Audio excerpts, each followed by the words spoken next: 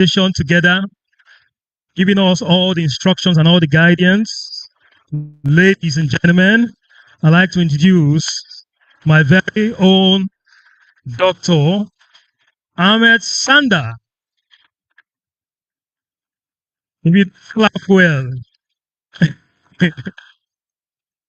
you'll be sued.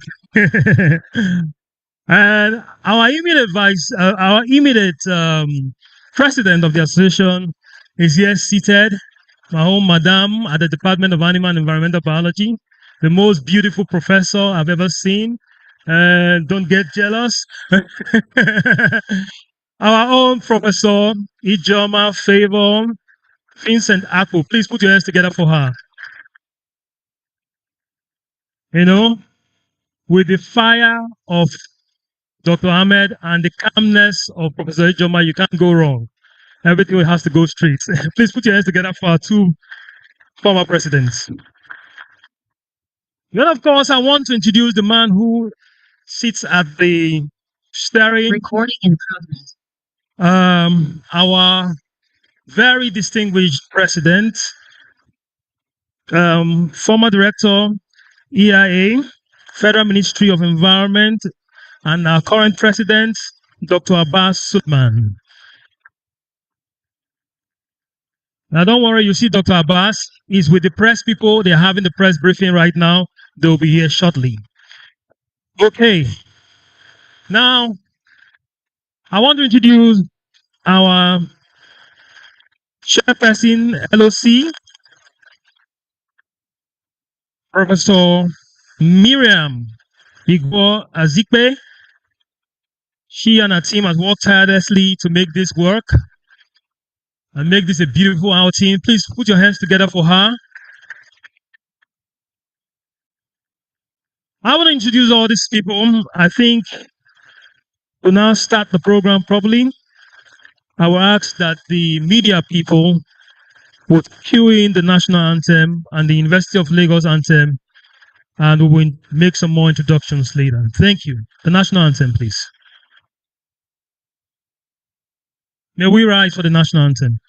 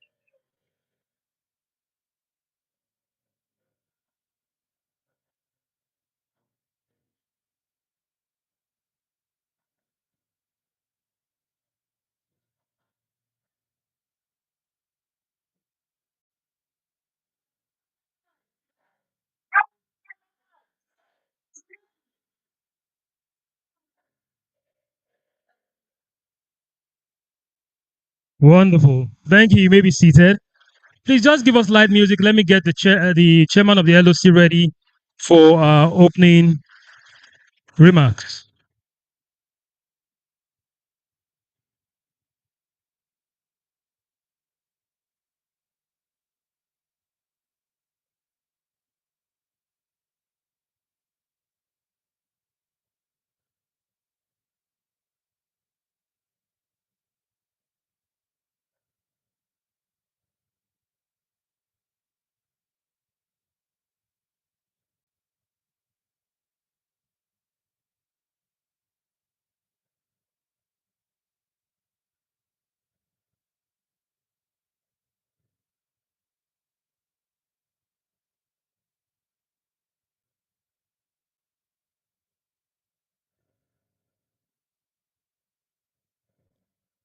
Ladies and gentlemen, I agree with making some progress. Um, at this point, I would like to make welcome for our welcome address the chairman of the LOC, Professor Miriam Igor Zikpe. Please put your hands together for her as she makes her way to the podium.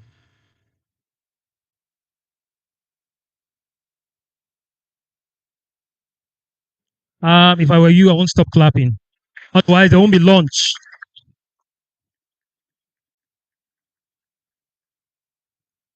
Good day, everyone. Good to have you here. You're welcome to the ninth edition of the Association for Environmental Impact Assessment of Nigeria. I believe that you have a reason for coming here, and I believe that University of Lagos, in conjunction with AEIAN, will deliver all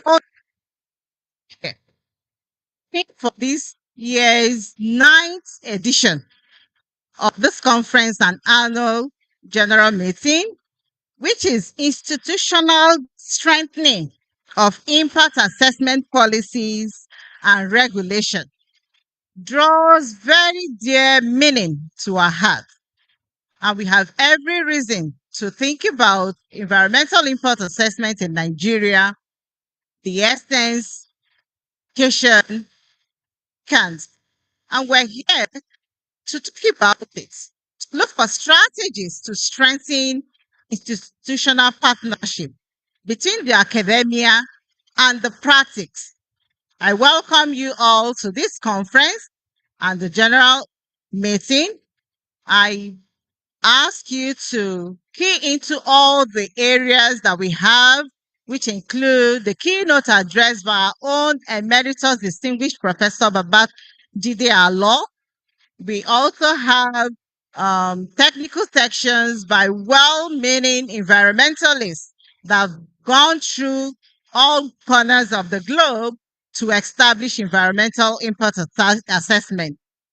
It is not new what assessments would do and can do and achieve. Environmental impact assessment is not left in the area of understanding our environment. And so this association stands firmly to put foot down in our nation across the globe to establish the importance and significance of environmental impact assessment. Please open your hearts to accept new findings, new emerging technologies, and new innovations in this particular field and across all disciplines. In the technical sections, many participants will make presentations of their research output, their observation in the environment. This is a very key area to all of us because it draws us to establishing new innovations. And this is what EN stands for, bringing good assessments that can open our eyes to things that we do not foresee. It is only environmental impact assessment that can do that. And so I welcome you all to this conference, interact, network, establish new friends, and establish new areas of development. Thank you for coming, and I hope you will leave happy and look forward to the 10th conference of this association. If not yet a member, try and join us with some things that we are delivering. Be among those that are making this footmark in Nigeria. Be among those that are telling the story of environmental impact assessment. Thank you very much.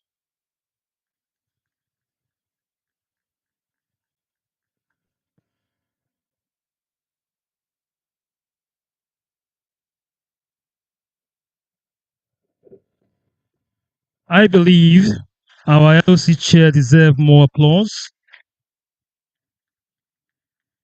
I believe you.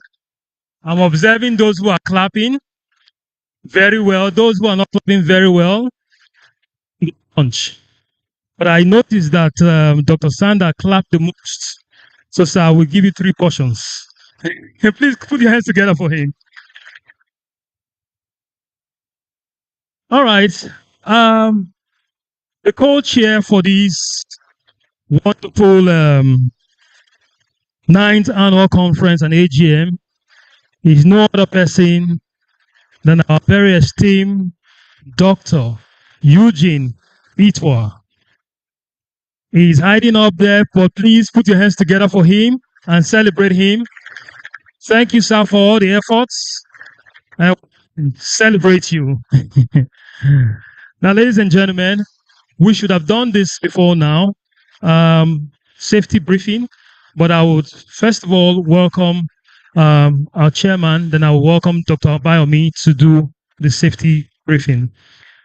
Ladies and gentlemen, put your hands together as I make welcome Chairman BOT, Professor Bode Binley, to give his opening remarks. Please put your hands together for him.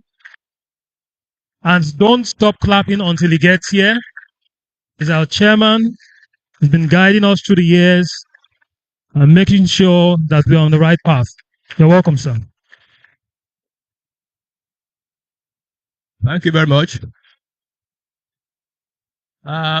Ladies and gentlemen, I do welcome all of us here for the 9th annual conference of this great association.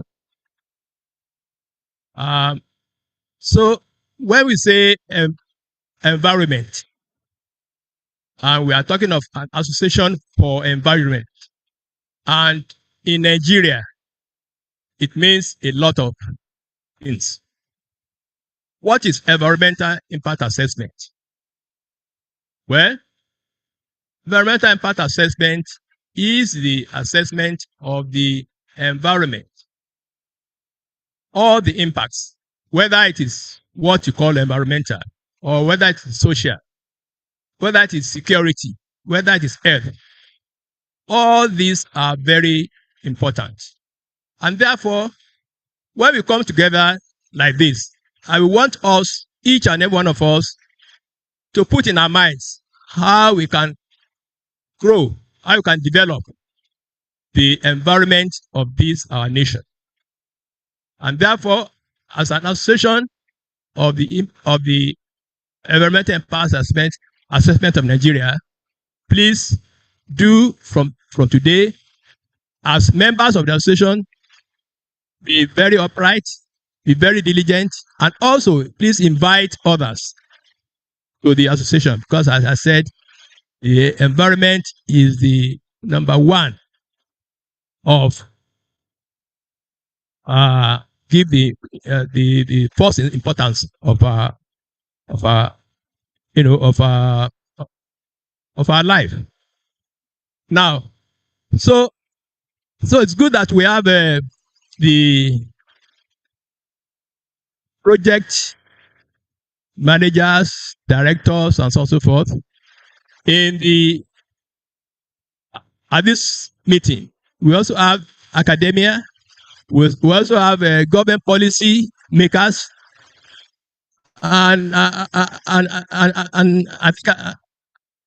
I'm sure when you get to know some of the members of this association, you know that the association cuts across virtually every aspect, every region of our country in the area of policy, government, academia, projects, and so on and so forth.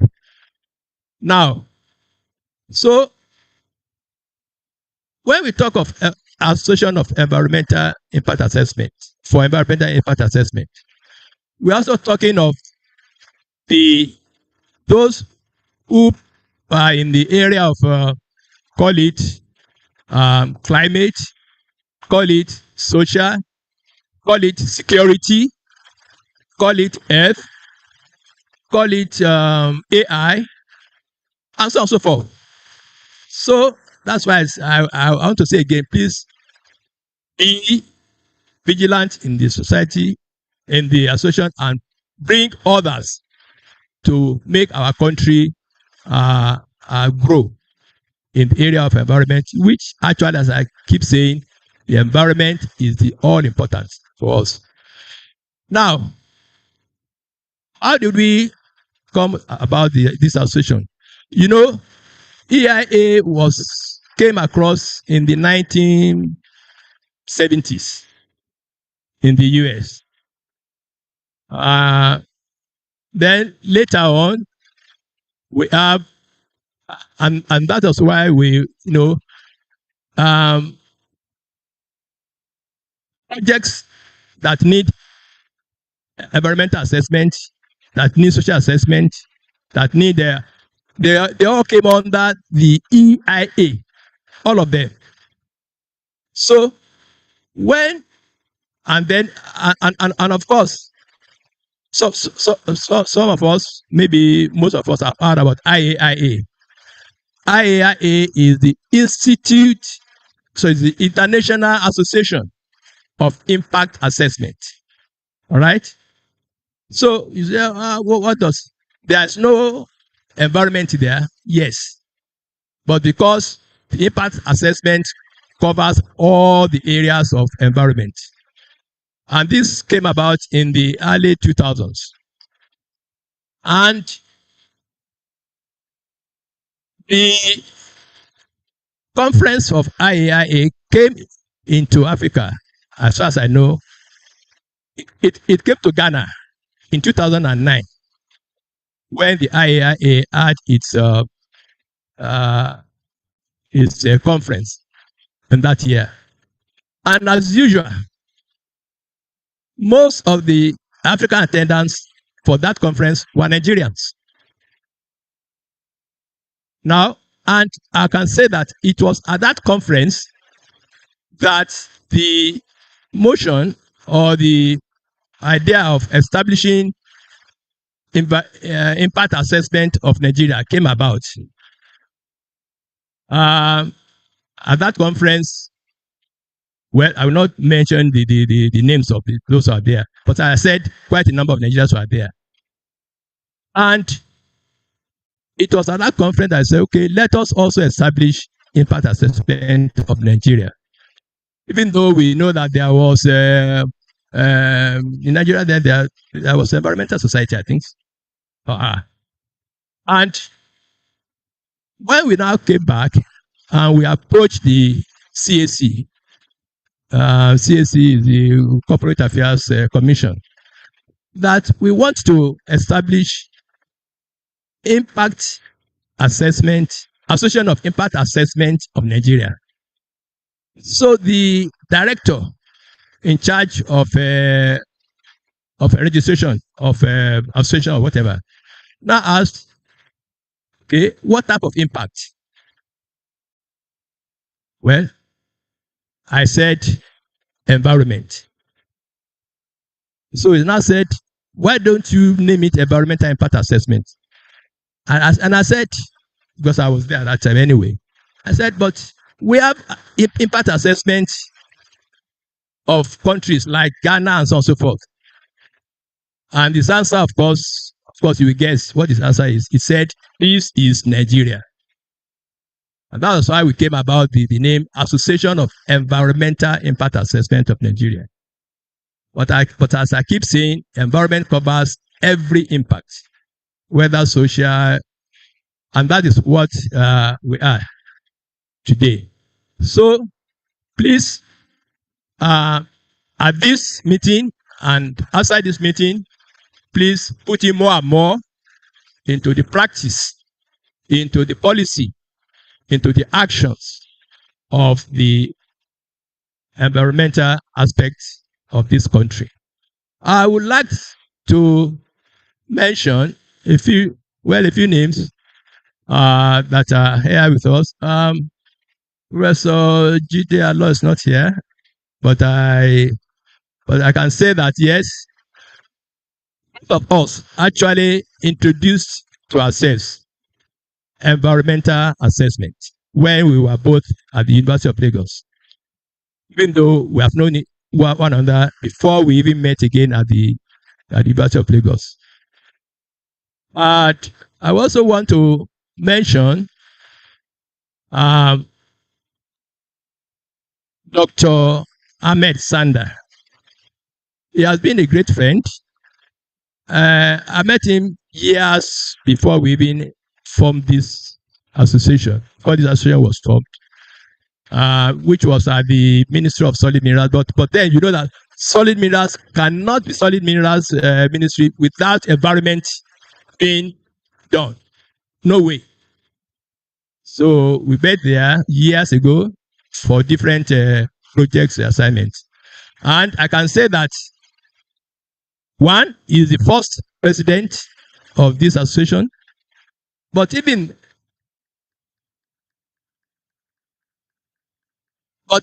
before then and after then, he has been working very, very hard for this association. And I want to actually congratulate him in this aspect. Of course, as I said, we are friends anyway. Then I will also, I'm sorry if a number of persons I would have wrote to, I know quite a number here are not mentioned because of time. But also, I also like to mention just by name some. Dr. Alonge, Dr. Abbas, Suleiman, all of them in the Federal Ministry of Environment. I also want to mention Professor Joma, Professor Miriam, and so on and so forth. How are you? I also want to mention Professor Afolabi, whom I met for the first time when he was at FEPA or the Ministry of Environment. So, ladies and gentlemen, please, from the assignment on the board, there are a number of us into various areas. So please, and as we go through the paper presentations, and even after the paper presentation, please again put in your effort, put in your knowledge to advance the environment of this country. So, ladies and gentlemen, please enjoy the conference, and I wish us very well now and after. Thank you very much.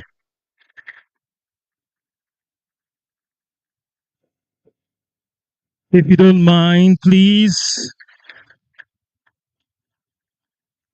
give it some more for our BOT chair, Professor Bode Binley, for that wonderful opening remarks. Please, Professor. You can go through.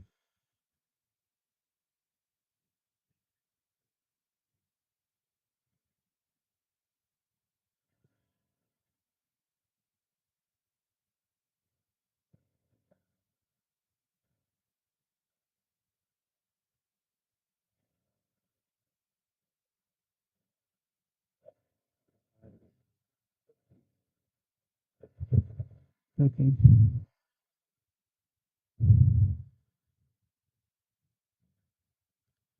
All right, thank you very much. Let me quickly invite Dr.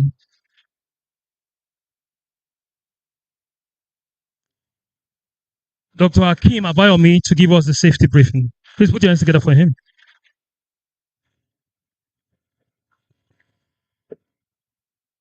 Good morning.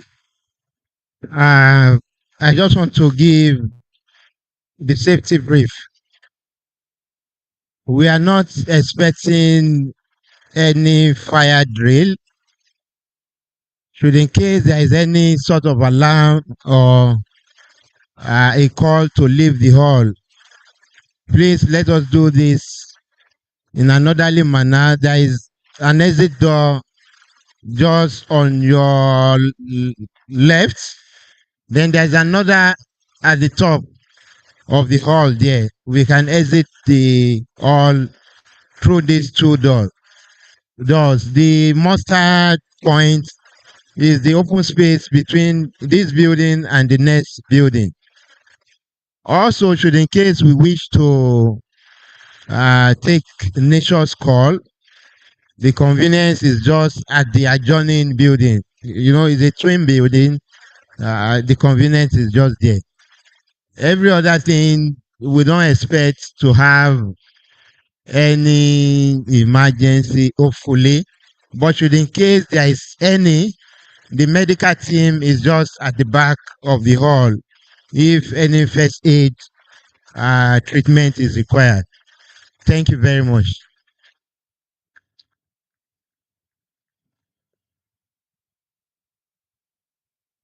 Thank you very much. Ladies and gentlemen, as we were hanging on as the BOT chair was speaking, we had some heavy weights walking in. I'd like to recognize the presence of Professor Oladipo Afolabi, CFR, former head of service of the Federation. Please, you can do better than that. Takes a lot to get him in here. And also, please make welcome, very warm welcome to Engineer Dr. Anthony Ajeshina. He's the politician as Commissioner of Environment. Please put your hands together for him. You're welcome, sir. AEIAN loves to have you. Thank you. And also, seated amongst both of them, in between both of them, is our very esteemed president, Dr. Abat Suleiman. Please put your hands together for him. And I know you already know our BOT chair, just finished talking to us, but he's worthy of double honor. Don't you agree? Please put your hands together for him. Ladies and gentlemen, please, I also want to invite the high table, the esteemed former president, Dr. Ahmed Sanda. Please put your hands together for him. My ushers, please. This is Dr. Ahmed Sanda. You must clap him. First president of the association.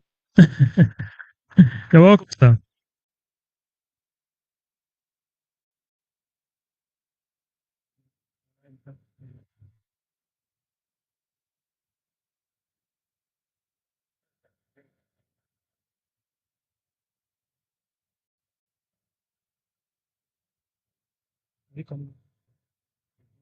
What she did. Hello? Hello, everyone. Yes, still with the introduction, I want to recognize Professor Kehinde Olayinka, former director, UNILAC Central Research Lab. Hello, Professor. Yeah, she's over there. Thank you so much for coming and sitting quietly there. I will make some more introduction as I will be directed by our distinguished president.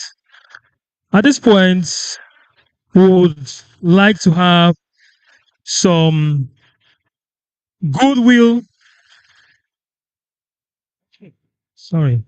Ladies and gentlemen, we just have one of our very special guests, the Emeritus Distinguished Professor Oladele Osibajo. Please put your hands together for him. Very distinguished.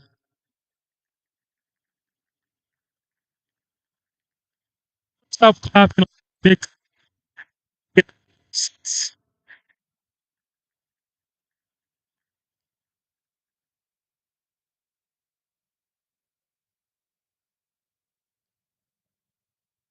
Thank you so much, sir, for coming.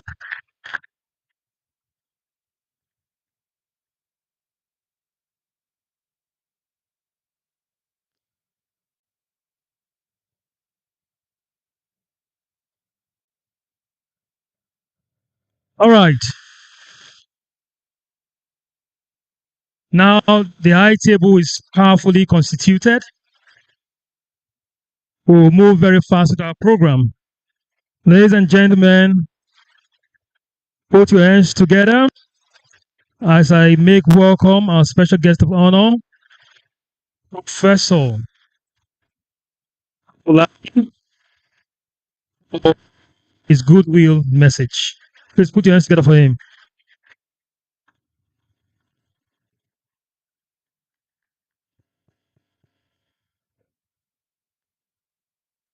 I'm not in the church, but I'm so happy. I will stay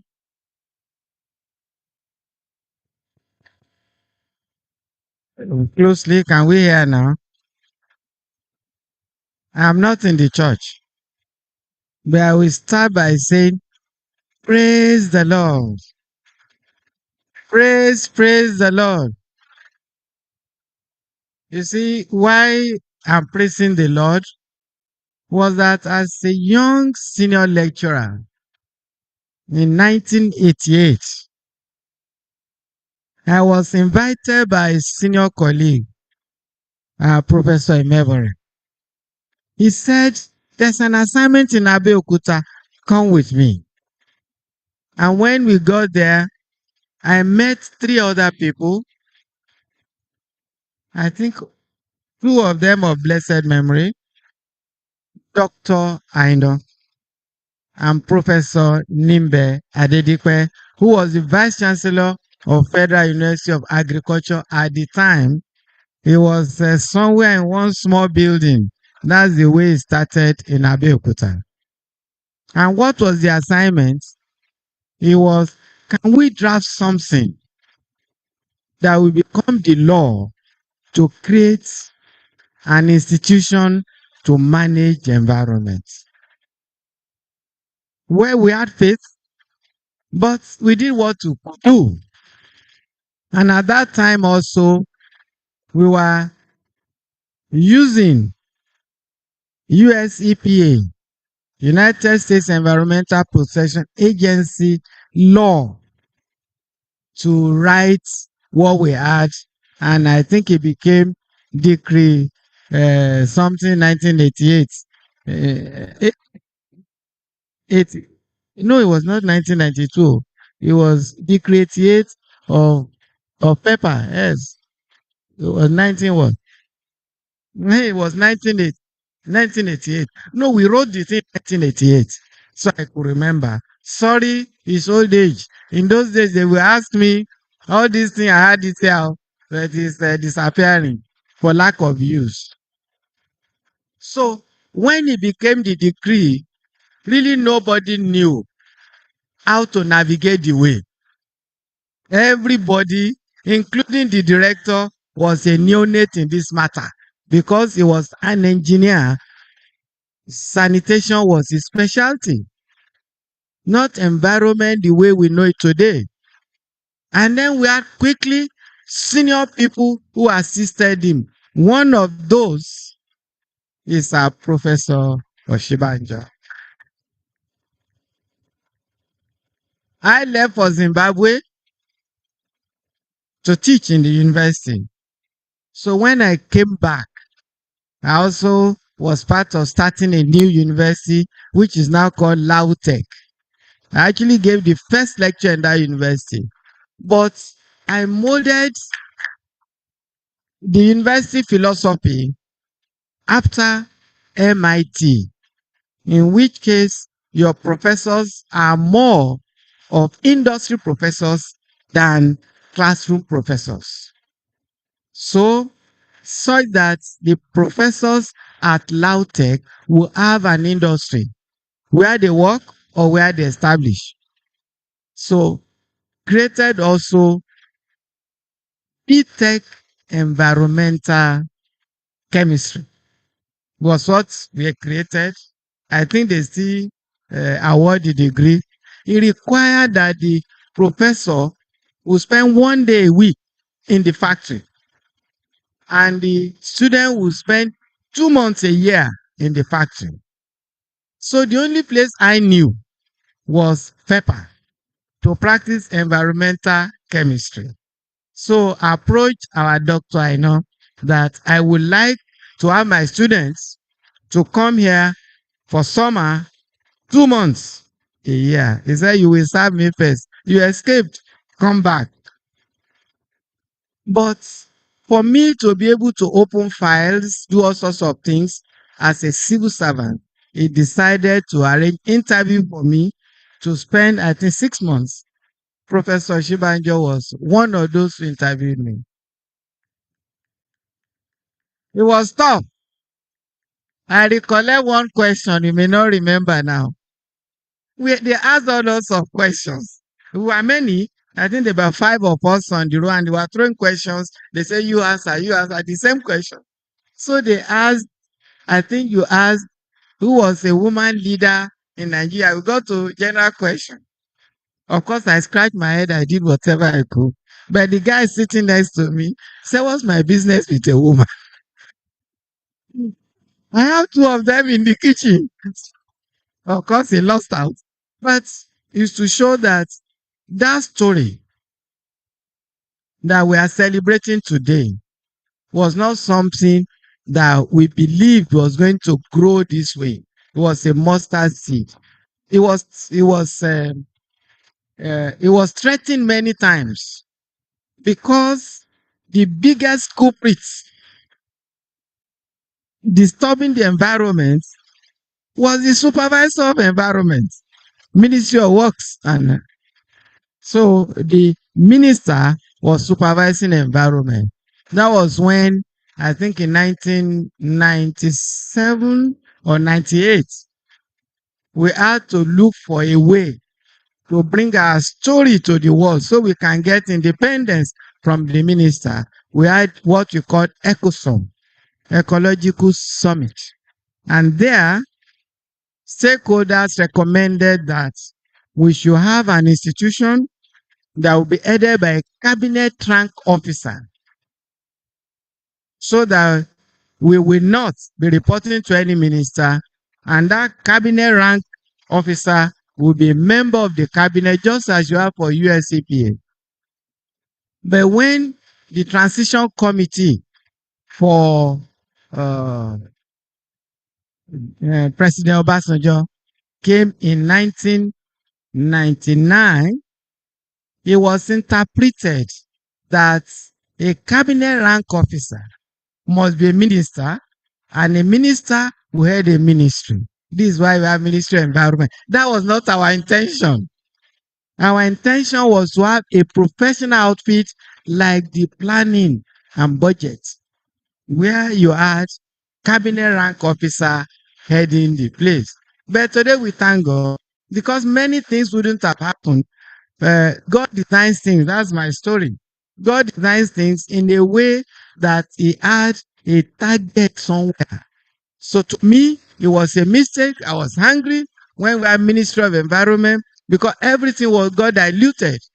Professionalism was secondary to process and procedure in ministry.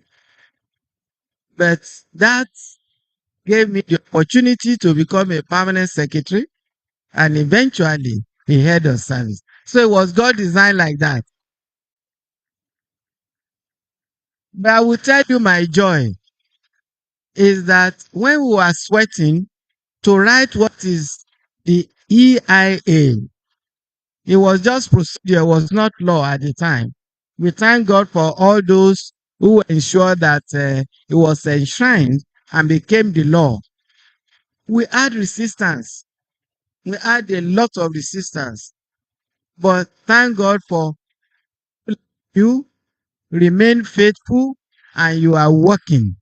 So this is why I'm praising God that we are here today to celebrate. Don't mind that the hall is not full, because things like this, they take time to become widely accepted.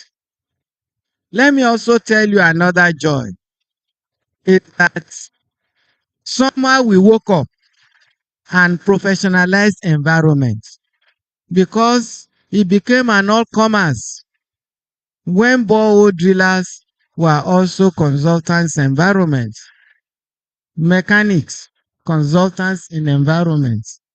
But today you are professionalizing it. I want to be selfish a bit. Dr. Abbas and co. We have to be taking exam to practice this. No, seriously, let's start taking exam. You tried your best. But my recommendation is that we should push the boundary further, that for you to practice, you must have certificate of practice. It's not exam of I'm sitting in the classroom. What have you done? What can you do? Then you must also be coming maybe once a year, twice a year for upgrade, because me, I'm still now. But those who will be practicing must be current by attending and getting upgraded. Well, I want to thank you. I'm happy that I'm here and that you have people who still believe in this cause. Congratulations. Thank you, distinguished Professor Sir. We are very indeed glad that someone who started the journey is here to give us this history. Thank you so much. Now, ladies and gentlemen, seated on the high table already is the Vice Chancellor of the University of Lagos, Professor Folashade Ogunshola, ably represented by Professor Olumide, Dean, Faculty of Environmental Sciences. Please put your hands together for him.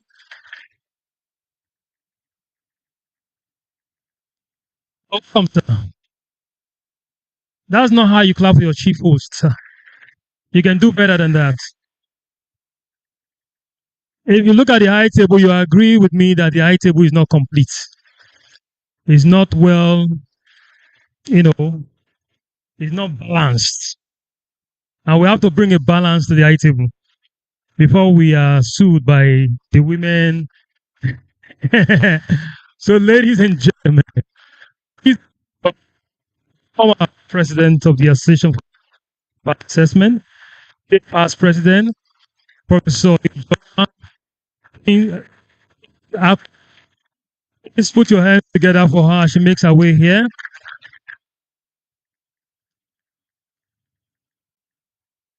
The gentlemen who are very sensitive. We apologize profusely.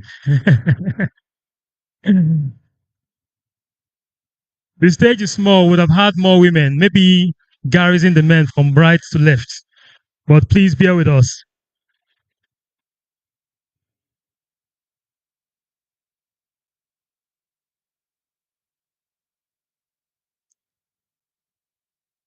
Ladies and gentlemen, we make progress. I need to remind you that this is the 9th annual conference and AGM of the Association for Environmental Impact Assessment. And of course, the theme of the year is institutional strengthening of impact assessment policies and regulations. I remind you, we are in the Julius Berger Hall of the University of Lagos, And I want to remind you, you will have a time as progress. Thanks again to our esteemed professor for that goodwill message. But some of our sponsors are here. So we'll take goodwill message from representative of Lekki Deep Sea. Please put your hands together. Representative from Lekki Deep Sea Port. Are you here? Okay, yeah. Please put your hands together for him as he makes his way here.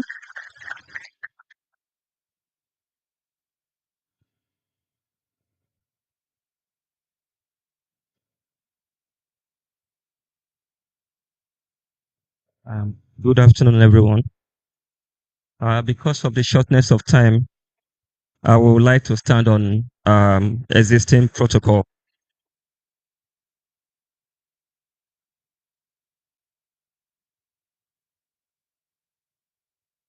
My name is Adura Yemi Ogundele, and I'm the Environment and Community Manager at Lekki Port, and also a proud graduate of University of Lagos.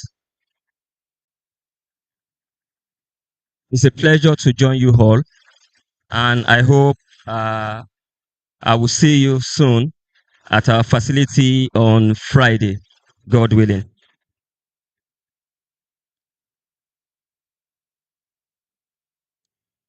At Lekki Port, we see environmental impact assessment as more than a document. It's a mindset for us. It guides how we operate, how we innovate, and how we make decisions that balance economic opportunities with environmental responsibilities. From every ton of cargo to every vessel we berth, our systems are designed to reduce ecological pressure while supporting efficient port operations. And at this junction, I would also like to recognize Dr. Abbas for his contribution towards our successful completion of environmental impact assessment. Is a living process. So Dr. Abbas then was, let me say, a very young man. So if I say he is young, you can imagine how young I was. So, but on Friday, by his grace, I will also love to show some of his achievements. He really guided us through the process, and we are so grateful to you, sir. May God bless you. No. And we have seen firsthand that when regulators, communities, and industry work together, impact assessment becomes a platform for innovation, whether through digital emissions monitoring, circular waste practices, where nothing goes to waste, or energy efficient at port operations. As Nigeria accelerates, as we accelerate infrastructure development in Nigeria, we must ask not just how quickly we can build, but how wisely. Globally, ports are demonstrating that sustainable operations and financial performance can reinforce each other. And that's our story at Lekki Port. I encourage us to treat impact assessment as a living document, one that grows with new technology, respond to climate realities, and protect communities while enabling growth. Thank you, and I look forward to learning and exchanging insights throughout this conference. Thank you very much.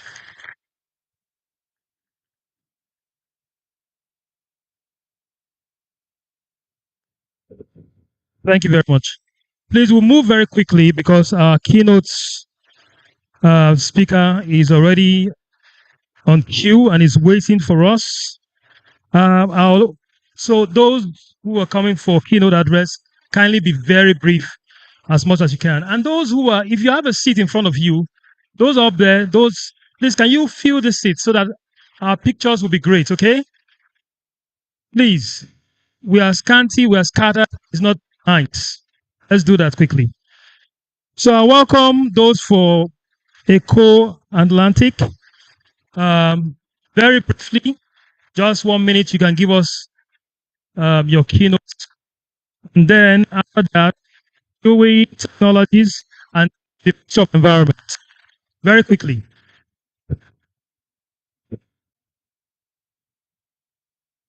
All right, good day, esteemed guests, fellow environmental advocates, and everyone present here today. My name is Khalid Agbola, and I stand in here to represent my GM, engineer Khalid Bada from Pacific Generation, and I represent Eco Atlantic City. I'm honored to bring greetings to the Association of Environmental Impact Assessment of Nigeria, and I think I'm very, very lucky. The guest speaker that just spoke now is talking from two institutions, and I think I'm one of the few who belongs to Lautech and also belong to Unilag. I think I deserve a round of applause to be the product of these fantastic people on the sitting. Nigerian growth depends on balancing progress with responsible resource management. And together, I saddle the responsibility to every one of us here to drive impactful assessment, foster innovation, and shape resilient future. In Eco Atlantic City, who I represent today, we extend our invitation to the Association of Environmental Impact Assessment of Nigeria to tour our facility, taking advantage of the sustainable city, looking at how far we have reclaimed lands and provide accommodation, and also to be able to cater for the need of Lagosians, Nigerians, African, and the world at large.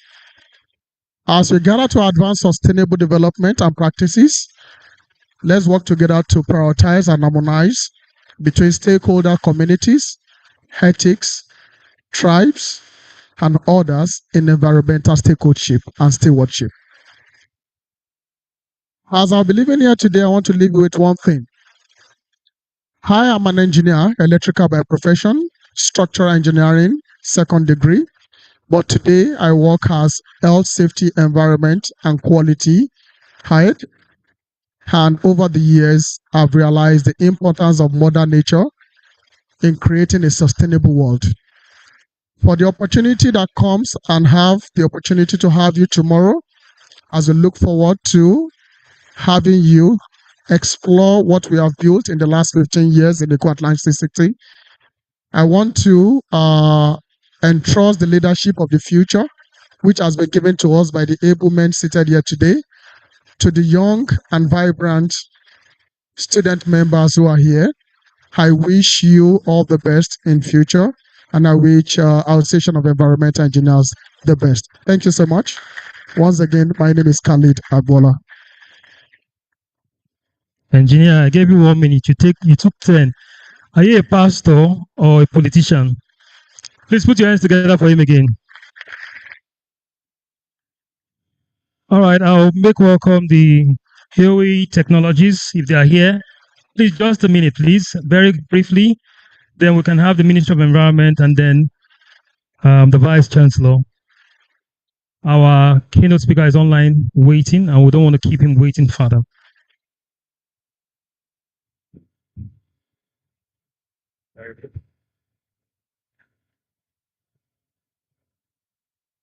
Good morning, everyone. Good morning. My name is Adenekon Adebenga, the project director of Huawei Technologies. I'm here to represent my company, my vice president delivery and service. On behalf of the company, we are just here to extend our goodwill to Association for Environment and Impact Assessment on the efforts of the association is really, really very, very important, and that has taken us very, very far in Huawei Technologies. Before now, I think I've participated in up to like 3,000 site builds, telecom sites. And in every site that we built so far, we ensure that we conducted the environmental impact assessment. And there are a few occasions where the subcontractor tried to cut corner, and the effect, the consequence of that, the action led to a great loss to the company. So we don't joke with environmental impact assessment. So I would like to say we all should have a fruitful deliberation, connection, and also collaboration. So thank you. Thank you very much. Let's quickly welcome the Minister of Environment, Federal Minister of Environment, Dr. Lawal. I trust you won't talk like a politician. I'm a civil servant, so I'll talk civil. Good morning, distinguished panel. Good morning once again, all protocol duly observed. I bring you greetings from the Honorable Minister of Environment, Malam Balarbe Abbas Lawal. He would have been present here this morning, just to say that we have the United Nations Environmental Assembly holding from the 8th to 12th in Kenya. So he minuted on the letter that he has UN Assembly, Environmental Assembly at this particular moment, because he is a very dear fellow, a dear friend to the association, especially to the president, and he holds the association to a high esteem. The same applies to my department, Department of Environmental Assessment. My director, Mrs. R.A. Odetoro, was supposed to be here. If not for exigencies of duty, he has mandated me to present this goodwill message to let you know that AEIAN has remained a valuable partner to the Federal Ministry of Environment, even from this cradle stage when AEIAN was on, even at the conference hall of the Environmental Assessment Department up until this time. We have been committed to ensuring and saying that this association helps strengthen EIA practice, shape policy directions, and support capacity building initiatives. So we are confident, and we acknowledge all the commitment and all the contributions made by the association, and we look forward to seeing more engaging discussions and ensuring that all recommendations are coming to the department. We ensure that EIA lives to the standard that it ought to be. So thank you very much, and from the Federal Ministry of Environment, we wish you a fruitful deliberation. Thank you very much. Thank you, Dr. Lawal. Please now quickly make welcome from the Trade Modernization Project, Ms. Bamidele Chinedu, Stakeholder Engagement Lead. Please put your hands together for her, please.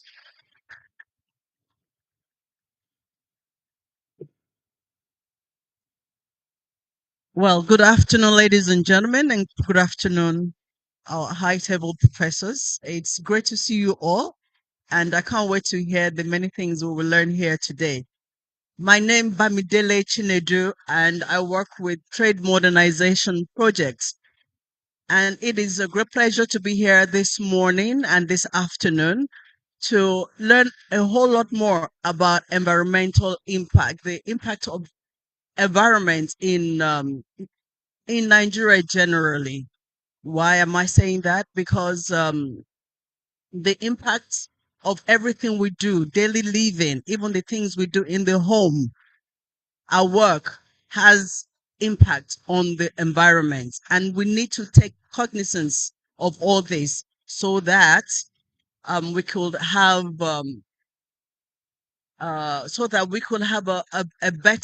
a better nation, because that is what, after all, that what we all desire. And that is the reason why we're here today, how to make things better, how to have a better nation, how to have a better workspace, how to have a better home, how to have a better environment. Thank you so much for inviting me. Let's put your hands together for her. Now, ladies and gentlemen, at this point, I want to quickly make welcome the Vice Chancellor, Professor Folashade Obuchola, represented by Professor Lamide, Dean of Faculty of Environmental Sciences.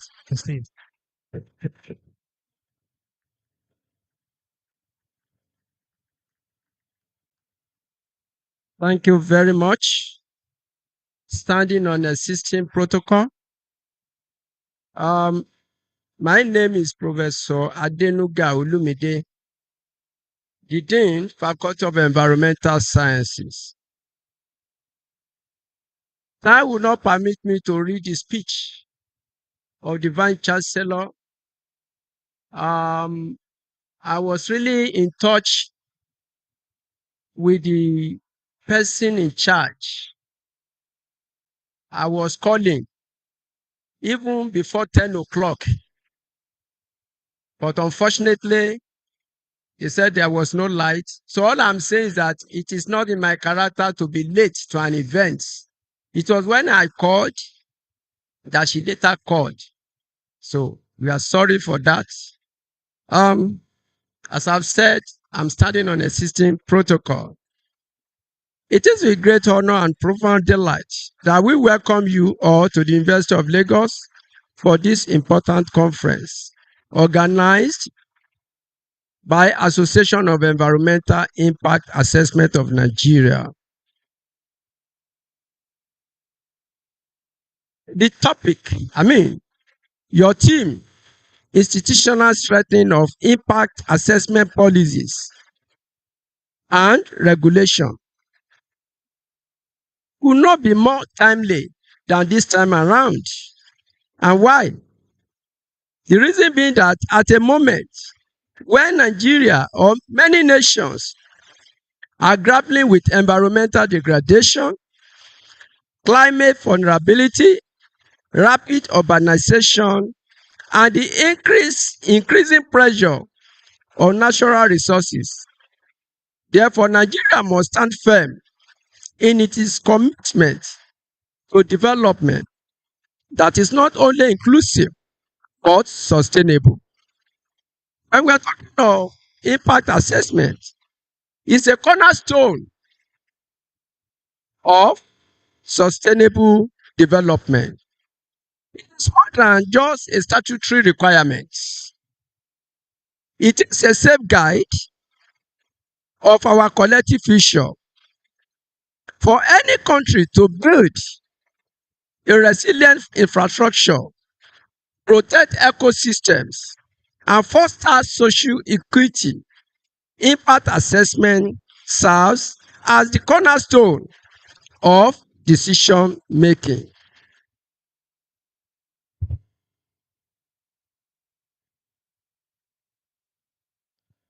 In the area of governance, the backbone of effective environmental regulation depends on the government. It remains the critical factor that determines whether environmental policies succeed or fail. But the question we must ask ourselves, are our institution adequately structured to tackle the rapidly evolving environmental challenges of the 21st century? I'm strongly believing that all our speakers, they will do justice to this so that all our students or members will be able to get an answer to this. Do we have transparent, accountable, and participatory governance systems to ensure that impact assessment serves the public interest? I'm just trying to be very brief. We remain committed to partnering with national and international bodies to enhance environmental education, support policy research, train the next generation of experts. Our faculties and research centers stand ready to collaborate with your institute, thereby improving the impact assessment system and promote evidence-based environmental governance. When we're talking of regulatory oversight, no institution can thrive without effective oversight. Regulatory agencies must be empowered not only to review and approve impact assessment reports, but also to monitor implementation, enforce compliance, and impose actions where necessary. The role of the academia: knowledge, innovations, and credibility. I can make it, in fact, I would rather say it's a categorical statement that the universities have a crucial responsibility in strengthening institutional framework. In a lag, we are proud to provide the intellectual environment where scientific research, policy analysis, and innovation intersects. We are committed to providing reliable research that inform policy reviews, and regulatory reforms. Training skilled professionals to fill the gaps within the regulatory agencies. Partnering with government and industry for pilot projects and environmental monitoring. As we gather here this morning, now, is it still morning or afternoon? Over these next 3 days, I urge you to look beyond challenges and focus on the opportunities. Nigeria has the talent, the knowledge, and the institutional frameworks needed to lead the continent in environmental management. What we require now is the determination to strengthen our system, improve our governance structures, and renew our commitment to sustainable development. I hereby commend your institution for choosing this theme at a critical moment in our national development journey.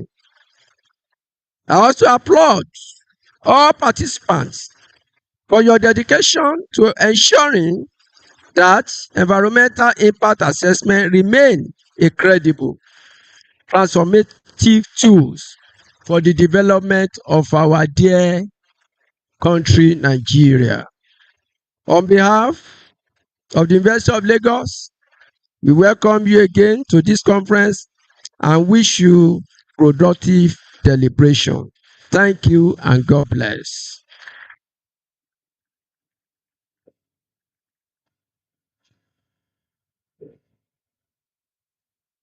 You can do better than that for the Vice Chancellor of the University of Lagos.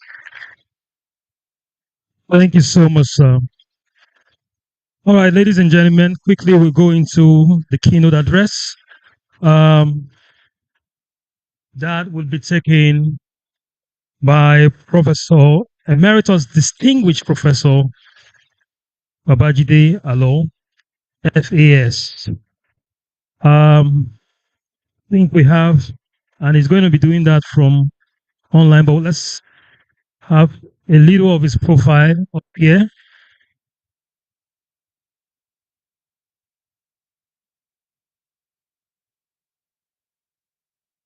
He's already sharing his screen.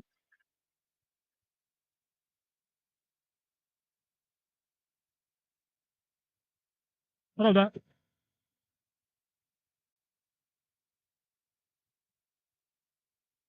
All of the paper.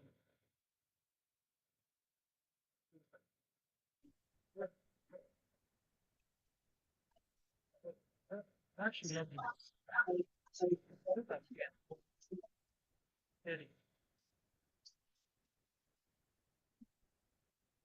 I don't think that Professor, mute. Please unmute yourself, Professor Alo. I have done so. Okay. You can't hear me? Can you hear me? We can hear you, sir. We had just wanted to read your profile and then you can go ahead. We'll do that. Professor Alo, please turn on your video. Let's see your handsome face. They are trying, but Technical, please, could you Are you able to help see me ensure now? that, okay, we can read it from here, but we also need his video to be seen. Yeah, All right. my video is supposed to be on. Distinguished Professor As Babajide Alo, PhD, FAS, is an international acknowledged expert in environmental management issues, especially in developing countries, with over 20 years experience in international negotiations of global instruments for sustainable development.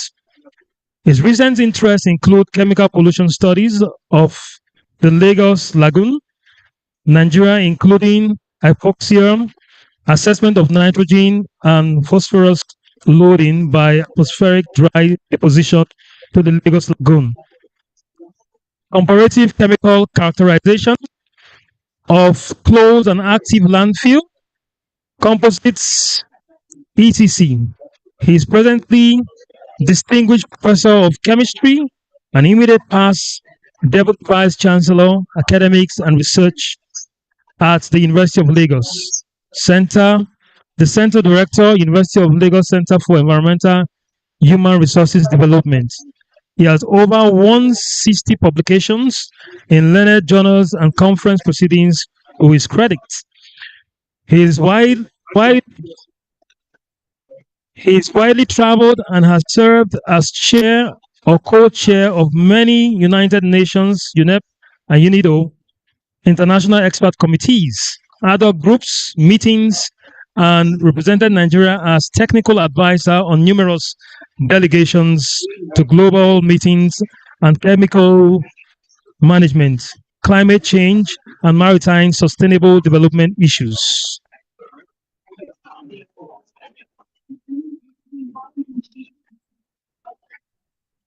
Ladies and gentlemen, I present to you very distinguished Emeritus Professor Babajide Alo. Please put your hands together for him. Professor, you may unmute and start. Oh, that is handsome face, Thank Professor. you very Please much. put your hands together for him again. Thank you very Thank you much. very much.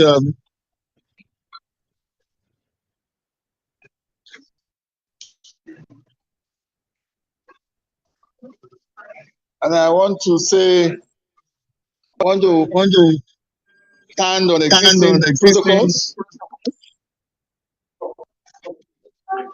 protocols, as has been said.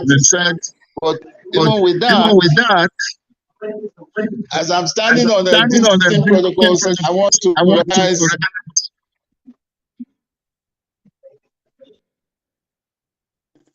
important individuals who I'm happy to see. First and foremost, I want to recognize the Professor of the University of Lagos, who is Chief, and the chairman of the Board of Trustees of AEIAN, Professor Bodigbele, and then, of course, the president of AEIN, Dr. Sulaiman Abbas. In the same vein, I recognize all former presidents, all former presidents of AEIN, Dr. Ahmed Sanda, who I believe is in the room. I can see him on the high table. I also recognize Professor Joma, who is also present in the room with you. And then a few individuals who I cannot see from here. Let me say that I'm glad to be here to present, and I also join the Vice Chancellor in welcoming you to the University of Lagos.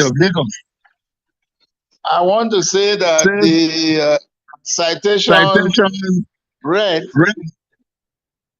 is a very old one, but it's okay. At least it tells you who Jide Alo is to you. A lot of things in that need to be corrected, but we don't have time for that now. Can we have the slides, please? So my face can go away and the slides should be projected.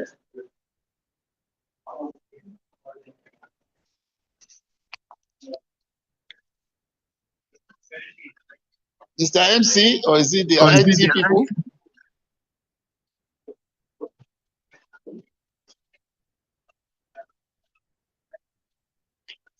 You want to share the slides?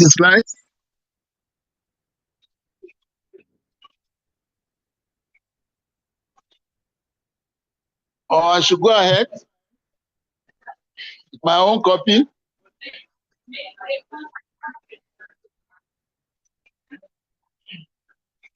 I'm not hearing anybody. Are you hearing me? Hello? Hello, distinguished Professor Alo, please, you can go ahead, sir. We seem to be having Please go ahead. glitches. Prof, Okay. My short presentation, only about in 15 or 14 slides, essentially having a description of what EIA is, or what a good EIA is. Also, what are the obstacles to EIA presently structured, and presently we have issues which are militating against our being able to conduct. Yeah, the slides are now on, so you can keep scrolling up or scrolling down. I don't know which one it is with you.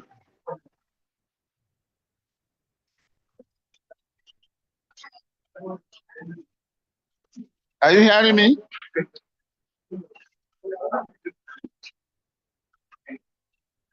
I'm having internet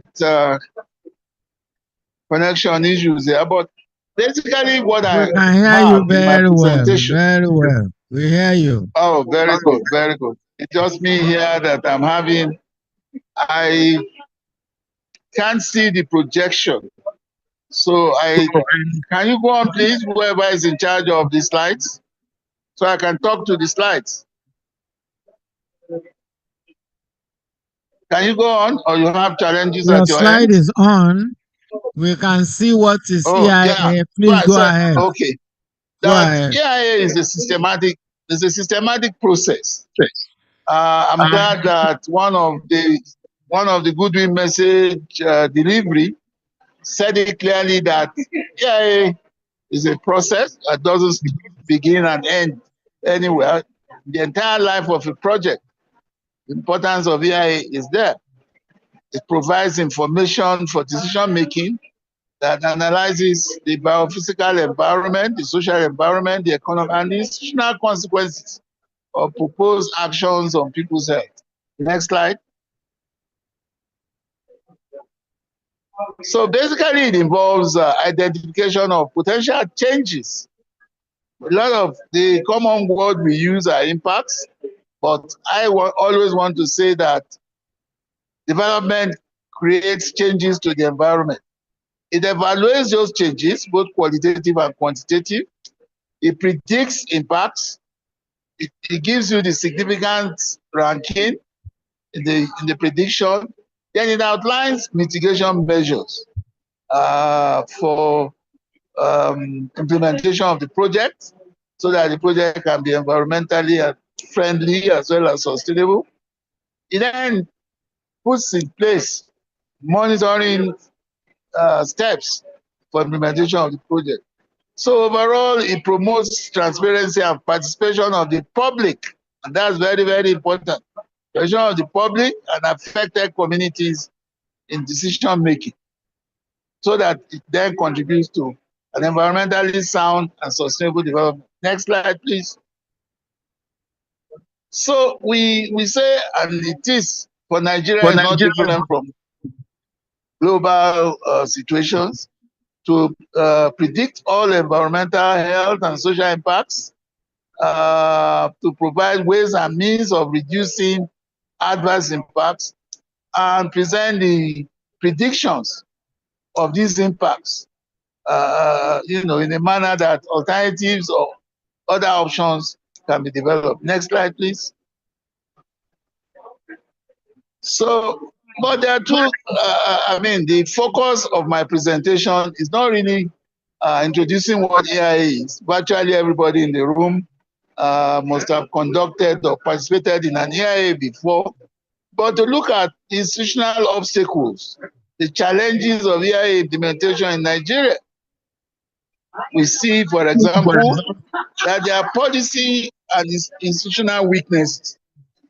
The National AIA law, for example, which is the AIA Act, Cap E12 of the laws of the Federation of Nigeria in 2004, is 21 years old. I'm glad that in the room, the architects of the AIA Act and procedural guidelines are there. Professor Oladele Oshibanjo, Engineer Tony Ojeshino, and my good self, by the grace of God, were architects of this. But that policy, that law is now very old. So we therefore, what it leads to is governance inefficiency. Governance inefficiency because we are using instruments that is a bit outdated. Then, of course, accompanying that is the lack of human and material capacity to enforce the regulations. In most of our states, or even at the federal level, capacity is still very weak. So there is lack of regulatory capacity, particularly for post-approval monitoring, which is important, and compliance auditing of the mitigation measures outlined in every area. Next slide, please. So what do we see? This weakness of regulatory, of the regulatory agencies, of the regulatory authorities, the regulatory authorities, through no fault of theirs, face persistent constraints such as inadequate funding, shortage of trained personnel, limited laboratory capacity to confirm whatever data they are giving them, and there is very weak interagency coordination. This leads to poor enforcement of the Act. Therefore, many AIA approved projects do not receive the required periodic inspections due to funding limitations. The regulatory agency relies on the person being regulated to provide them infrastructure, to provide them logistics for their inspection. All of this is not helping compliance.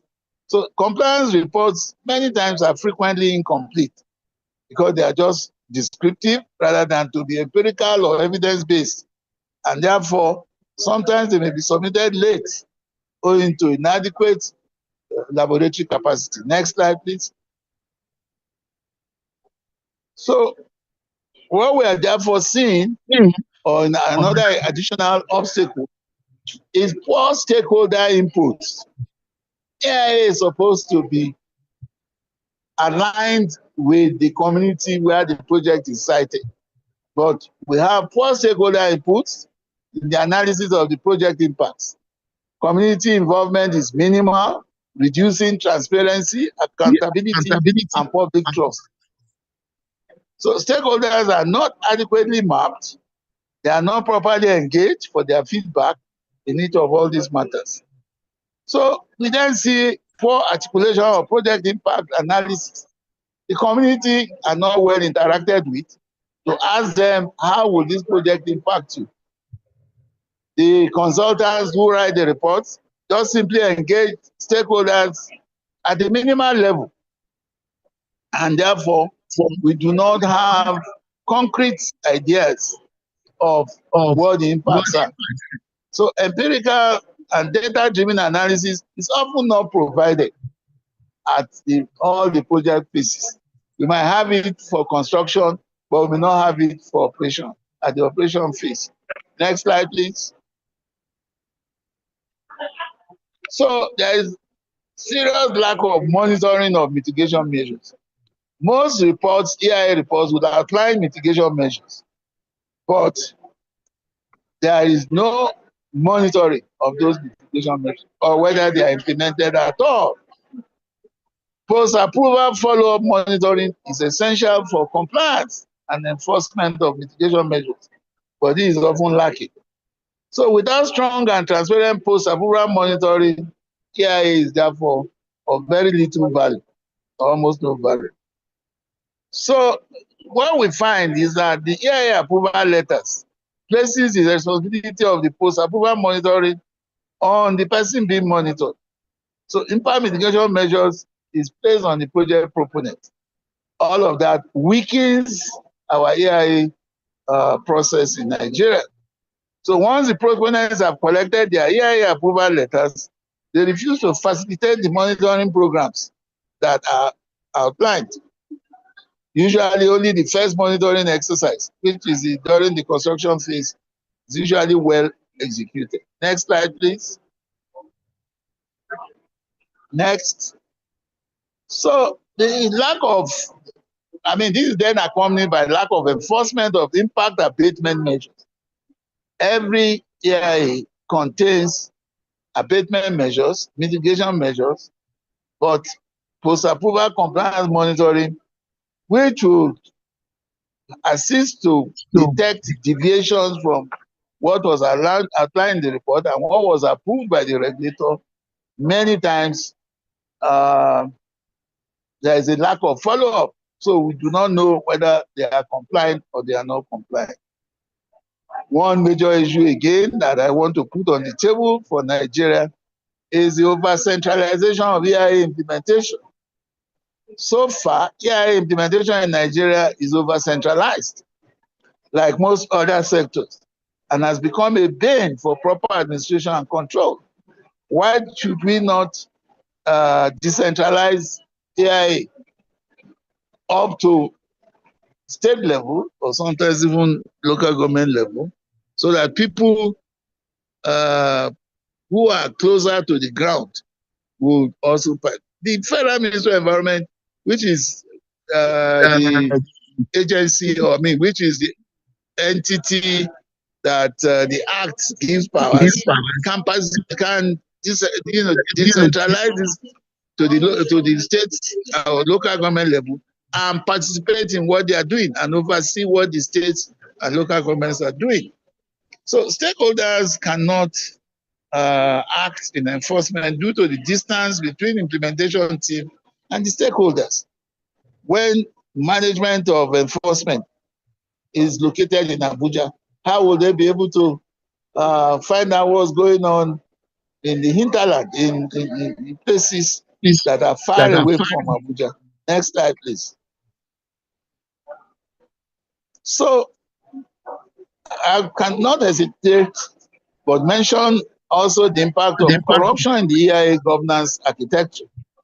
There are evidences in literature, and this is not with respect to Nigeria alone. It is all over globally. EIAs are influenced by corrupt practices, including bribery, collusion, and conflicts of interest. These are part of the institutional failures that we see. So construction and natural resource exploration sectors may operate when they are weak institutions. The resources available to proponents of projects are sometimes used to influence the system in their favor, since punitive measures are not strong enough. Some other obstacles that I want to put on the table is lack of available, accessible, and fit-for-purpose data. You need robust data to get a good EIA prepared. And then there is poor public knowledge of legal issues in EIA. Next slide.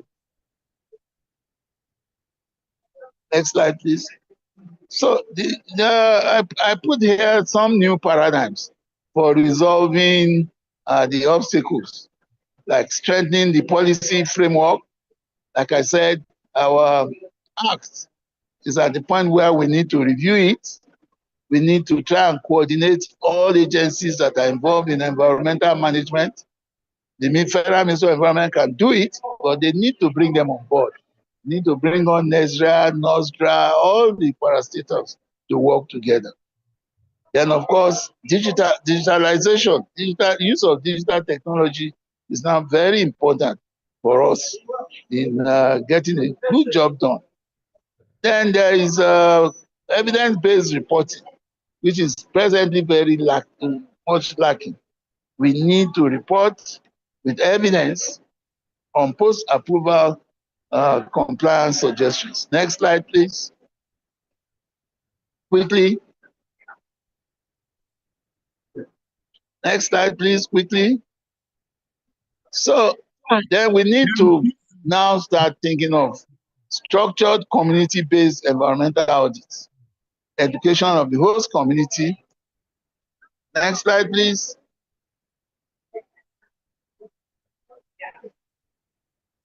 Next slide. Or maybe I've already raised all the issues. We can go straight to the conclusions so that we can. So it has now become imperative that we need to upscale our current ongoing AEIAN implementation and practices in Nigeria. The AEIAN has an important role to play in this instance in causing the change. Our law, regulations, procedural and sectoral guidelines need urgent revision. They were crafted when our economy had not blossomed as much as it is now. For example, the fees and fines payable are so low. To register AIA, they say 50,000 or something like that, depending on the scale of the project. All of these are not helping matters. So institutional failures can be corrected with rapid upscale capacity building across board, both human and material. Institutional memory is very critical. Capacities of the officers running AIA need to be improved.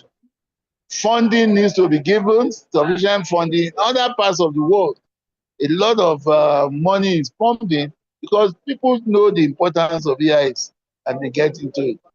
So at this point, I want to say thank you to AEIAN. Thank you to Dr. Abbas and the team for considering me to give the keynote lecture. And I want to say how happy I am to be able to see Professor Bodegbenle, the chairman of the BOT again after more than 20 years. I'm happy to see Engineer Ojeshino, Professor Shibanjo, and a few of our colleagues who are Professor Dapo Afolabi, who was there right at the beginning of all these matters when we were crafting the EIA law, procedural guidelines, and all that. These were the support people in FEPA in those days. Thank you so much for this opportunity. I want to say that I'm here with the Federal Minister of Environment, and that's why I've been unable to come to deliver physically because of the United Nations Environment Assembly that is meeting here last week and this week. Thank you so much. Gracias, mercy, and I wish the meeting the very best and success. Thank you so much. Thank you so much, Emeritus Distinguished Professor Babajide Alo. I'm sure you're also happy to see the MC. My name is Dr. Peter Oyangbodo. Oh, very much so. Yes, and I had a wonderful discussion with you the last time we were in Lagos. And, you know, if EIA was a person, you are actually EIA. Oh, that's great. You told me about how you people drafted the EIA Act and all that.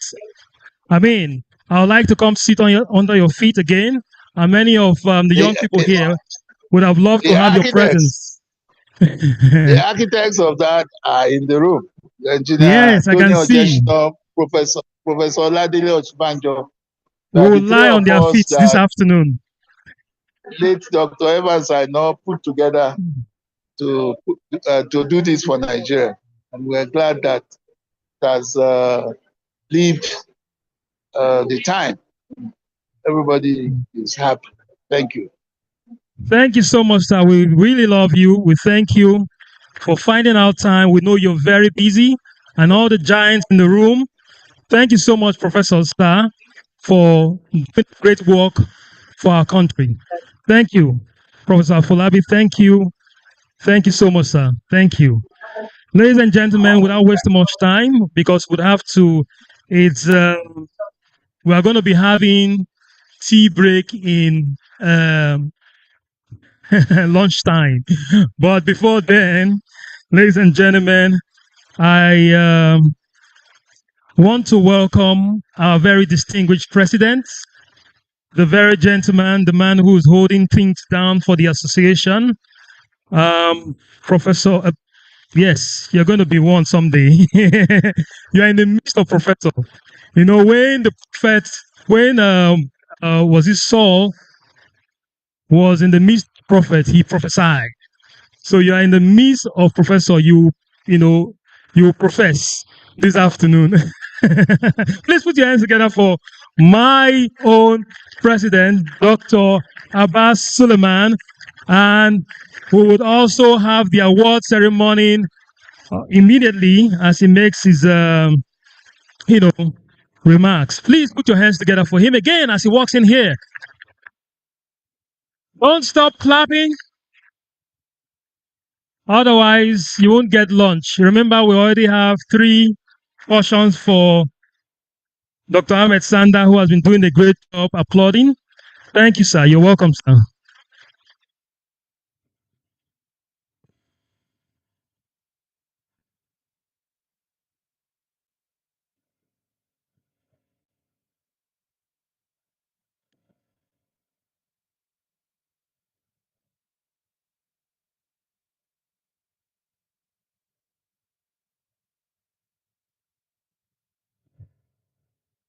Thank you very much, Dr. Peter. This is a very important occasion for me to have the opportunity to be there as a pupil, like most of you, when this whole story started. The personages on the high table were our mentors then, and now as president, that I have the opportunity to call on them and they responded for the association to be able to, the least we can do is to give them the recognition for the efforts that they put, while this whole process started. I have written a speech, and permit me, sir, Professor Folabi and Haitebu, I want to read out the speech, in spite of the fact that time is far well spent. Initially, as president, I would want to apologize to everybody, first and foremost, for the timing of this conference. We know this is Yuletide season. Transportation has gone up. A lot of people have other competing activities this period. Initially, we didn't want to hold this conference. And my excuse then was that the Nigerian Bar Association went for 4 years without having an annual conference.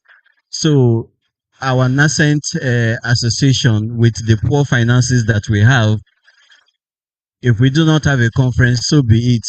But my predecessors prevailed upon me that it's good to have a conference, however small, however it is. We would use that to grow the association, little by little.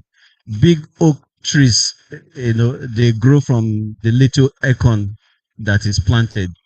So I now felt that if we want to project that, where else can we start by going to the very beginning, especially as the conference team is on institutional strengthening. So I will skip the protocols and then just read my speech. It is my privilege and indeed my profound honor to stand before you today as the president of the Association for Environmental Impact Assessment of Nigeria to deliver this address at our annual 2025 National Conference. This gathering is more than a professional meeting. It is a national conversation. It is a convergence of the finest minds driving environmental governance and sustainable development in Nigeria. And I welcome you with deep respect and high expectations. Our team, Institutional Strengthening of Impact Assessment Policies and Regulations in Nigeria, is not only strategic, it is urgent. We are living in an era of rapid transformation. Nigeria today is building more infrastructure, expanding more industrial zones, exploring more natural resources, and generating more socioeconomic activity than at any time in our history. From giant strides in petroleum refining and petrochemicals, renewables, to railways, from deep sea ports to digital infrastructure, from agribusiness to aviation, our development footprint, and this comes with increased pressure on our systems, our diversity, our systems, our air quality, and our communities.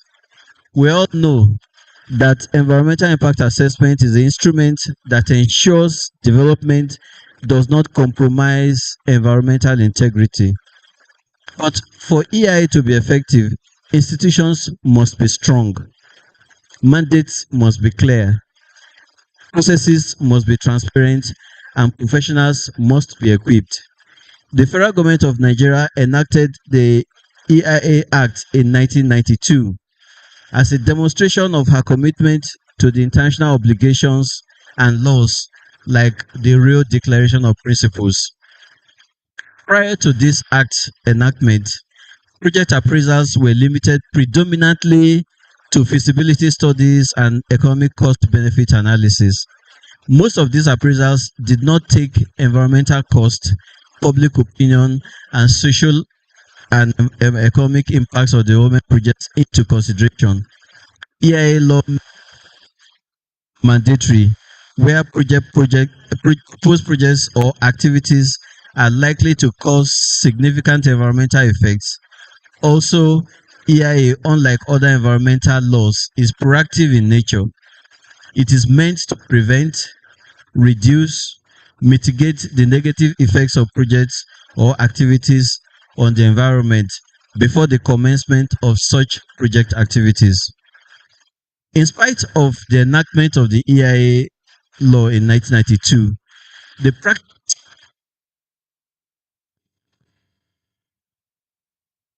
in Nigeria until 1995, when controversial Ogoni spill happened. The World Bank, IFC, withdrew their funding for the Nigerian LNG project, and the excuse they gave them was that there was no EIA for the project. But government realized that we already have this law put in place by eminent personalities like Professor Oshibanjo or Afolabi, late Dr. Aino and his team. Government kind of gave us a knee-jerk approach to kickstart it. Say that immune to controversies is the case of recent with the Lagos Calabar Coastal Highway project. Now, how did we come about forming this association? There is an international body for EIA practitioners worldwide called the International Association of Impact Assessment. They hold annual conferences. So in the year 2009, this conference was held in Ghana, just close door to us. A lot of Nigerian professionals attended, and at that point, we set up our own association. Professor Bodegbene, the chairman of today's occasion, and also the chairman of our board of trustees, was the most senior Nigerian with us then, and he became the first national president. And we're happy that he's still here serving us today. Thank you, Prof. The association was registered as a non-profit organization in Nigeria 27 September 2010. This association seeks to bring together all professionals, experts, advocates, academics, students, civil servants, and policymakers working in environmental and social impact assessment in Nigeria to deepen the discourse of the environment and sustainable development.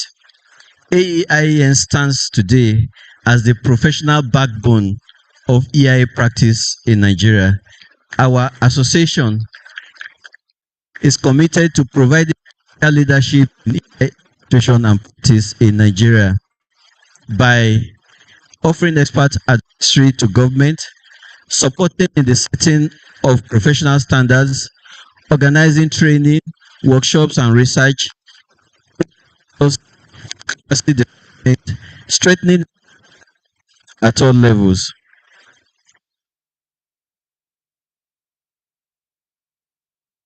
With me, at a strong, harmonized in a system for Nigeria is what we all desire.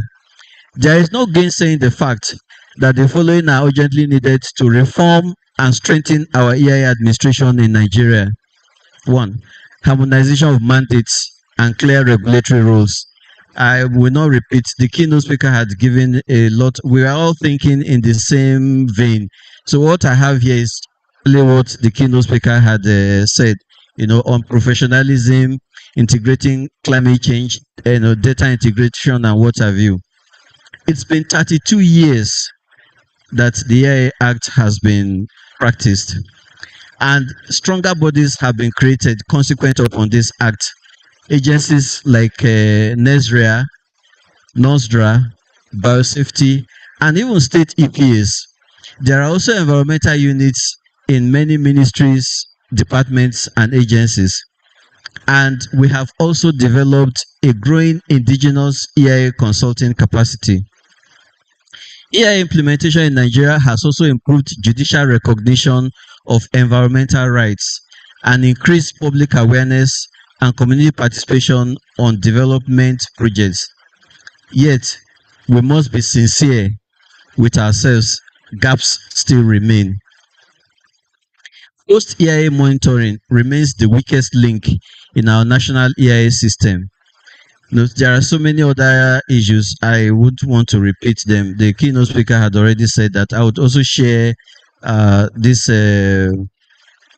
address with all of us later. So, for want of time, I would like to skip a lot of things here. The world has digitized EIA. Nigeria must do the same. We need a unified platform for project registration, public disclosures, review timelines, decision tracking, as well as monitoring and compliance reports following global reporting standards. As professionals of AEIAN, we must be ready to lead the charge in professionalization of and capacity building by developing professional certification pathways, updated technical guidelines, national training modules, and let us remember that impact assessment is a technical profession. It must be treated as such. AEIAN stands today as a professional backbone for EIA practice in Nigeria. Pardon me for repeating that.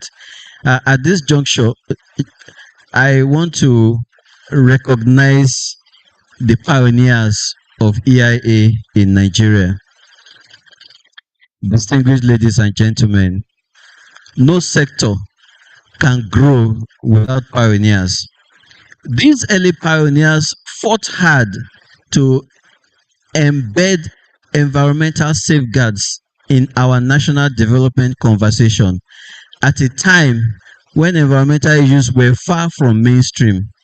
Nigeria's EIA pioneers worked when environmental issues were poorly understood, data was scarce, regulations were few, and resources were limited. And awareness was low, but they persisted and they laid the foundation we stand upon today. I thank you all, sir. Today, AEIAN honors these individuals, not just for what they achieved, but for what they made possible. Their work shaped the EIA Act, and they individually and severally developed the first of several sectoral guidelines in infrastructure, manufacturing, oil and gas, agriculture, solid minerals, to name a few. If I want to be a bit specific, where our distinguished guest of honor, Professor Folabi, was at the top supervising all of that. I remember Engineer Jeshino wrote the first guideline on infrastructure. Professor Oshibanjo also prepared the first guideline for oil and gas. And this was at a time where everything was fuzzy. Nobody knows, what to do or how to guide this process. So to this end, and beginning from this year's conference and in subsequent ones, the AEIAN hereby institutes this Lifetime Achievement Awards for the growth of EIA in Nigeria to the following recipients. Number 1, Professor Ladapo Afolabi.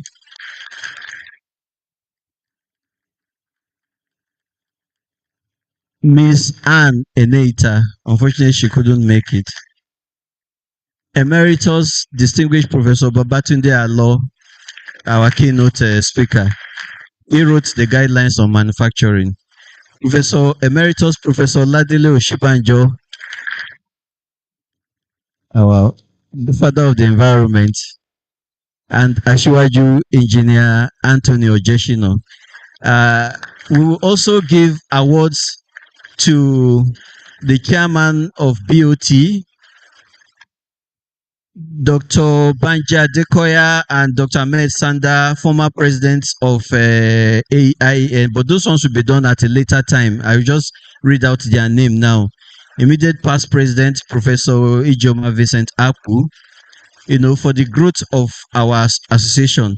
We would also want to honor Dr. John Alonge, Mrs. Bolanle Bolonduro, and Mrs. Odeturo, past directors of the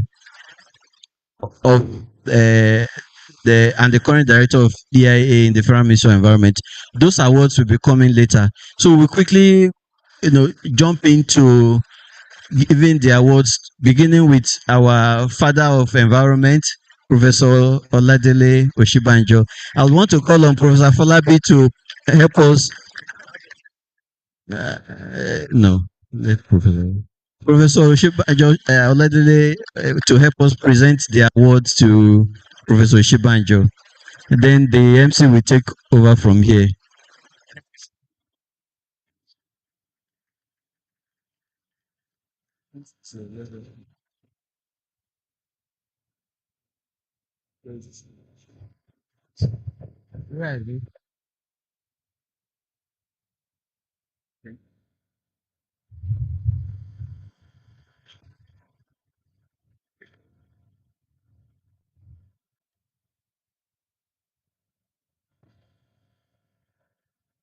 On behalf of AEIAN, the Association for Environmental Impact Assessment of Nigeria, you are giving this award as a distinguished awardee.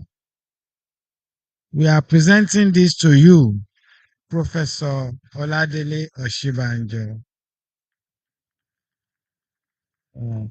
for preparing environmental impact assessment, development, and administration in Nigeria at the 5th AEIAN conference and AGM held at Julius Baje Hall, University of Lagos. This day, 10th December 2025. Congratulations, sir.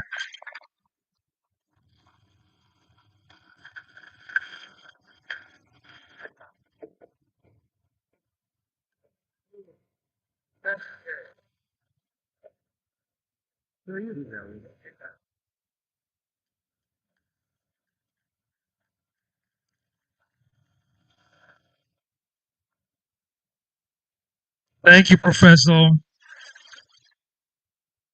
for leading the way, developing guidelines for EIA in Nigeria. Please celebrate him some more. Our father of the environment wants to give us a few words. Yes. Okay. Yeah. And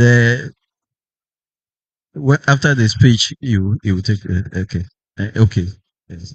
You read the speech. Okay. So you just show.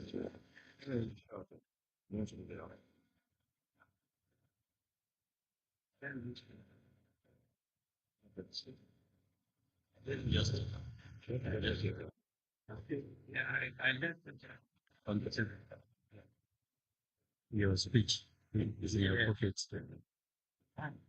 Yes, yes. You have this, and you can just read the little materials. Yeah. And do you want to stand on the podium? Yes, I think so. Okay, go ahead.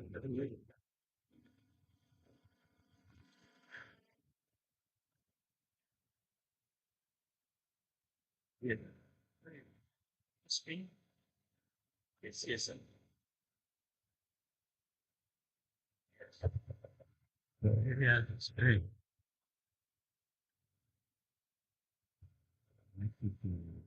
Yeah, we can just talk to it. Yes, yes, if you wait. Friends of the environment here present, today is a day of history in the annals of our great country on the issue of environment. Many people think environment is just talking and so on. It's all about our life and also the minerals that build nations and so on have to be mined out using scientific latest technologies and processes. And we should be proud as Nigerians that we are top of the nation all over the world. And I want to say the head of our organization, Dr. Very Active Abbas, has been proficient, very, very active, will connect you if you have problem, always listening here. But the pride is that Nigeria is leading Africa at par of Europe, and all these things were done by Nigerians, and most of you are here, and the future is going to be bright.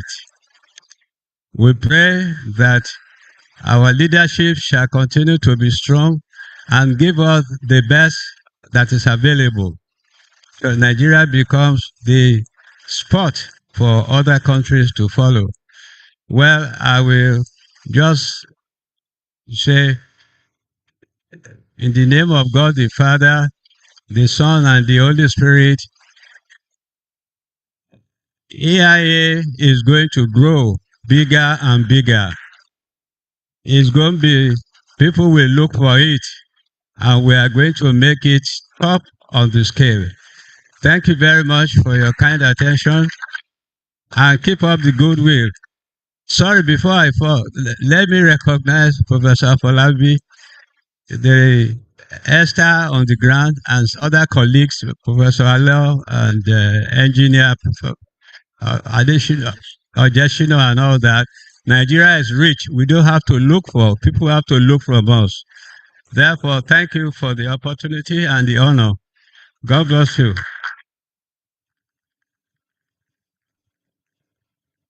We can do a lot better than that.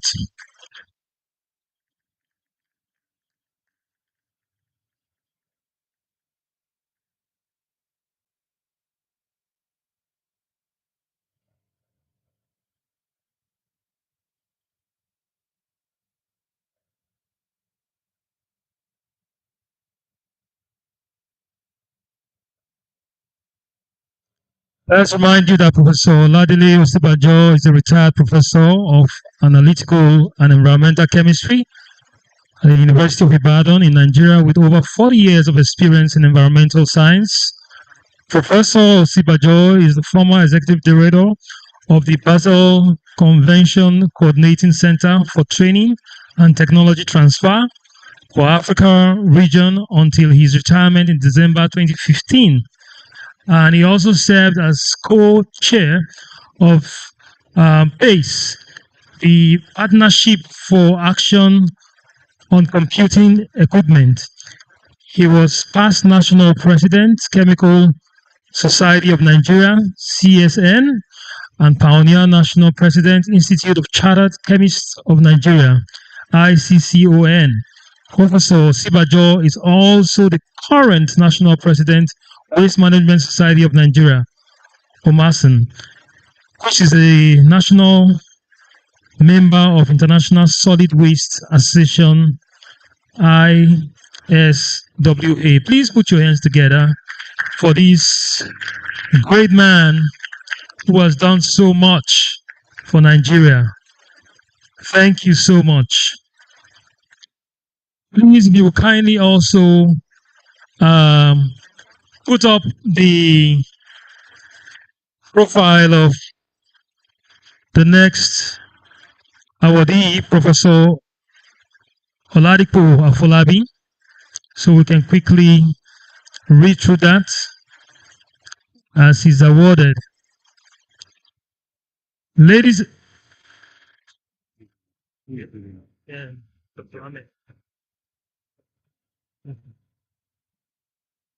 all right. Professor Oladipo Afolabi is a former head of civil service of the Federation of Nigeria who retired from civil service in September 2011. Prior to joining the civil service, he lectured at Obafemi Awolowo University 1976 to 1990, Ladoke Akintola University 1990 to 1991, and served as visiting lecturer at the University of Zimbabwe. He had several postdoctoral exposures, including Howard University, Washington, D.C., several leadership training, notably at the Harvard Institute, British Council, first responder training by United States government, etc. Professor Afolabi is the recipient of many awards, over 20, amongst which are Fellow, International Atomic Energy Agency 1983, African Productivity Merit Award 2004, Marigold New Magazine Volume, June 2024, Distinguished Healthcare Award 2024, Global Environmental Outlook, Outstanding Contributors Award 2027, United Nations Environmental Program, Montreal Protocol Fellow 2027, Institute of Chartered Chemists of Nigeria, FICAN. Please, you should be clapping. He has been conferred with the National Honor of Officer of the Niger ON 2009, National Honor of Commander of the Federal Republic of Nigeria, CFR 2010-2011. If you, which elephant is bigger than that in the room? Please put your hands together for this great who has done so much for Nigeria. And to present the award, I'd like to welcome our immediate past president, Professor Ijoma Favor Vincent Akpu, to make this presentation. Please put your hands together for her as she makes her way down. Thank you, madam.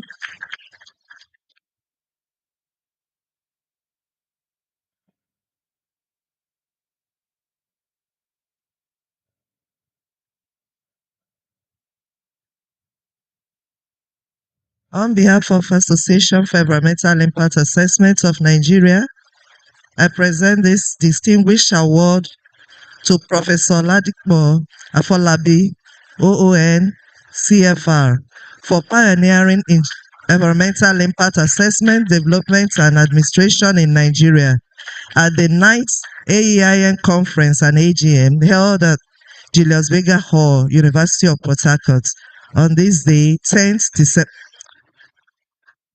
Sorry, I'm from University of Port Harcourt. Sorry. Yes.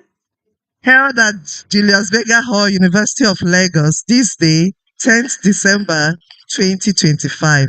I present to you.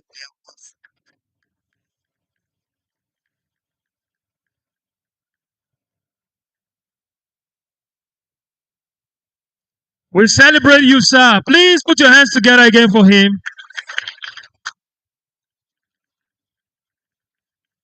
Changing the face of AEIA in Nigeria. Thank you so much, sir.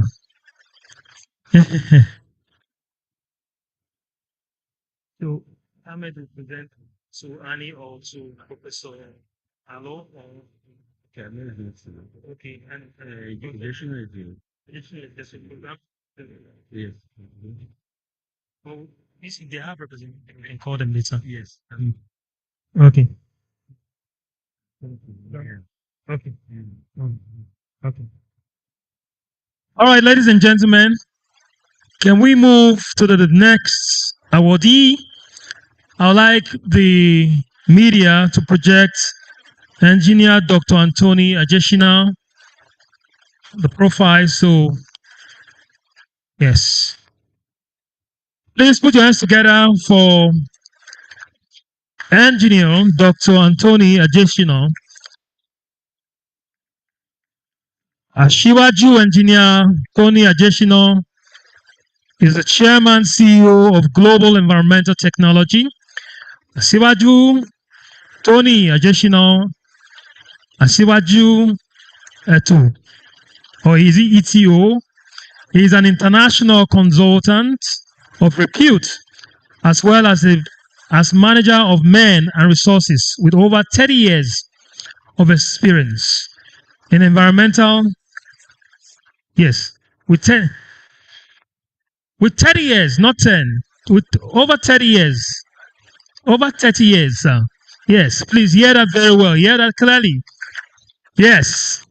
Yes. 30 years of experience in environmental engineering, construction management, manufacturing, public service, governance, corporate governance, and insurance. He attended Owu Baptist Day School and Baptist Boys High School at Abeokuta. Asiwaju Ajeshina, armed with combined degrees in chemistry and chemical engineering from St. Mary's University, Nova Scotia, Canada, commenced his career as an environmental consultant to the United States Environmental Protection Agency, US EPA. He worked with leading environmental firms in the US and rose to the position of president and CEO by 1990. He later established his own firm in the US, which recorded outstanding success in environmental consultancy. He established the HAM recorded outstanding of his company in Nigeria, in 1993. Engineer Ajeshina has successfully consulted for the World Bank, UNEP, UNIDO, UNDP, ADP, SEPA.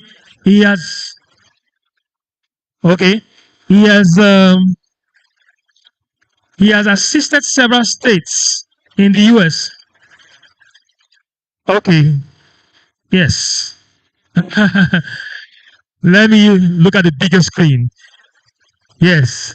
Engineer Ajeshina has successfully consulted for the World Bank, UNEP, UNIDO, UNDP, ADP, SEPA, and has assisted several states in the United States in formulating and developing environmental policies, rules, and regulations. He has led consultants in preparing the environmental impact assessments, AIA guidelines and procedures, as well as establishing the AIA Secretariat for the Federal Ministry, Federal Environmental Protection Agency, FEPA, now Federal Ministry of Environment. Ladies and gentlemen, I present to you this colossal of the man standing here, and to present the award, I welcome Professor Ahmed. Professor, that's a prophecy. Dr. Ahmed Sanda, please put your hands together for him as he makes his way here.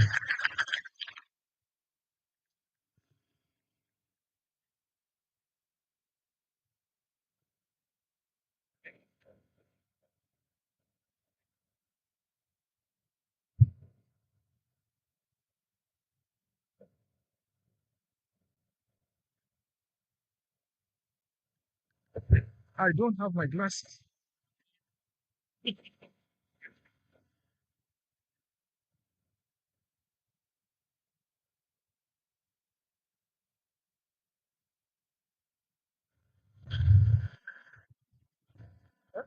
Okay.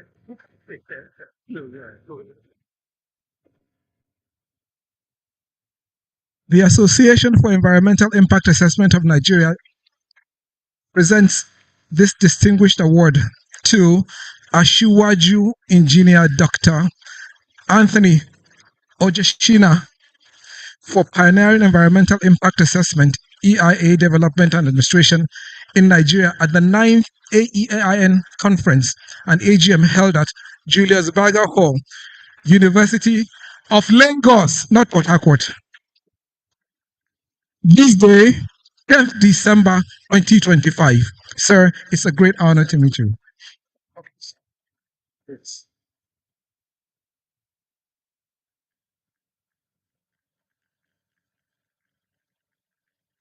Yes. Let me add that while so many of us would want to become head of service and do great things for this country, there is only one head of service at one time in the country. But there are so many opportunities to become engineer Adeshina or Ojeshina. So we urge all the students here to work hard for the ones out of a million that can become head of service to become head of service, and 999,000 out of 1 million to become engineer Ojeshina, Professor Oshibajo. Thank you. Congratulations, sir. Congrats, sir. All I want is that you take me to America when you're going next.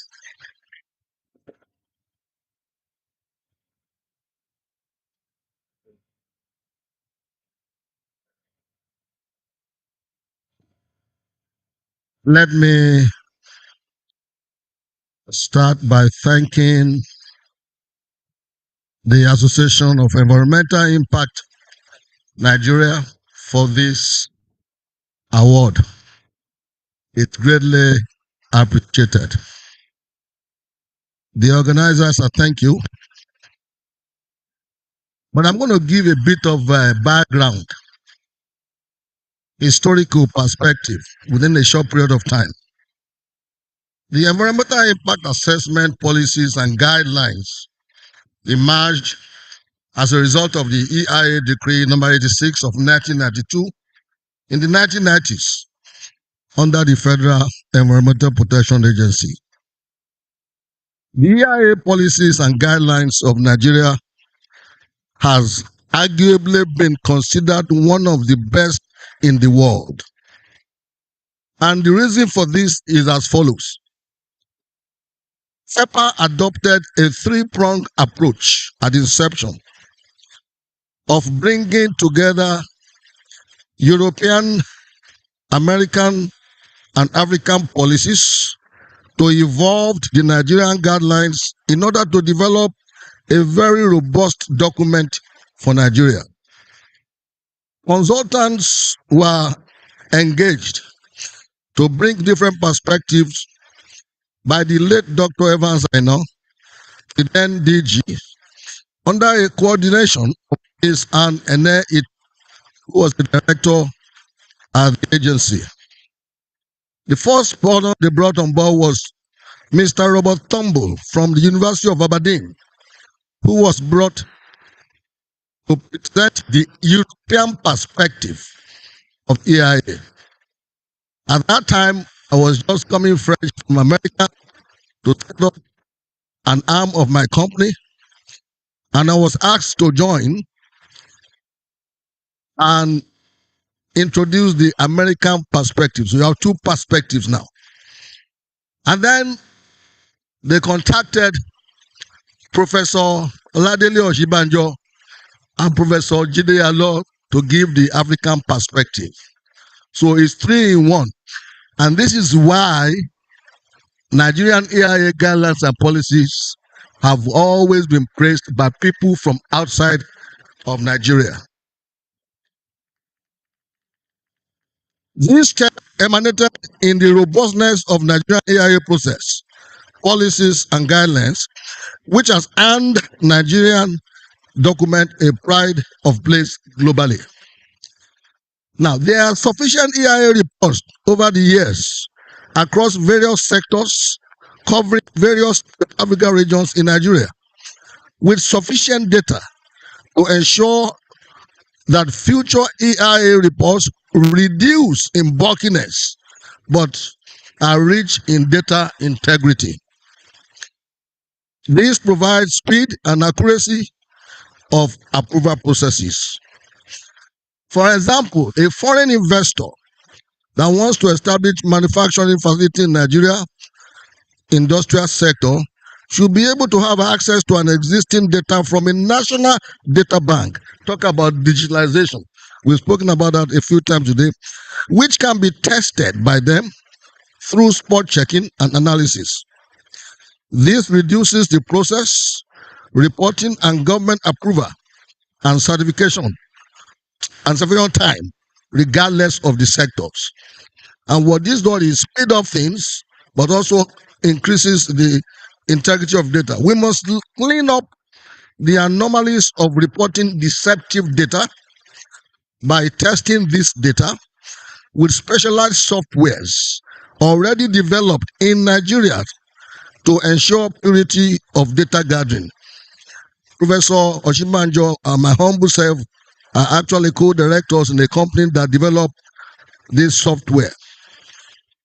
We have come a long way as a nation in the areas of EIA and ESIA. Going forward, not only do we need to quicken the process of environmental data gathering and approvals through specialized softwares, we need to ascertain the quality and integrity of our data through what we call quality control and quality assurance.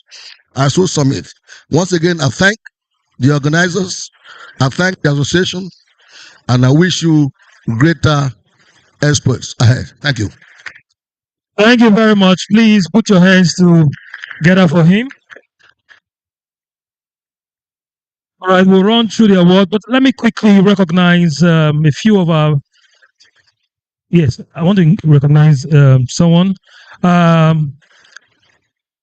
Please put your hands together for Kayode Fabuemi, retired Director of Planning, Research and Enforcement and Forecasting, and Relief Rehabilitation National Emergency Management Agency.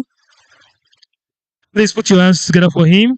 Now a consultant on climate change, humanitarian and environmental matters. Also, I want to also recognize the presence of Dr. Alonge. Please put your hands together for him. Former Director of Environmental Assessment, Federal Ministry of Environment. Now we'll continue with the award and we'll run quickly.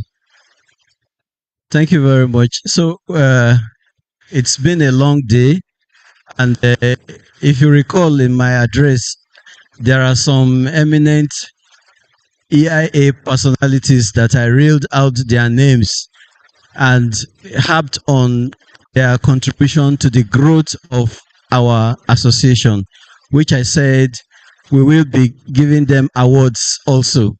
But I've sought the indulgence of the chairman of today's occasion, our BOT chair, Professor Gbenle, to allow us to quickly give those awards now. For shortness of time, we will not be reading out any citation. We already know, and you are part of us. But this particular award, we want to give it to people who have individually and severally, committed their personal time and funds to the growth of this association. Of particular mention is Dr. Ahmed Sanda and Dr. Banja Adekoya. It's sad that Dr. Adekoya is not here with us. He's a member of this planning committee. And also please remember that two of our distinguished special guests, Miss Anne Eneta, who, like you heard Engineer Jeshino say, was the director in the ministry that oversaw the preparation of these guidelines many years ago, 1995. At the last minute, she had other exigencies. So we'll call on Professor Miriam Igo Ezekwe to receive Miss Anne Eneta's award on her behalf. Ms. Eneta was my boss when I just joined service 33 years ago. And she rose also, just like our distinguished special guest of honor, who rose through the ranks of permanent secretary to head of service. She rose to the rank of permanent secretary in the Federal Civil Service. And those of us in the old FEPA, we are so proud that FEPA was able to produce 2 heads of service and several permanent secretaries. So I will call Prof. Sir. I will want you to help give this award, Professor Chibanjo, Professor Afolabi, yes, to give Ms. Anita's award to Professor Miriam.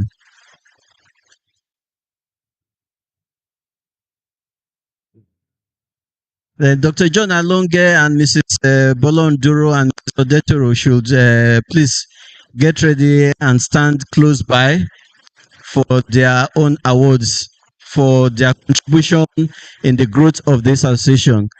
Our secretariat is in the Environmental Assessment Department of the Federal Ministry of Environment, and these were the distinguished directors that headed the departments at that time. Let me use this opportunity to also remember to, acknowledge the presence of some of our BOT members, Professor Namadi Mukhtar and Dr. Sonny Didugu. Please come forward and then you will help us give awards to the remaining awardees after Prof's awards to. Thank you very much. Feel really highly honored to give award to Mother Environment, because undoubtedly she was the mother of environment at the time, and she continued until where she is today. So on behalf of the Association for Environmental Impact Assessment of Nigeria, we are presenting a distinguished award to Ms. Ene Ita for pioneering environmental impact assessment development and administration in Nigeria at the 9th AEIAN Conference and AGM held at Julius Berger Hall, University of Lagos, this day, 10 December 2025. Congratulations.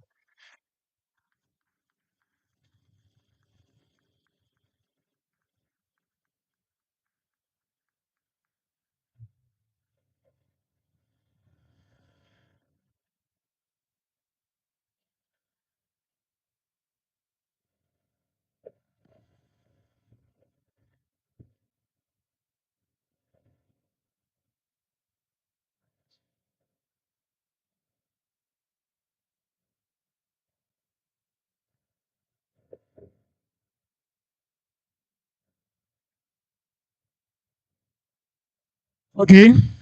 The next recipient is a very, very distinguished BOT chair, Professor Bodek Binley. Please put your hands together as he makes his way down here.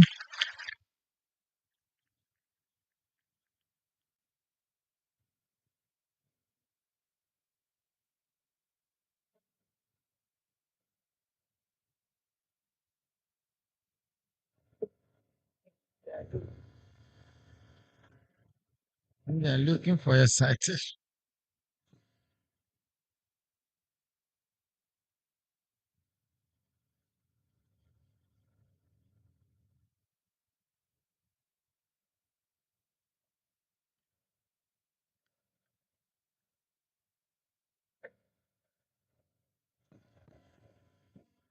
I think because of time, they are not reading our elders' citation, but you know it's an accomplishment.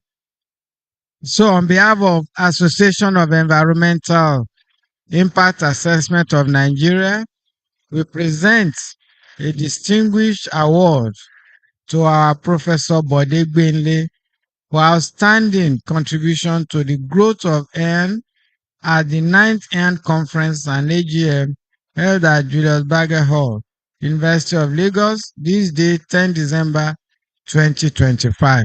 Congratulations.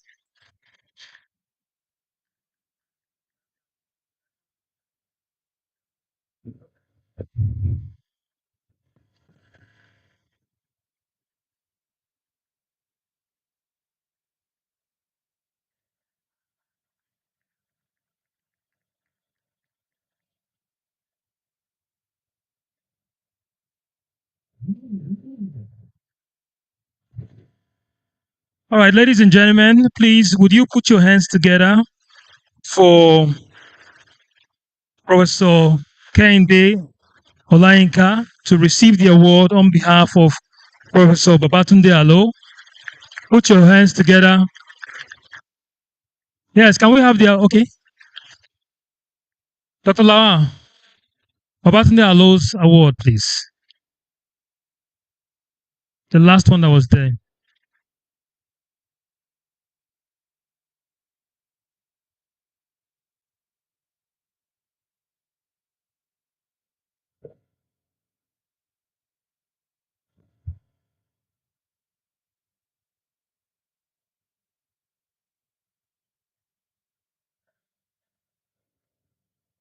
It's also a privilege for me to present to one of the forerunners of structure for FEPA and Ministry of Environment.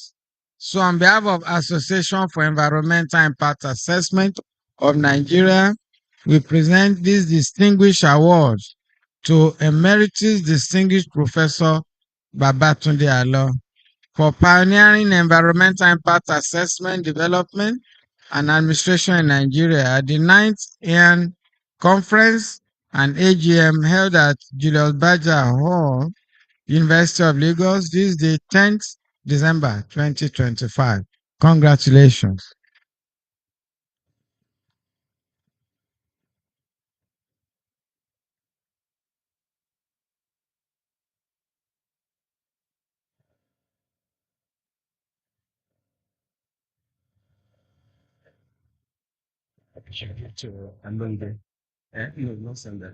Professor Namadi, please come. Dr. John Alonge, former Director, Federal Ministry of Environment. Former Director.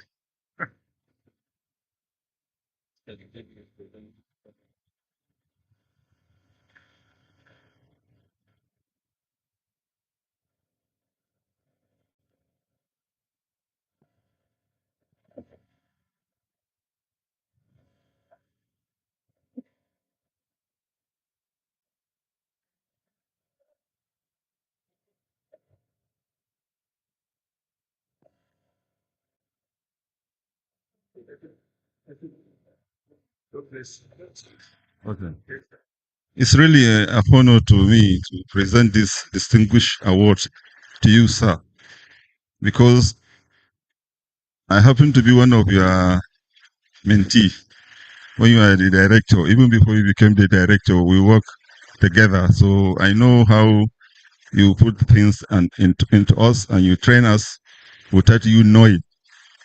So on behalf of the Association for Environmental Impact Assessment of Nigeria, we present this distinguished award to you, Dr. John Alonge, for institutional support for the association at the 9th conference and AGM held at Julius Berger Hall, University of Lagos. Today being the 3rd of December 2025. Congratulations.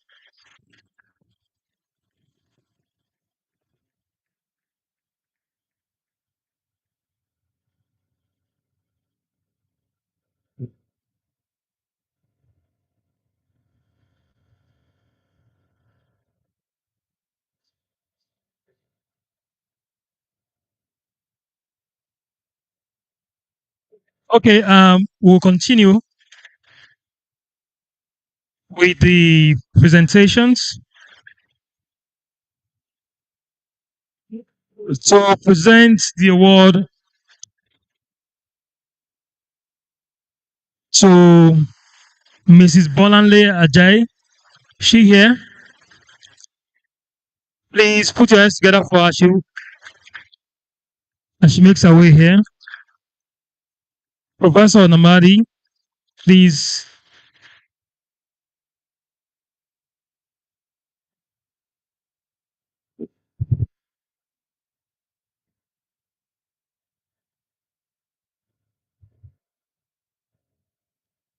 On behalf of the Association for Environmental Impact Assessment of Nigeria, we present this distinguished award to Mrs. Bolanle Ajay for institutional support for AEIAN at the 9th conference and AGM held at Julius Berger Hall, University of Lagos, today being the 10th December 2025. Congratulations.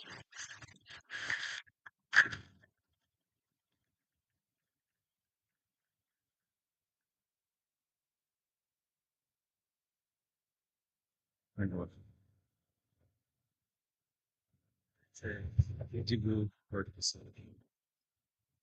So I think this is the last one. Institutional. Okay. Rafikat. All right, the next award goes to Mrs. Rafikat Adetoro. And to present that award, member of BOT, Dr. Sonny, please put your hands together for him. Mrs. Rafikat Adetoro, someone, okay? Good. Before then, let me quickly recognize Dr. Adedoyin Lasisi, Deputy Director, Lagos State Ministry of Environment and Water Resources. Sir, you're welcome. Please put your hands together for him.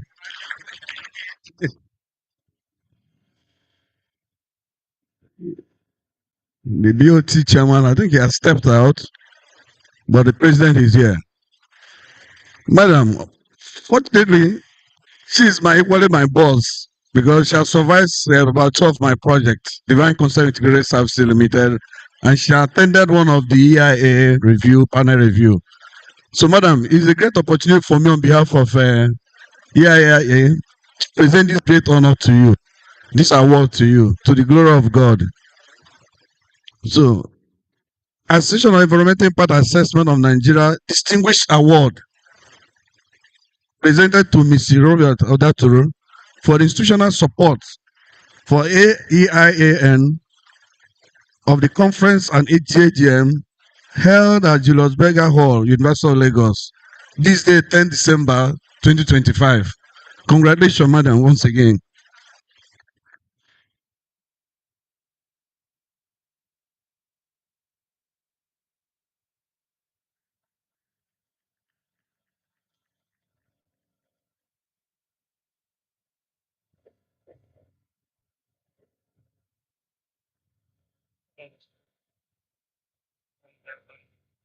Yeah, send them.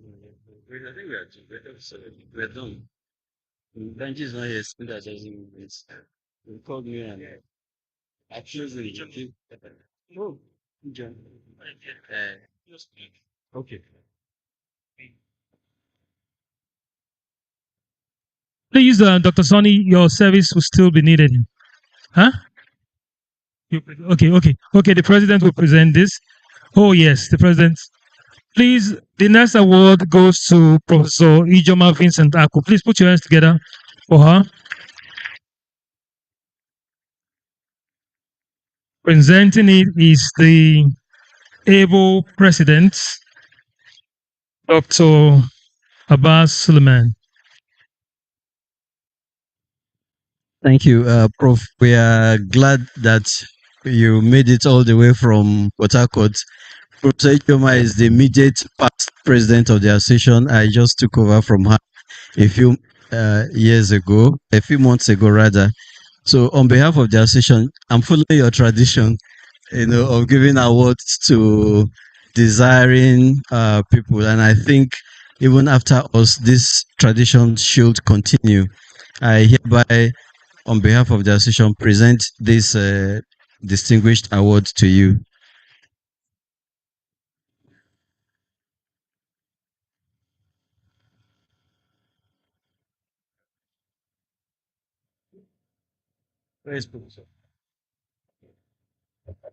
Congratulations, our able former president.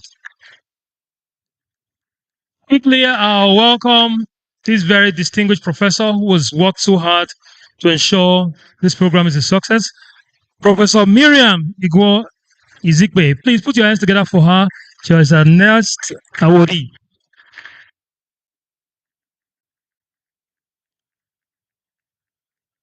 Immediately after the awards, we will go out for both lunch and tea break. You can have the two together and let there be war in your stomach. So please don't go away. All right. Thank you very much, Dr. Peter. You all know Professor Miriam. She's part of your distinguished university. She's also a member of the board of trustees of the association and also chairman of the planning committee for this conference. I could imagine what she was going through when we started the day without power. I didn't even want to look at her in the face because I know what it takes to put in days, weeks into planning, and at the very last minute, the elements threw their naughty stuff in to make a mess of the whole thing. But however, for everything that starts in a naughty way, it always ends well, and we're happy with the number of people and representation that turned out for today's conference, in spite of the fact that this is Christmas preparation season. So, Prof, we thank you for the long hours that you have put over the last couple of weeks to ensuring the success of this conference. As member of BOT, we just feel that the EXCO is hereby recognizing your effort, your guidance, and support for the association, and also the planning of this conference. We present this award to you in the Julius Berger Hall today, 9th December 2025, or 11th December, is it 10th? I'm even confused. I don't know what date it is again. Dr. Gwega also says that 10th December. My glasses is not here. I can't read, so thank you very much.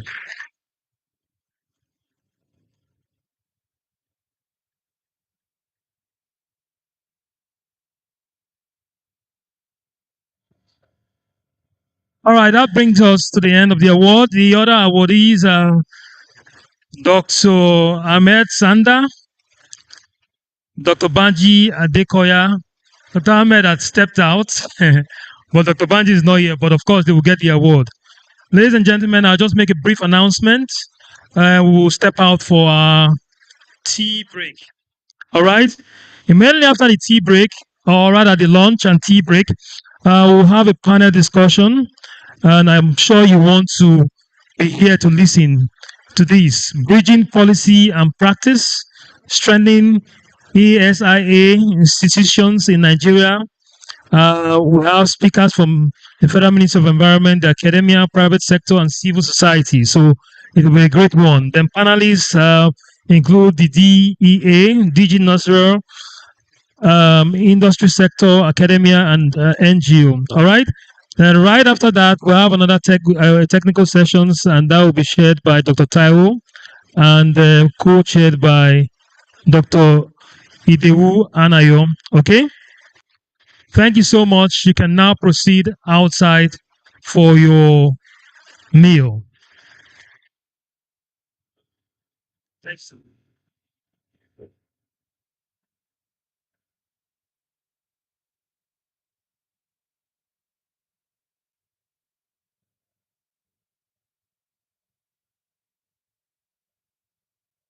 Lost and found. If you misplace your bracelet, is here.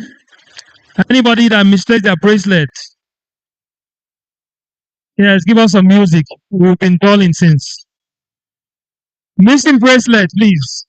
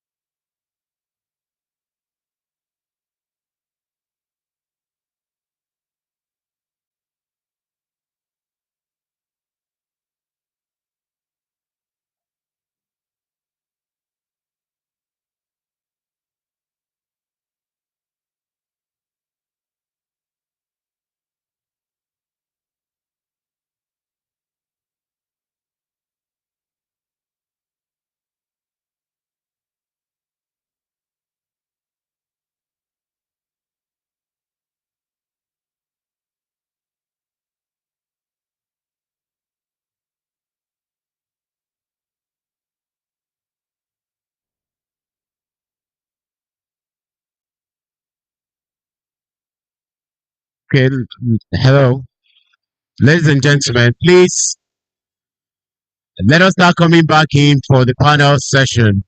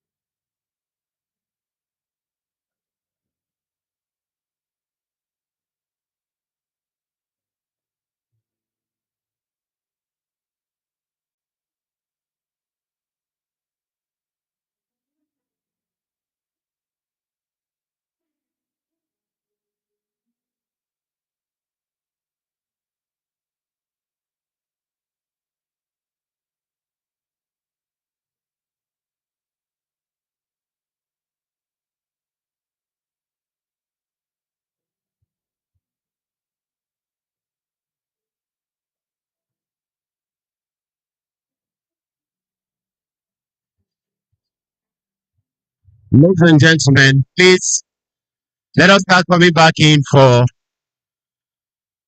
the panel sessions.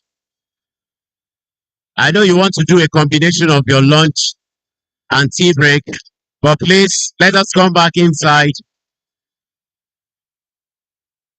for the panel session. Please, thank you. Ladies and gentlemen, if you're outside and you have finished your combined honors of lunch and tea break, please, can you please come back inside so that we can have, we can continue with the proceedings for today. Thank you.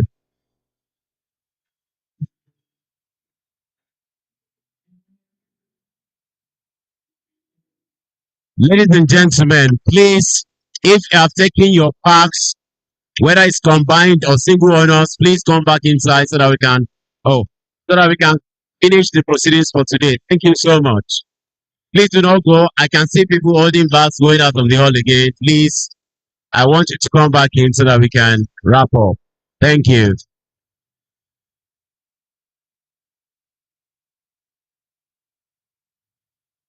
Ladies and gentlemen, okay. No, there's a reason. It's, once this panel session is over,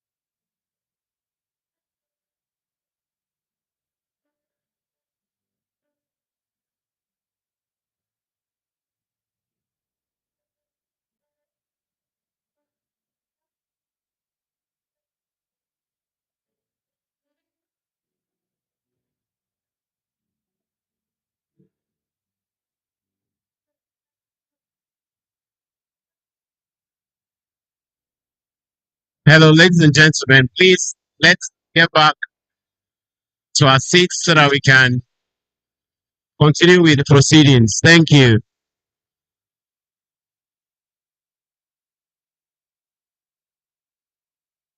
Ladies and gentlemen, please, if you are still outside and you have, whether you have your combined honors with you or you have eaten it, please just come back inside so that we can start the next program. Thank you.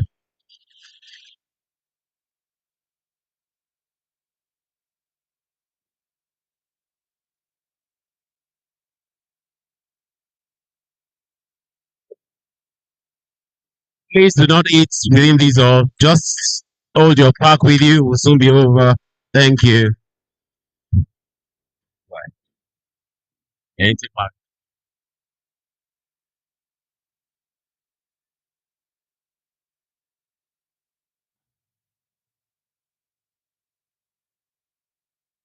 Prof choose places.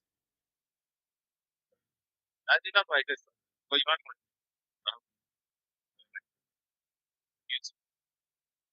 to then come back inside. So,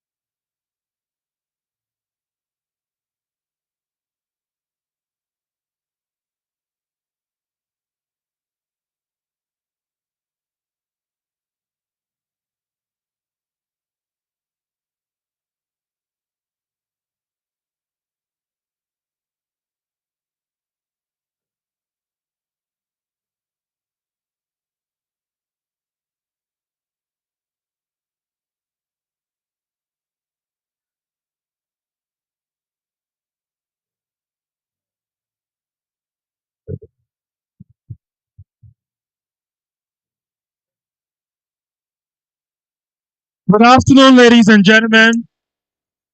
Now that we are very well refreshed, can you play down, DJ, bring down the sound?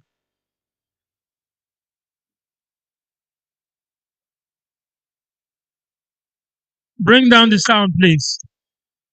Bring down the music.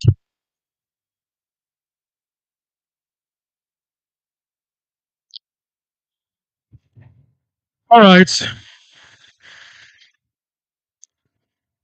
Welcome back, everyone. I hope all of us here have had some good refreshment and we're ready for the second part of this. I can assure you we don't have to, we're not spending so much time for the rest of the day because we need to go rest.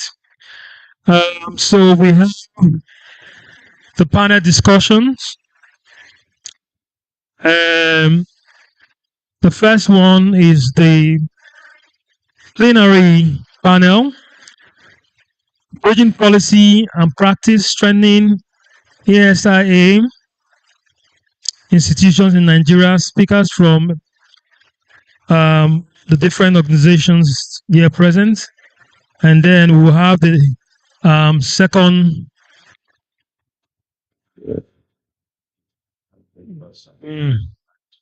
Okay. And then we'll have the technical sessions, and that's ESIA follow-up and monitoring lessons from AEIAN research. Dr. Taiwo is the chair, and then the co-chair is Dr. Idewu Anayo. All right.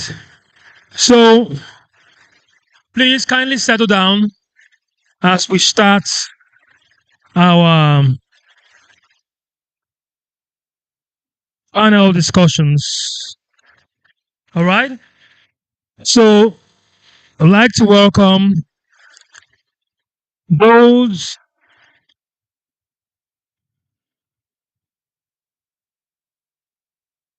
of us who have been given the responsibility to handle this.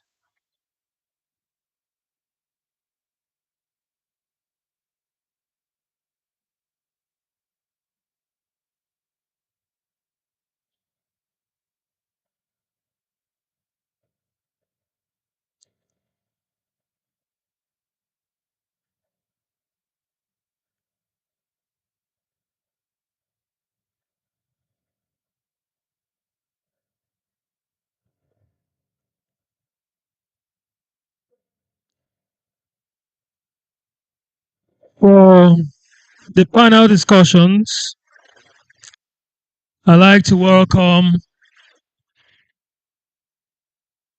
Mrs.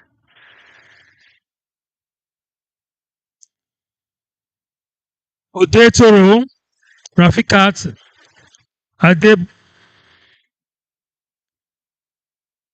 Adebukonla, Director, Environmental Assessment Department, Federal Ministry of Environment. Please put your hands together for her. She makes her way up here.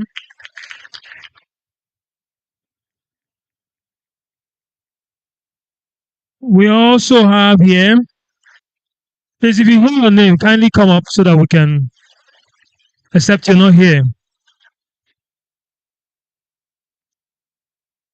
It's an updated list.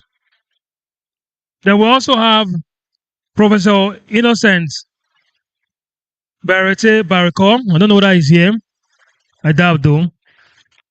DG, CEO, National Environmental Standards and Regulations Enforcement Agency. That's well. Also, please put your hands together for Madame as she comes up.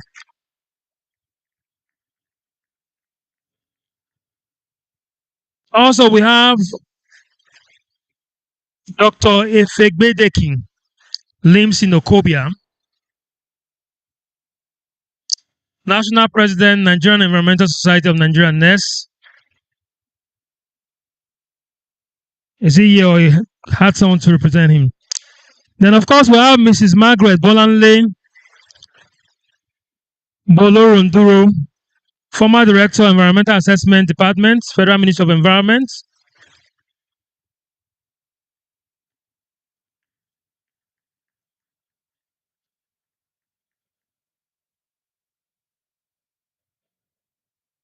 Ladies and gentlemen, also put your hands for Mr. Adedoyin K.S. Lasisi, Deputy Director, Environmental Assessment Department, Lagos State Ministry of Environment. Mr. Lasisi, you were here earlier. Please put your hands together for him.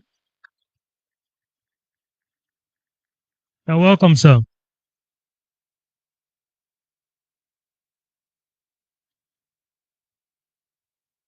Ladies and gentlemen, please welcome Dr. Eugene Itwa, Director at Natural Eco Capital. Please put your hands for Dr. Eugene as he makes his way here.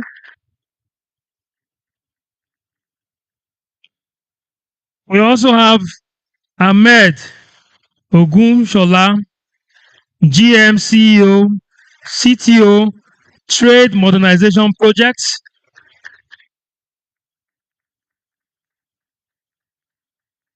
Ably represented.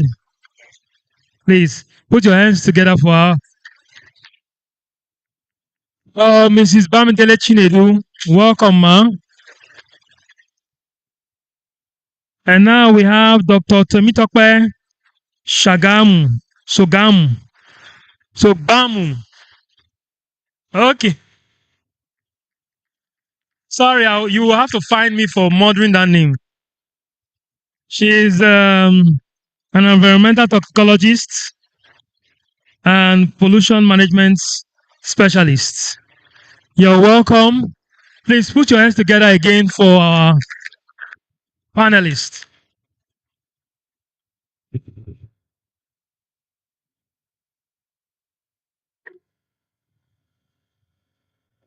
Good afternoon. Good afternoon.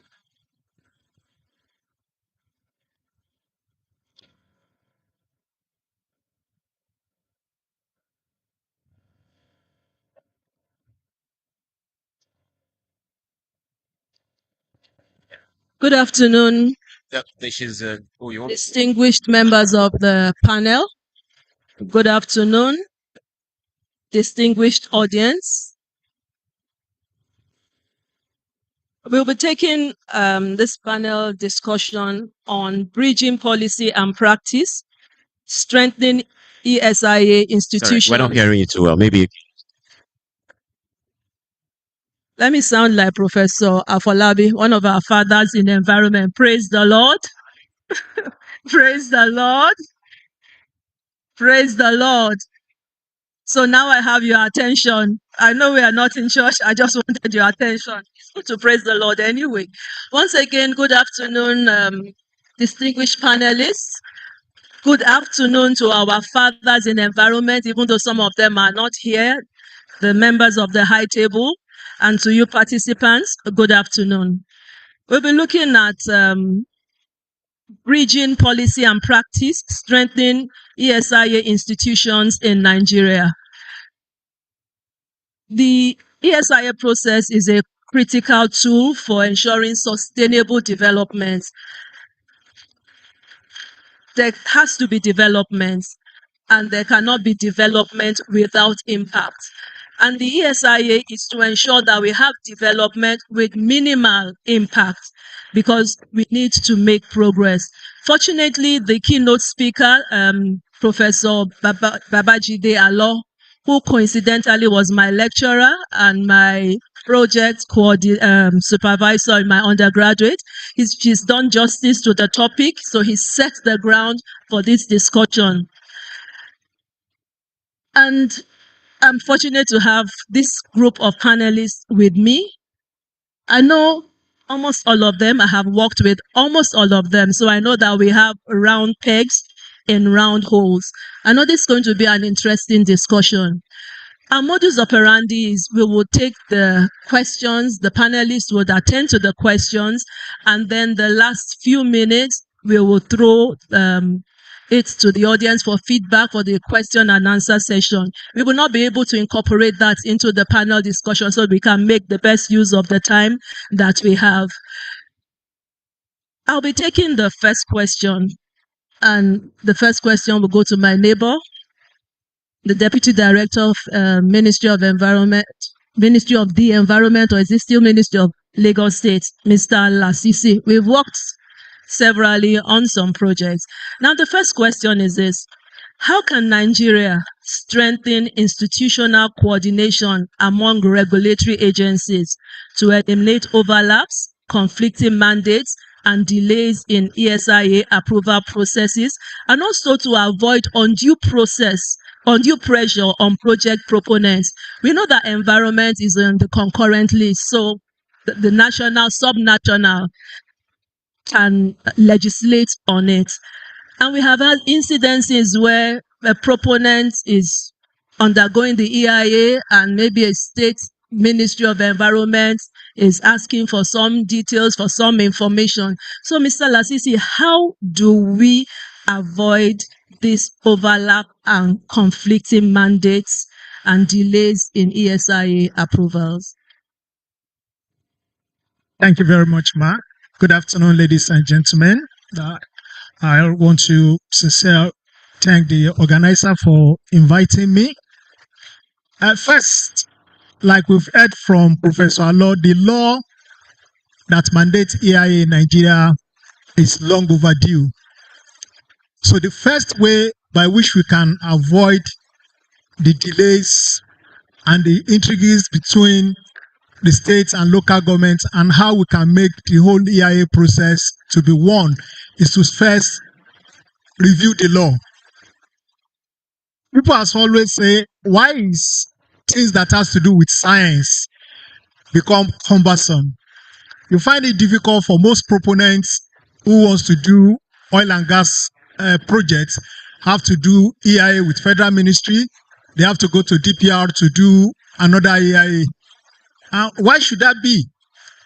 We can follow suit by having what we call a joint review committee. Presently, the federal government set up a joint tax board whereby states, federal government, and the local governments can harmonize the federal laws and all the laws that has to do with taxes. We can also do that with EIA. Have a central body that will coordinate EIA activities in the country. At the beginning of the process, it will start with the local government, the state government will be involved, and all bodies that are involved will also be involved. That will give inclusions to all parties. So the local government will not say, I have the regulatory power based on the constitution for the environment. The state will not say, yes, I have it based on the, because everybody has been carried along from the beginning. It will be uniform. So that is the first thing. Let's regulate the law. Let's make the law to be inclusive. Not that a body will come in. And one other thing that we also find out is setting up agencies.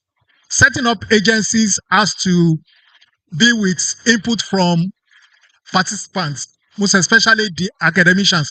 If you look at most of the laws that comes up in the National Assembly, the law will have been passed before even most practitioners get to see the law. And that's where the problem is. I'll give example. NIWA has in the law that NIWA can do EIA on their own.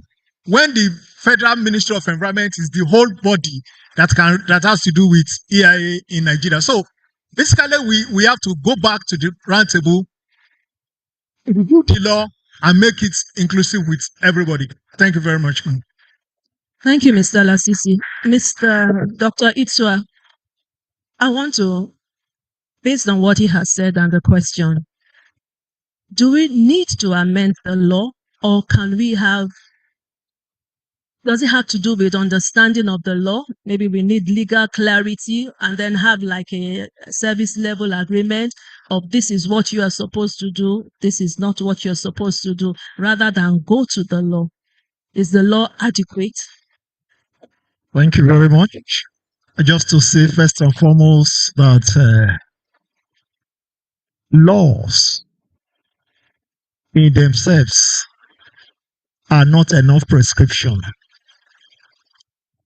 The law cannot cure everything. Sometimes when you have a very good law, the operators of the law could be challenged, simply put. But of course, the EIA law has been there for years. And unfortunately, the emerging issues, I think it's more of the operators now saying this should be embedded, not because the law says so or the procedure says so. And so there is a need for us to take it from that angle.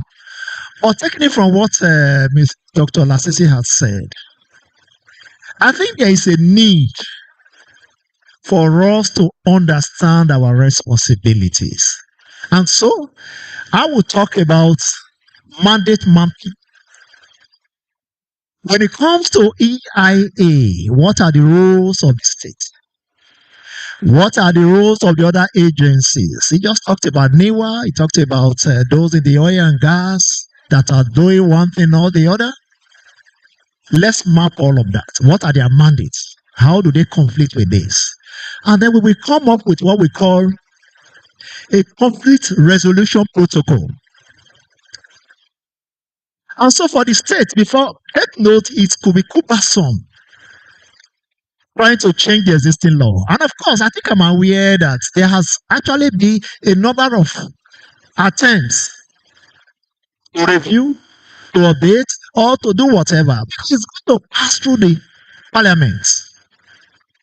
But before then, can we do what we call a delegated function to the states? When you do delegated function to the state, of course, the national procedures remains intact. It's standardized, so no state will say it's like this or it's like that. The federal would have brought out a protocol that all the states must adhere to. That will reduce the responsibilities on the federal government.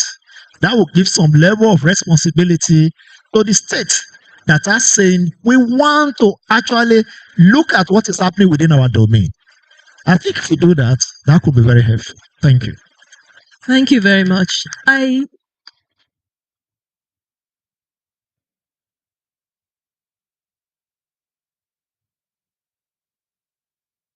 Okay.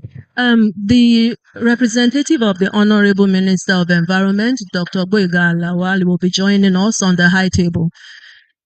And I'm glad when the Honorable Minister was making his remarks, he made a commitment that recommendations and solutions to existing situations will be taken seriously by the ministry.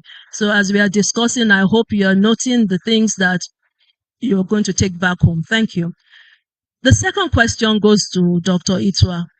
What practical steps are needed to ensure that ESIA policies move beyond documentation into real enforceable environmental safeguards during project implementation? You know, there's this common saying in Nigeria that we have good laws, we have good policies, but implementation is the problem. Does this ESIA also fall into this category? I think ESIA is enforceable. And for me, I think the law we have already had articulated what we need to do and how we should go about it. Yes, like I've said earlier, in the light of emerging issues, there are things that are challenging the implementation of that act. So looking at it from what you have just said, I recall much earlier when we were developing some report back then, we said, look, there need to be clauses, contractual clauses in the ESIA that will be binding on the contractors who actually implement these projects. The project proponents hand over these projects to implementers, who are the contractors. And so there is a need to have that understanding. Also, there is a need for the ministry. I was just thinking, when Professor Law and others were thinking, how do we bring that in? Can we create what we might call a bond that could tie the project proponent and say that you must ensure this. Take notes, as part of the bond, there would have been upfront payments. And so when there's actual implementation, there is a refund from the government. But there's a challenge with that. You know, the government hardly refund money. So that means there must be some level of mechanism that will be in place for the government to do that. There is security challenge now. Last week we were in Kano, where we validated what we call the no objection procedures. I led a team that developed no objection procedures. Any organization, accredited entity, or whoever that wants money from the Green Climate Fund, you will go through that process and get no objection. And so when we are there, what struck my mind as we were talking was issues of security. In actual project implementation, how would that come into it? Take notes. The no objection procedure we did, we made it mandatory that even if you had passed fiduciary money related issues and other related issues, if you have not done environmental and social safeguard in a manner that is required, there will not be a letter of no letter of endorsement, simply put, by the authority in Nigeria. And so it is binding, it is mandatory that EIA is upheld, and it is mandatory for such projects. In fact, GCF will not give you money if you have not taken all of that into consideration. And so taking it from the country system, that must be well embedded. But I was talking about security. Professor Gwenle talked about security when he was talking. We have some people in the field now who are challenged by the issues of security. And what we talked about Kano was because some people raised this issue that in the course of project implementation, they are not sure that this project will actually follow in a manner because of security issues. So can we start also, just as earlier we said it was just environmental, biophysical, we now said there must be social aspect, now health aspect. Can we also embed security issues? I think we should start doing that. If we do that, I think those who are sent out for monitoring and compliance will be safe on their own. I think if we do all of that, that will be very helpful in the implementation of what we have now, not what we do not have yet. Thank you. Thank you, Dr. Itua. So for us to have enforceable environmental safeguards, talking about bond for funding, we have to secure a bond, include contractual clauses to tie the proponent to his obligations. Could you also be looking at having a transparent system such that the local community knows the obligations of the proponents and can monitor it to say, you have done this, you have not done this. The local community are the closest to the project. They are the ones who see what we don't see in Abuja.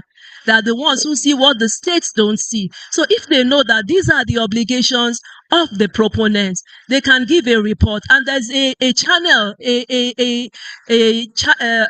channel to the Federal Ministry of Environment. When there is a contravention or they are not meeting up to the obligations, you can readily report, and that channel has to be alive. You have to get responses, and they know that they can go to this, say, you said you will do this, you haven't done that.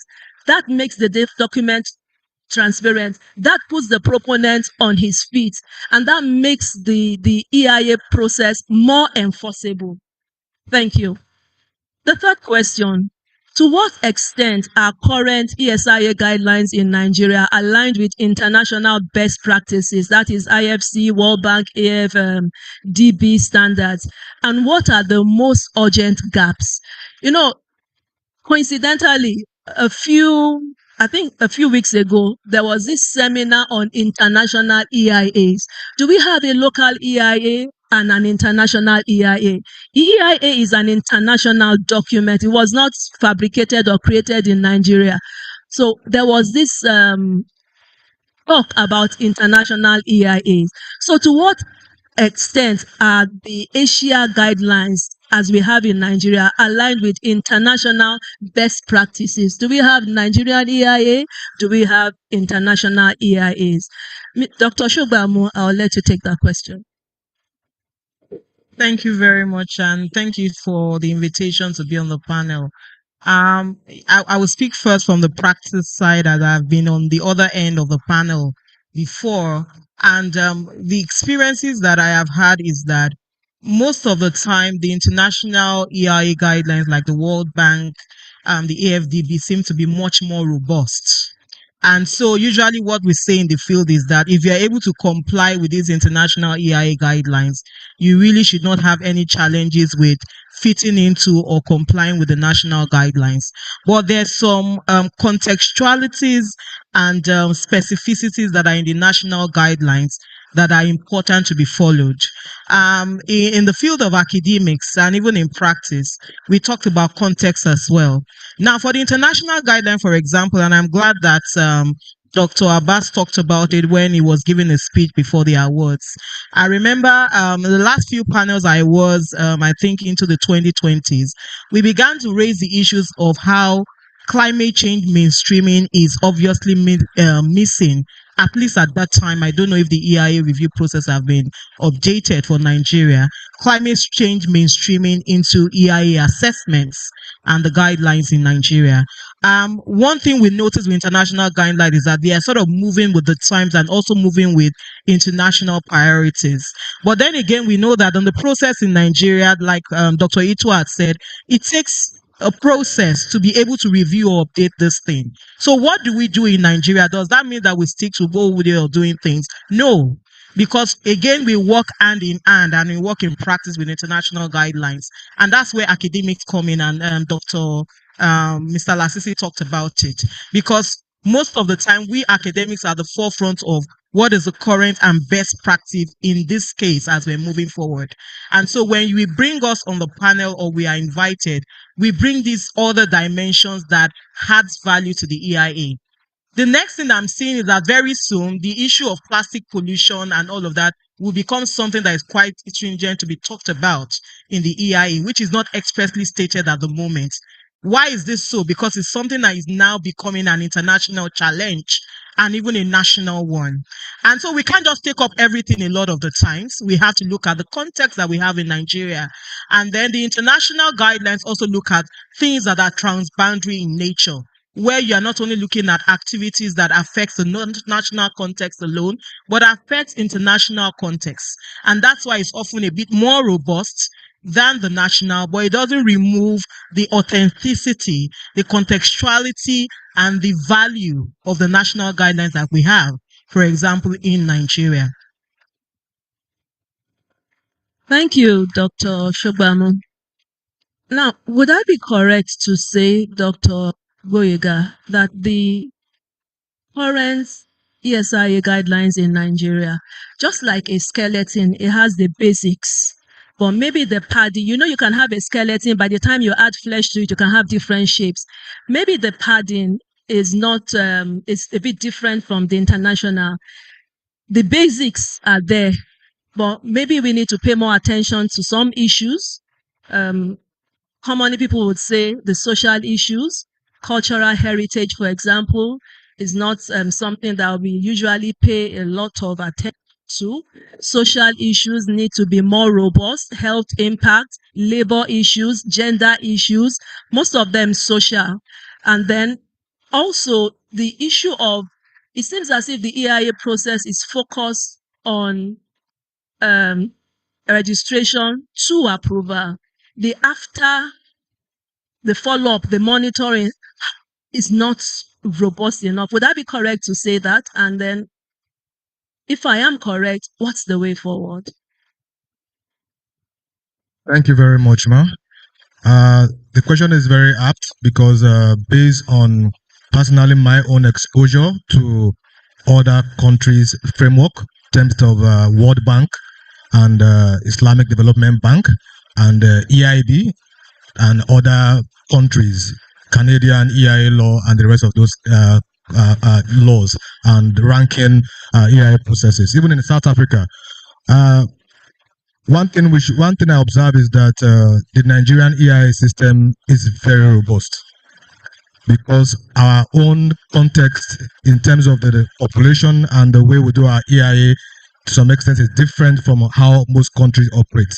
In terms of screening, scoping, consultation, our EIA aligns perfectly with international best practice.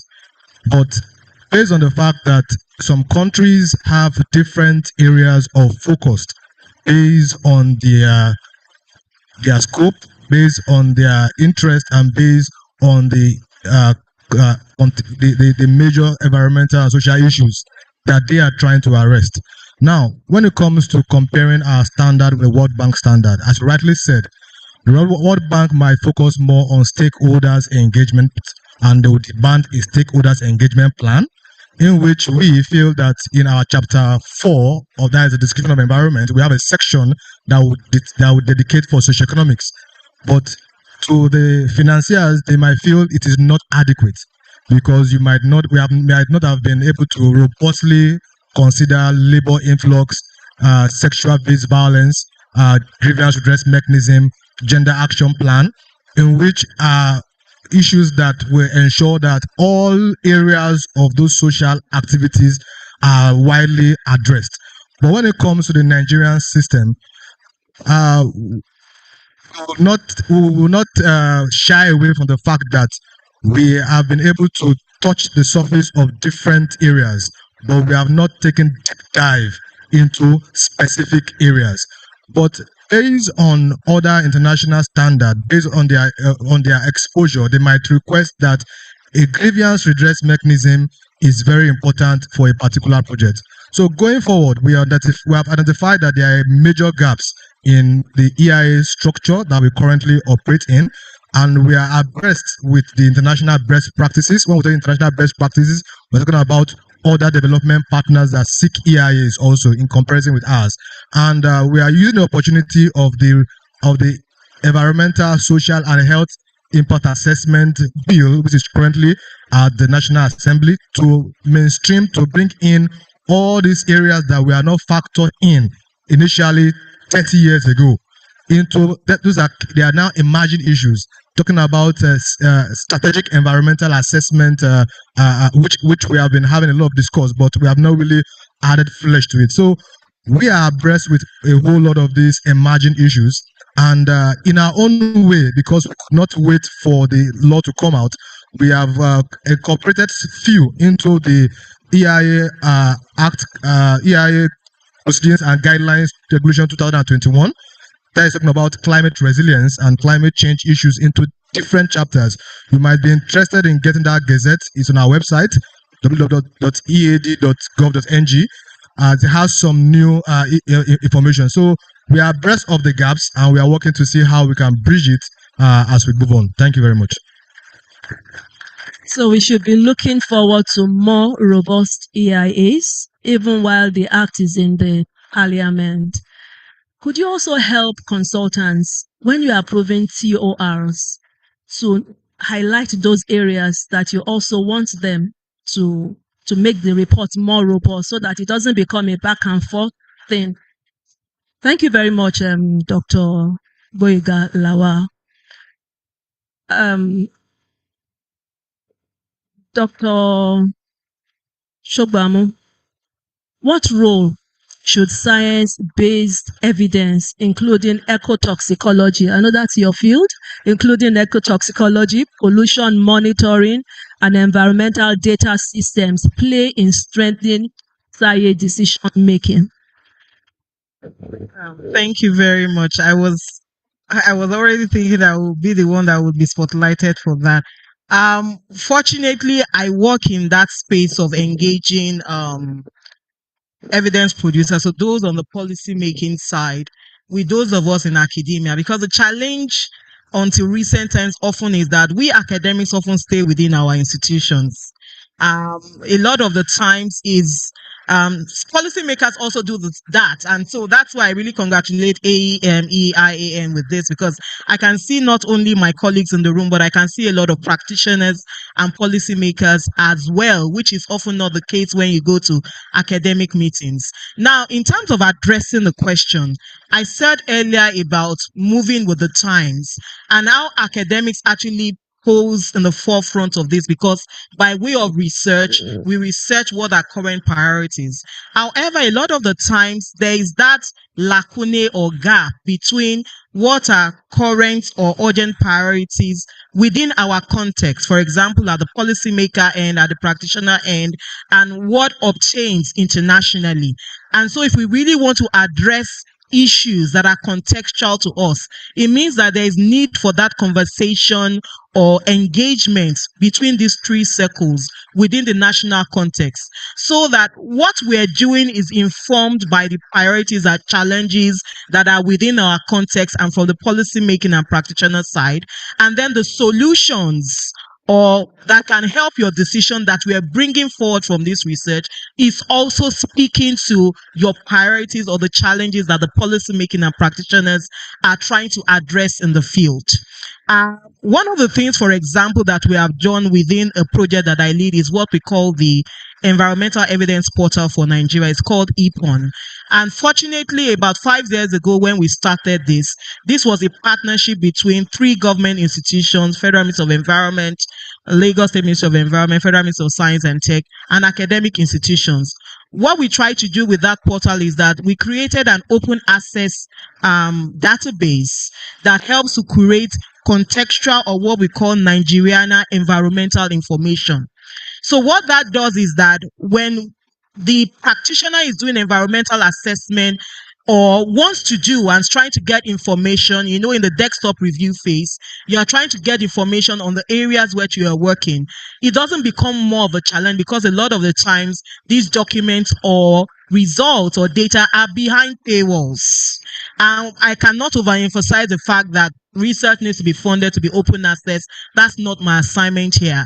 But that talk that we have been saying about having an open access database or information system, and the EA department is doing that, because now when I teach EIA in year 4 and my students are here, I just tell them to go to the environmental assessment website and access EIA documents online, and I use that to teach. So this is part of what we're talking about. So academia is curating information or challenges or gaps that are online and accessible to us, and we are helping it to inform the research and engagements that we do in the teaching.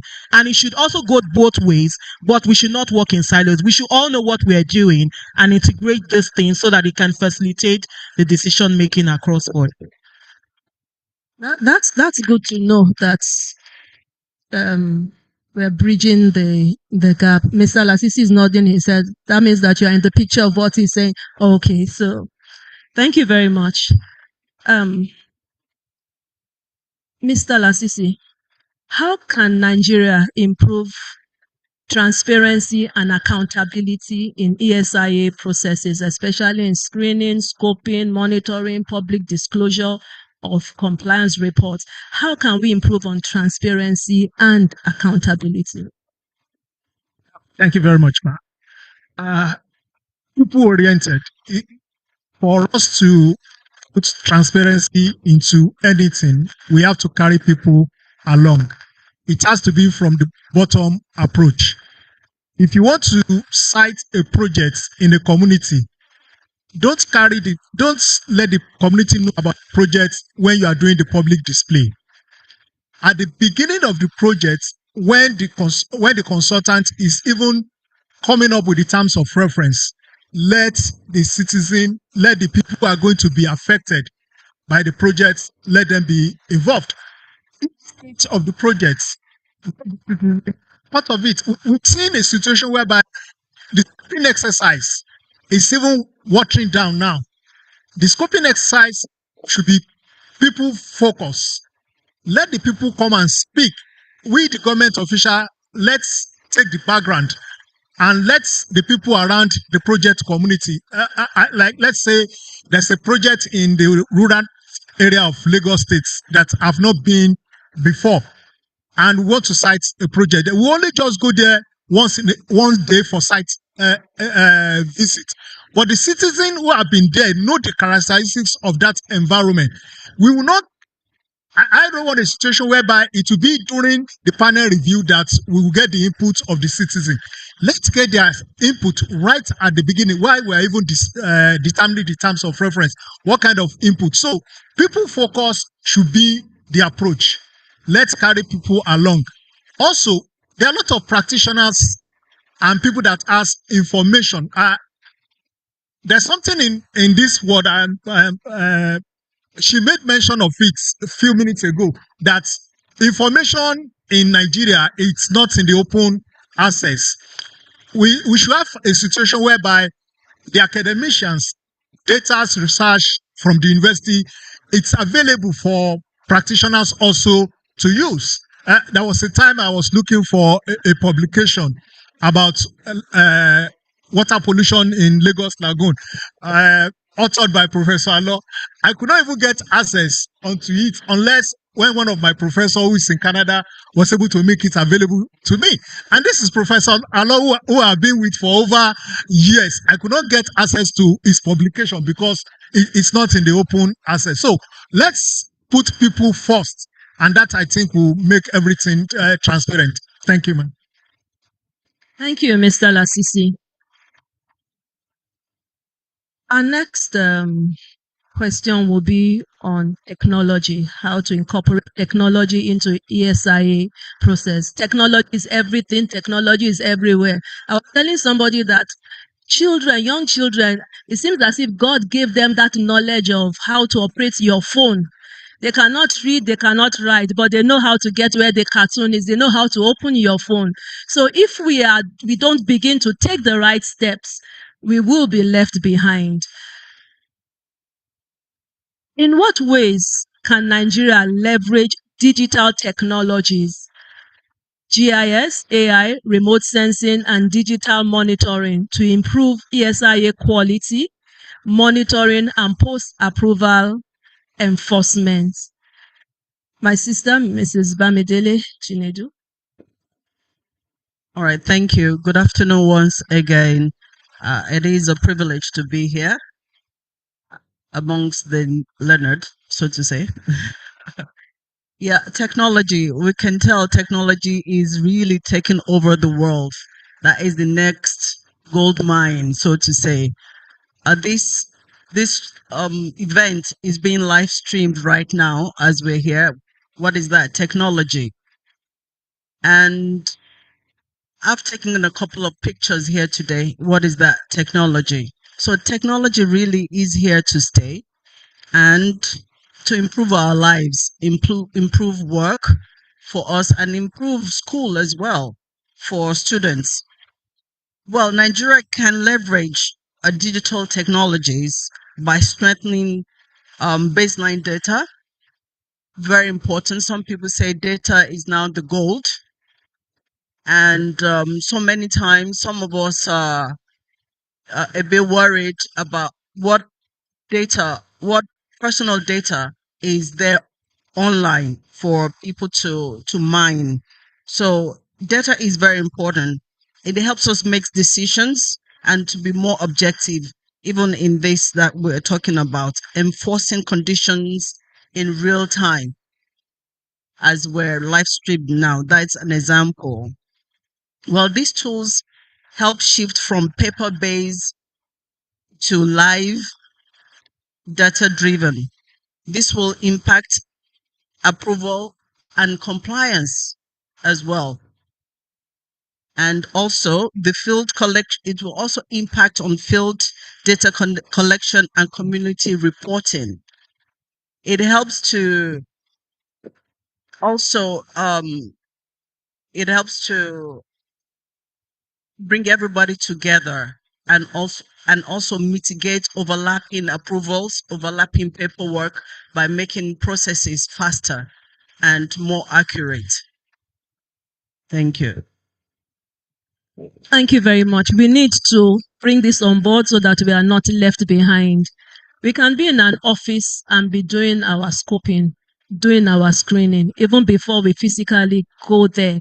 You have an idea when we're looking at cumulative impacts, you know where this facility is located, you know how close is it, what are the possible overlaps or interferences with your own project. So this is something that we need to improve ESIA in Nigeria.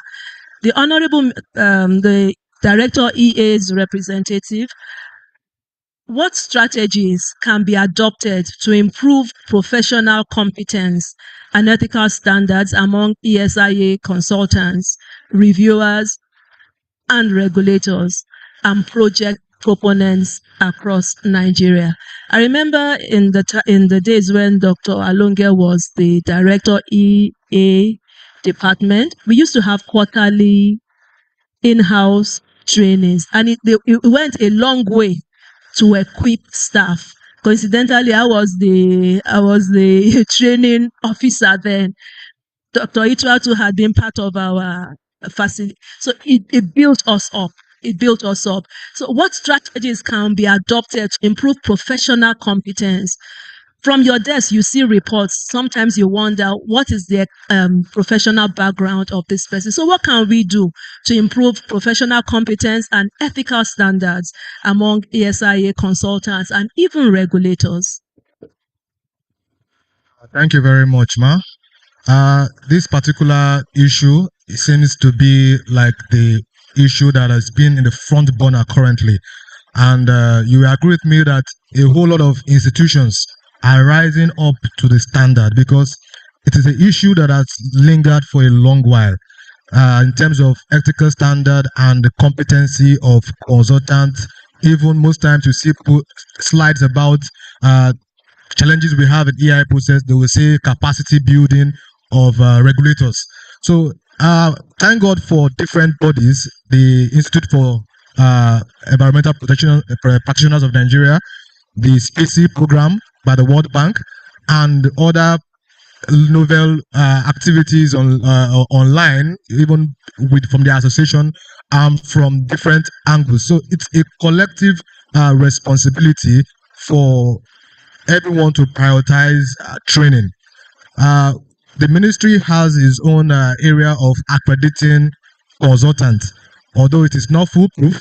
Even the other agencies, NOSDRA, and other line agency has their own portal to accredit agencies, but also it is not enough. The association should take it as a point of priority to help bring up training programs. Most times, if we look inwards, like the men we had at the opening session of this conference, they are men with a whole lot of wealth of experience, even from the president of the association down to all the forefathers or that have lived through this place. They have a whole lot of information that can be passed down to others. So if we can have a inward integration in terms of training, we can be able to meet up. And we have partners like the AEIA, the International Association for Impact Assessment. They are also looking forward to reaching out to sub-Saharan Africa with training because they understand the knowledge gap. So as an association, we can also leverage on that and ask for trainings that we can be able to broaden our perspective and also have more interactions between the regulator, the stakeholder, the consultant, the contractor, the consultant, the opponent, and the regulator will help us to bridge a whole lot of gap. I can say for one that there is a whole lot of sentiment or there's a lot of things that the consultant might want to speak with the regulator or the proponent might want to express some kind of grievances to the consultant, but the forum is what we are where we are now. And if we are enhancing this particular forum, this AEIN forum, it holds a whole lot of potentials to help alleviate the ethical misconduct or the capacity inability of the body as a whole. So it's still back to the association to help us look into this area. Thank you very much. Thank you very much, Dr. Adegoiga. Capacity building, we hear it all the time. We don't have enough, but we have a wealth of knowledgeable people in Nigeria, but we don't know what we have. And training is very essential. Environment is dynamic. ESIA is continually changing. Emerging issues are coming up. So we have to be on top of our game. Not only regulators, but also consultants. No, I want to commend the past presidents of AEIAN. Things have been increasingly getting better. Now we have online trainings. We started celebrating Charlie Wolf Day. All of those build us up. We need to go beyond voluntary to mandatory. That way it will build us up. And then the ministry also has to help. You have to have forums in which you meet with consultants so that they know what you want. They know you see their work, you see the gaps. They need that meeting to know this is where we are going right. This is where we are not doing it well. It's our focus now. So you can carry everybody along. We need to look at that. And like I said, mandatory training is something the association should be thinking about. Our fathers in environment, they have a wealth of experience. We need to tap. I don't want to say drain. That's knowledge and experience from them. Unfortunately, we are running out of time, so we may not be able to take questions from the audience. But I just want to wrap up. Can we take one question? One or two questions from the audience. If you have a question, can I see your hand, please? Okay. Do we have a mic to go around? Okay. Can you please wave your hand again? So, okay.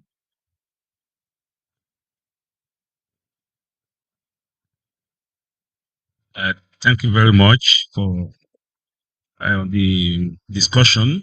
I have a question. How are we helping the Ministry of Environment to resolve the conflict between the Department of EIA and NESTRA? And how are we as an association relating with the Parliament? Because if we want to have anything changed or, in the law, you need to relate with them well.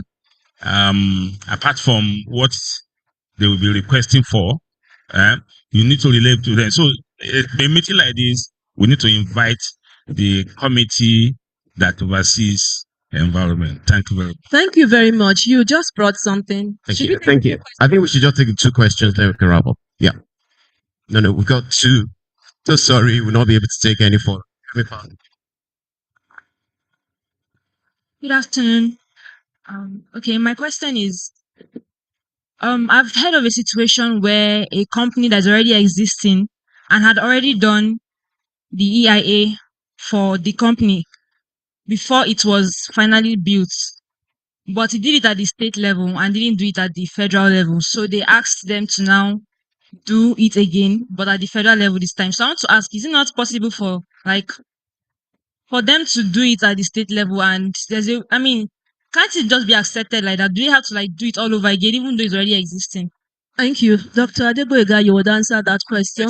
I'm so sorry we will not be able to take, but the panelists are here and we can take these discussions further.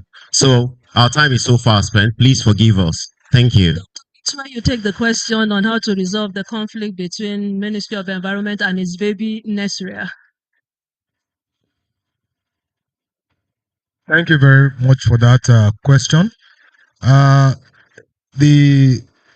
EIA approval stems out of the EIA Act.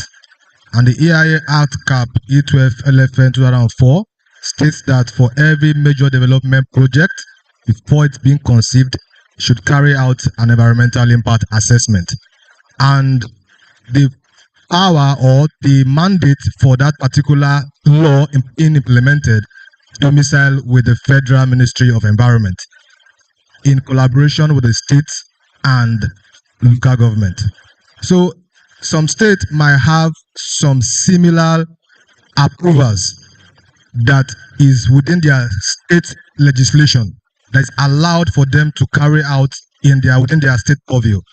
But internationally and worldwide, or internationally, as far as Nigeria is concerned, the EIA Act or the EIA approval from the Federal Ministry of Environment is recognized. So it's possible maybe the person that did that EIA might need something outside Nigeria and the state will not suffice because the EIA Act being that backed up EIA approval is being domiciled and is being operated and approved by the Honorable Minister and the PAMSEC through the Federal Ministry of Environment. Thank you very much. I'm not a civil servant, and so you are seeing me now as an arbitrator, resolving the issues between the ministry and then NESRA. I think constitutionally, the ministry has the convening power. It's a policy organ. And why NESRA implements is the enforcer of the law when it comes to environmental issues. Like I said earlier, sometimes it's actually the implementers, not the regulations, not the laws that are defective, but the people who fight for territory. There's nothing, if it is known that the ministry has the mandate for a number of things, what supports, what prevents, for instance, the EA department goes for missions. Those missions to monitor projects, what supports, or rather what prevents the EA department from telling NESRA that, look, eventually you will take over the monitoring of this project. And so, why don't we go together? Why don't we develop a common template for both organizations? That requires a common understanding between the two parties. Because there will be an MOU of how they're going to do all of these things. Common templates, agreement here and there. In fact, they should co-create a dashboard where they monitor projects. It requires the institutional heads that understand that we do not have a gulf or that gap is not demarcated. There's no clear demarcation that, look, this is your function, this is, if one stops, the other one begins. So in other words, you may not see the nuances between the two lines. It's faint. So if my role is ending, who takes over from me? I'm just using that. If my responsibility, these are my core responsibility, it will tell it to another. And so we need to work together. So let's, those who manage the laws, understand that we need to work with others. Thank you very much. It was deliberate throwing that question to you because we had an issue some years ago in which it was brought to the attention of the ministry that there was a conflict, overlapping functions between Nesria and the ministry. And that that point the then minister set up a committee of the two organizations, and we had an MOU which we were working with. So why I'm throwing it to him is that the consultants need to let the regulator know what they are experiencing so that the appropriate steps can be taken. We can't take any more because we've eaten. So I'm just going to be rounding up. Dr. Taiwo, please permit me to round up. Some of the issues that have come up, which he has said, is create a dashboard, not only for all regulators, federal, state, local government. Everybody has access to that part that is relevant to his or her mandate. That way we are on the same page. We have online information, real life information of where we are, what we are doing. This will reduce conflict. And then on the issue of strengthening institutional coordination, he talked about starting the EIA with local government. Like one of the panelists said, mandate mapping, which is like that dashboard as well. Everybody knows this is my business and everybody is working together, not against each other. And then we have a conflict resolution where we are overstepping each other's bound. There's somewhere that we can go to have that issue resolved. Enforcement of ASIA. ESIA should not just be a document, it should be enforceable. We need to let proponents be held responsible for compliance or non-compliance with what is in their report. And we also talked about securing a bond for funding, including emerging issues. All of that will help the enforcement of ESIA. International EIAs, national EIAs. There's only one EIA. The Ministry of Environment has everything to make the EIA more robust. And I'm glad they said they are working on it and they will continue to work on it. So we don't want to hear anything like international EIAs and local EIAs. Also, we talked about science-based evidence. We need to have science-based evidence. We need to work on that. We need to have the academia and regulators close that gap.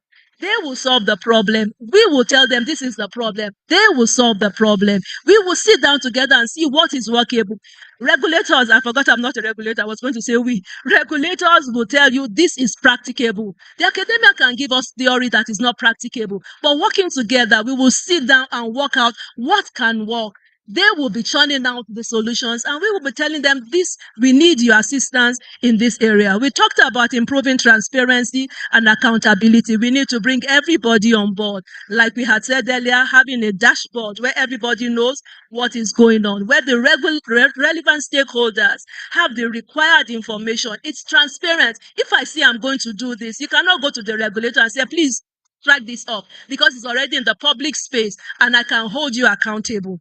Digital technology is very relevant to improving EIA. We've said that. And then capacity building, training and training and training. Professional organizations, AEIAN, we need to go beyond the voluntary training to mandatory and building up our capacity. We also need to go into mentorship of the younger ones. Like I said, we have a lot of experienced people. We have a lot of knowledge. We have a lot of data. We should be able to leverage on this to improve our EIA. Once again, ladies and gentlemen, thank you very much. I want to thank the A round of applause for thank you very much.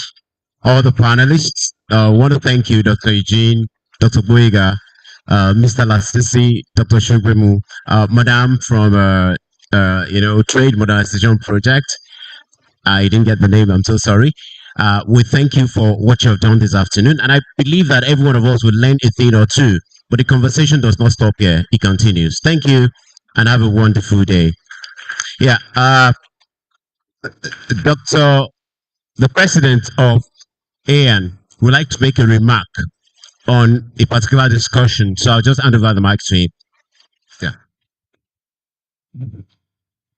Well, the panel members have already taken their leave. So what I wanted to say, the moderator had already said a bit of it, but I still need to harp it. As national president and as a former director in that department, there is no conflict between Prime Minister and NESRA. The mandates are very, very clear. What you have are where people, tend to overreach in their activity. I'll give an instance of recent. There was a monitoring visit to an activity that was up 10 years ago, by the federal ministry. So we began that at that point, MOU, it's Nezra job. We already have an MOU. After the first 3 years of project approval, Nezra takes over the project. So it's very clear. And then between states and federal, I've always said it. Environment is on the concurrent list. It's not that the federal government can regulate. There are so many minor projects which the states can regulate. And an easy way to start is any project that is on the exclusive list, automatically should be a federally regulated project, oil and gas, telecoms, and what have you. So it also doesn't call for any debate. You don't expect federal officers to come from Abuja for a 4-story building in Abuja, in Lagos, for instance, when there is a federal law that mandates states to conduct EIA. That is Decree 82. So you have Decree 86 of 1992, federal law that gives Federal Ministry of Environment power to conduct EIA. Then you also have Decree 88, another federal law that gives state development authorities power to conduct lesser level EIA. So the mandates are very, very clear. Thank you very much. Please give a round of applause for Mr. President. Yes. Thank you. So, The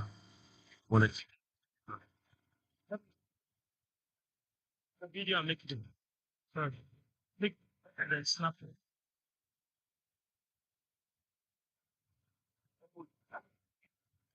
All right. A quick announcement, please. Tomorrow, we all should be here at 8 a.m. in the morning. After our breakfast, we would leave by 9 to...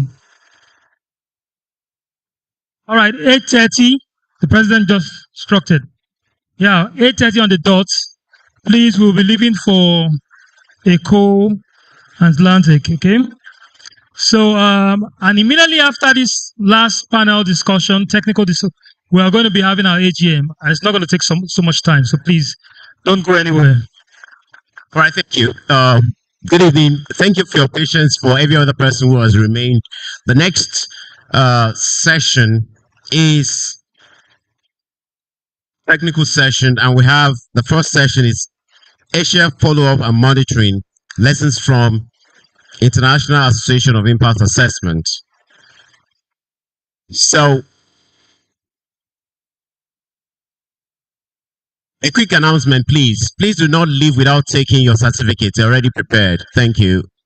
Okay, thank you, everyone. A quick one. One of our partners just announced that he wants to give employment to our students. So if you need an employment in the oil sector, one of our partners is willing to do that. Thank you. All right, thank you so much. So,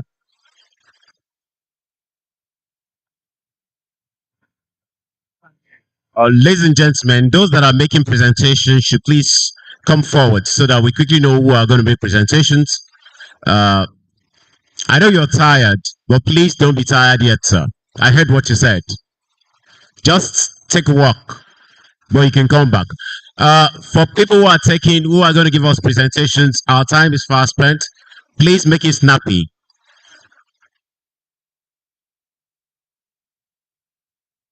Everyone who is making a presentation should please come up. Please. If you're making a presentation, please come forward. Thank you. Yeah. Slide is there already, right? Okay, fine. Please just come. Sorry. Today. Sorry, I see that this place has been. Who did you give the slides to?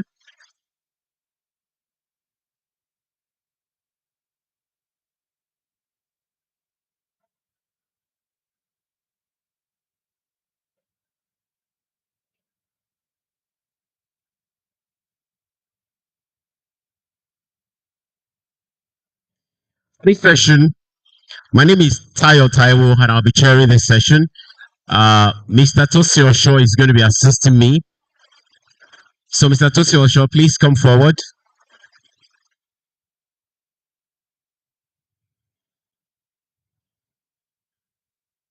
If you're presenting, please go to the media stand, please. Yeah. Mr. Tosi Osho, please, is an environmental and social safeguard consultant. He's been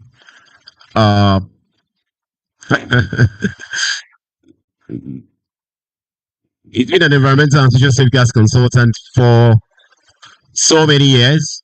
And I can tell you for free that when it comes to social safeguards consulting or expertise, Mr. Tosi is your go-to person. A round of applause for him, please. Thank you. So, the presenter that has the presentation already queued up. Yeah.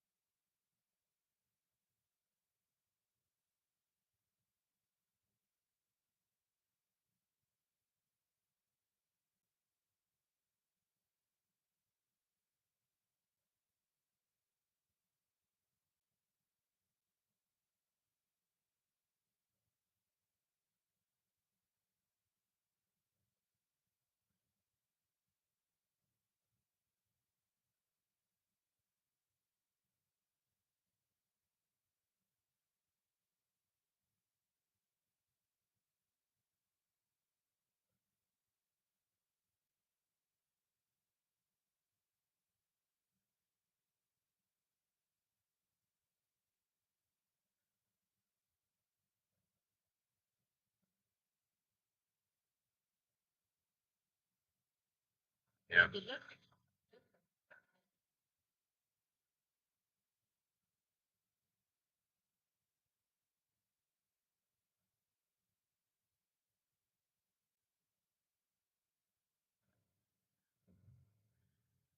Uh, Good evening once more. Uh, for this session, we're going to be having Dr. Idowu Aneo. Please come to the high table, please. She's going to be one of our judges, and I'll be joining her as well as a judge.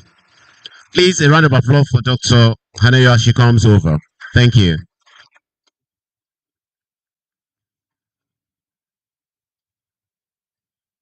Mr. Tosin Osho will also be joining Dr. Hanayo on the high table.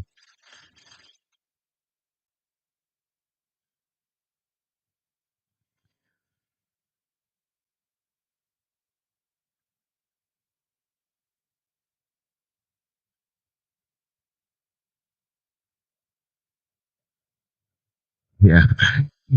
A round of applause for Mr. Tosin Osho as it comes to the high table. I'm going to add someone, Professor Namadi, who is a professor of chemistry from the Nigerian Defense Academy. He's gladly here with us. And so we want him to come over to be one of our judges. Professor Namadi, please, you're welcome to the high table. Thank you. We're waiting for you. A round of applause for him. He has been patiently waiting. So if we don't deploy his resources at this time, I wonder what we're going to do. So please welcome him. He went to stay at the back, so I had to call him, even though I'll get punished for this, Maoga. Thank you.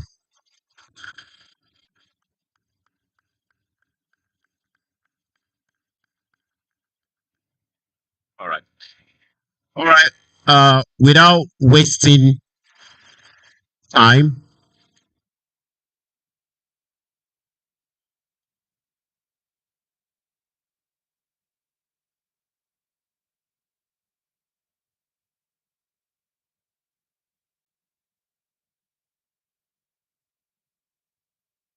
sorry, what?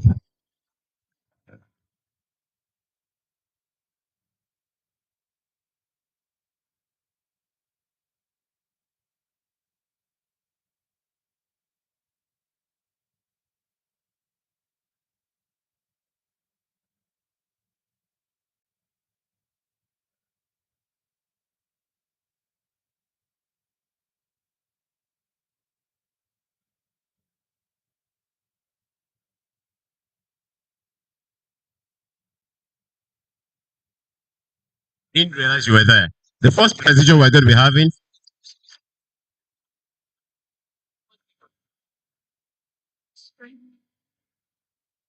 strengthening the institutional framework for policy reforms.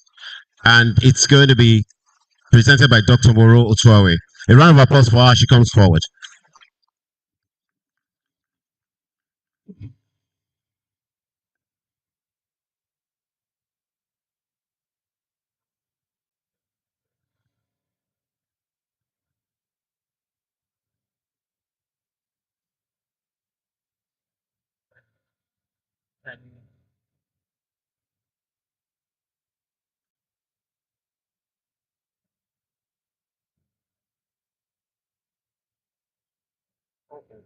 All right.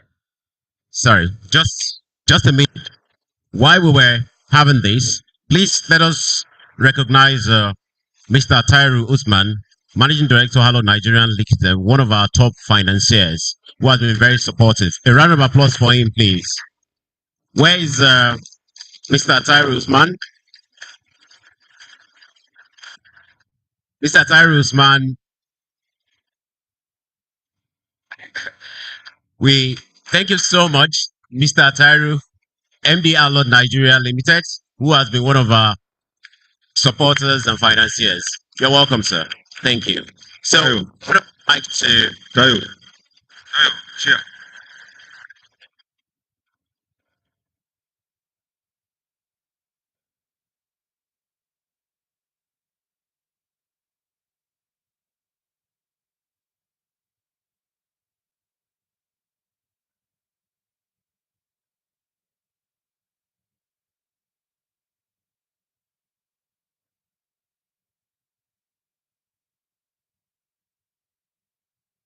All right. Thank you so much. We expect every presenter, let me lay the ground rules. Every presenter that is going to come on has 5 minutes. So we just expect a short summary of what you have, basically. Please.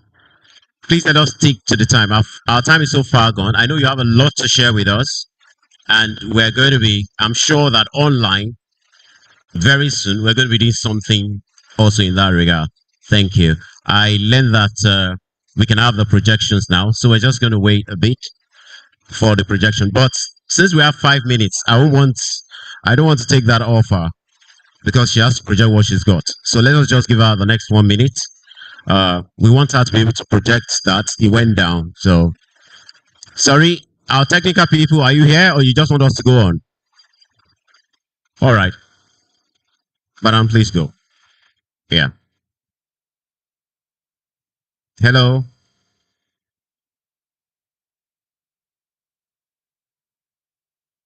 Please go on.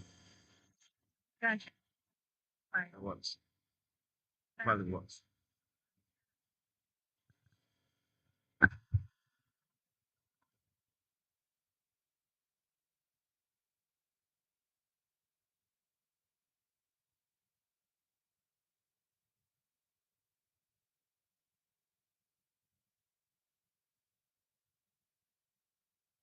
Please go ahead. Good evening, panelists, and thank you for inviting me or giving me this opportunity to present my paper. My name is Dr. Utuawe Moro. And just to point out that the book of abstracts has a slight error. So that's abstract is not actually mine on page 12. An updated e-copy will be sent. I'll just go straight ahead to my presentation. My topic is titled Strengthening the Institutional Framework for Policy Reforms in Urban Planning, Environment, Sustainability, and Governance in Nigeria. So we'll go to I have a table of contents, just 10 key points. Let's go straight to the introduction. You agree with me that Nigeria has several environmental policies, but however, we have a degrading environment. Why is it so? Let me just paint a picture. 2013, I was in Lagos in a beautiful estate that's supposed to house 150 homes. That was 2013. And 2020, COVID came. COVID came with so many issues, including poverty. So what happened to these homes? They started transforming their homes to small industries and businesses, and that further degraded the environment. So what should have housed 150 homes, infrastructure like pumping machine, generators could no more carry that capacity because homes have doubled up to over 300 homes, because in a home, you are now having about 3 families with relatives. So that's just to tell you how degrading the environment can be. Yes, we have these policies, but what's happening?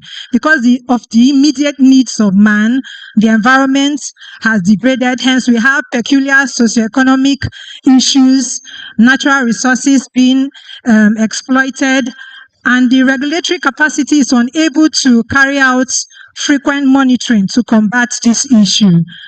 I'll just go straight to the aim and objective. Can we just go to the next slide? So the main aim of the study is to examine the importance of strengthening institutional framework for policy reforms in urban planning. That's because the population has really increased. Environment, comprising air, soil, water, and sustainability. Of course, the resources have to be exploited in a way that future generations do not suffer for it. And governance. We know the issue of corruption, which we are also trying to combat. So I'll just skip to the next slide. So these Nigerian cities have grown rapidly with minimal improvement in infrastructure.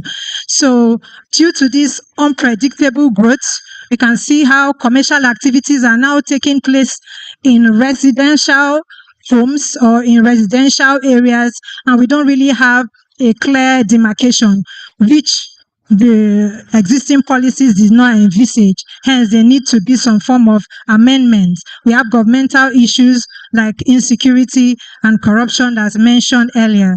Can you skip to the next slide? I'll just go straight to the gap.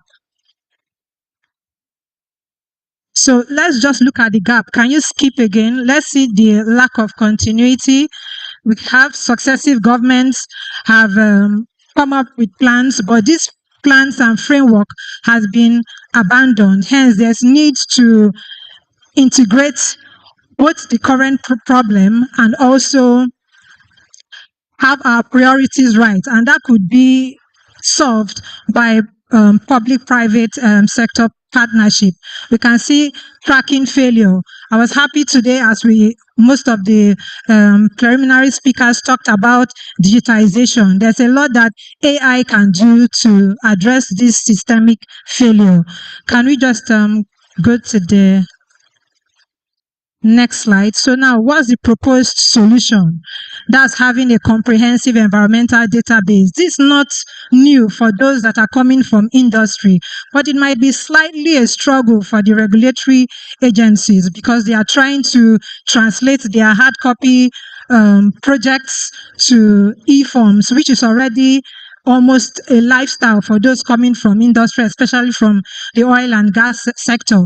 I think most of us were part of the seminar taught by Wong, how he talked about the importance of using QGIS to help project worst case scenarios so that such areas can be monitored seamlessly.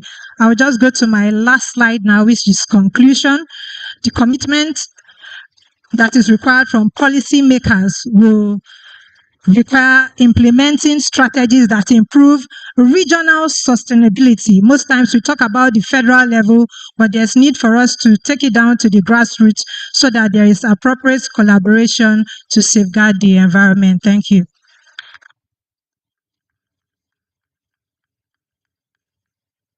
Please give her a round of applause. She kept the time. Madam, what's the name again? And so that we can take it down. Dr. Otwawe Moro. To our memory. Thank you. All right, sir.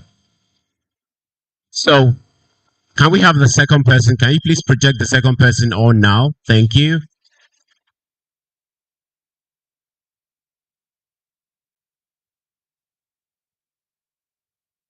Our technical people, please. You've done well so far. You're the next person, sir. You're the second. Beautiful. So,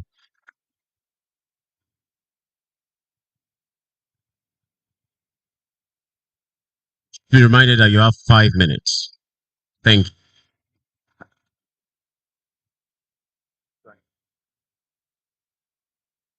Good afternoon, everyone. All protocol duly observed due to time. My name is Christopher Onyemebong. I'm going to be discussing on emerging air pollutants dynamics and trend within Lagos Free Trade Zone, Nigeria. The topic is very broad, but I'm just going to capture just seasonal variation of the pollutants within the study area. As we all know, that Lagos Free Trade Zone is an emerging industrial area hosting some industries like the Dangote refinery, the Dangote fertilizer, or including the Pinnacle oil, and also Raful oil is also part of what is in the Lagos Free Trade Zone. We also have the deep sea port is also part of the industry that are in Dangote, Lagos Free Trade Zone. As the area is developing, environmental pollution becomes a challenge as well, and owing to the emissions caused by these industries, it was a need for us to actually study the pollutants that were emitted by these industries. And some of those pollutants were like the particulate matter 2.5 PM to 10, ammonia, ozone, and secondary organic aerosols were also studied in the course of this. Please, next slide. Next slide. Next. The aim of this objective was to determine the prevailing air quality of the study area and also to identify the components of the emissions at designated locations. We'll also have to assess the health risks that we associated with these pollutants to the host community. And then we'll also identify mitigation strategies and best management practices to minimize this air pollutant. Next slide. Next slide, please. Just next slide because of time. Next slide. All right, thank you. So during the course of this exercise, 12 sampling points were chosen. Out of the 12 sampling points, from point 1 to point 10, we are approximate to these industrial locations, while control point 1 and control point 2 were also chosen, which were far away from the industrial area where these emissions were actually carried out. And from the results of the analysis, the reason why these points were chosen was because of the population of the area. The total population of the area was about 250,000 population, and then a land mass of 155 square kilometer. So we took sample at each of these locations, and we're assessing both the primary pollutants and also the secondary pollutants. The primary pollutants include the PM10, the PM2.5, also ammonia that was emitted, also NOx as well as SOx, and then the secondary pollutant, which is caused by the atmospheric interaction of the primary pollutant. We also studied as well, like the secondary aerosols, and as well as the sulfuric acid and also the nitric acid that were also part of the secondary pollutant. Please, next. The primary pollutants we actually assess using portable meters, like the portable meters that we normally use in assessing primary pollutants, and also the secondary pollutants we assess using some equipment like HPLC, and also iodometric titration was also used to assess the ozone concentration. The result. Now, from the result, please, the first one, remember I was talking about the seasonal variation between the pollutants. So it was discovered that all the pollutants, both the primary and the secondary pollutants, were very high during the dry season. And this is due to the high temperature, humidity, and also the temperature inversion that favors that pollutants are at the lower part and then does not favor vertical emission. Thank you.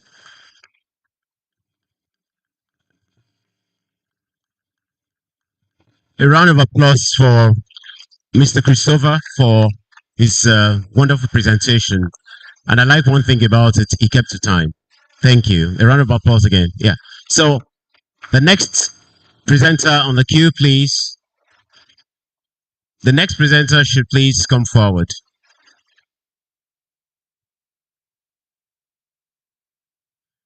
Please. The next presenter after this should get to our technical people so that they're on cue. Thank you. All right. So, good afternoon, everyone.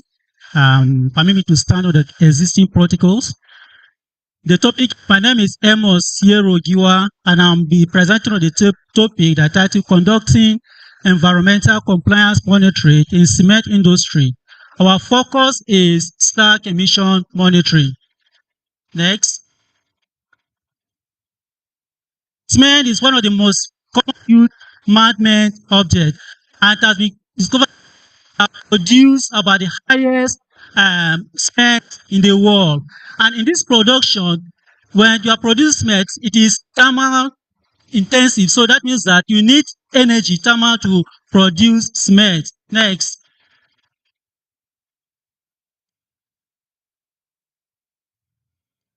So because cement production requires energy, and most of this energy comes from fossil fuel, such as coal, petroleum, electricity, which is also using, some of them is from fossil fuel. Next. And because of the effect of this fossil fuel to the environment, so manufacturers opt to go for alternative fuel, such as waste fuel. We have waste from rice hulls, oil kernel, refuse dump, and so on and so forth. Next.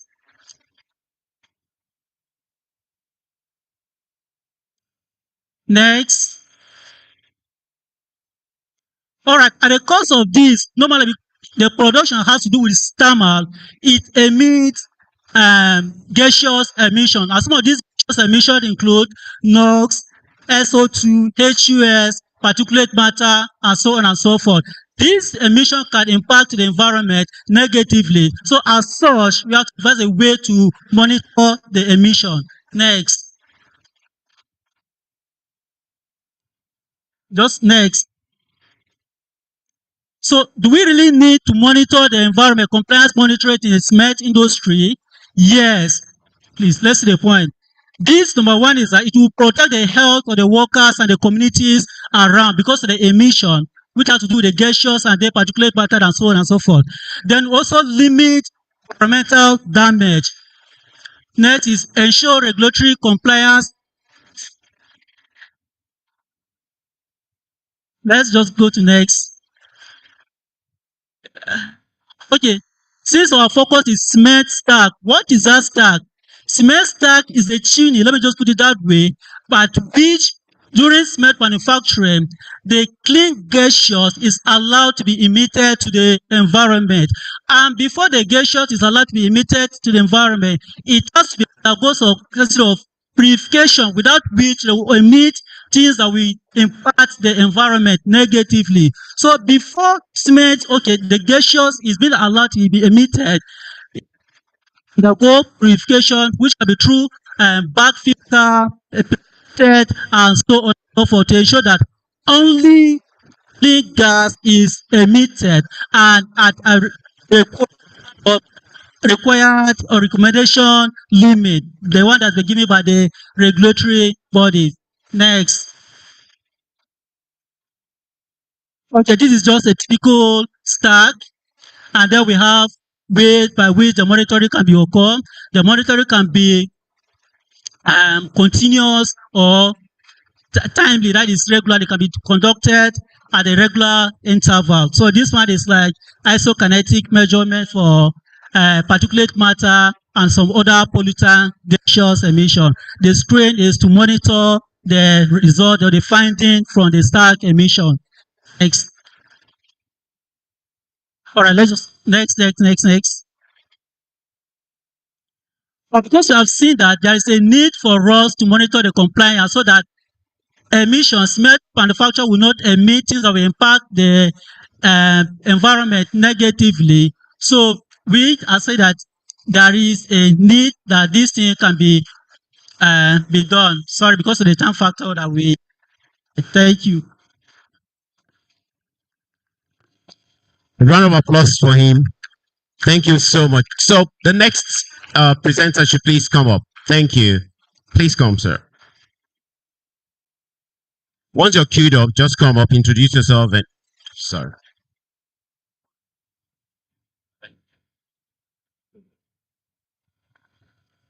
Good afternoon, the president, the panel of judges. My name is Atoyebi Babatunde, and I'm presenting Article 5 on composting of sewage sludge as a sustainable waste management strategy for the Whooper sewage treatment plant. The Whooper sewage treatment plant is a magnificent project that have studied and seen to efficiently treat wastewater up to 95% safe level.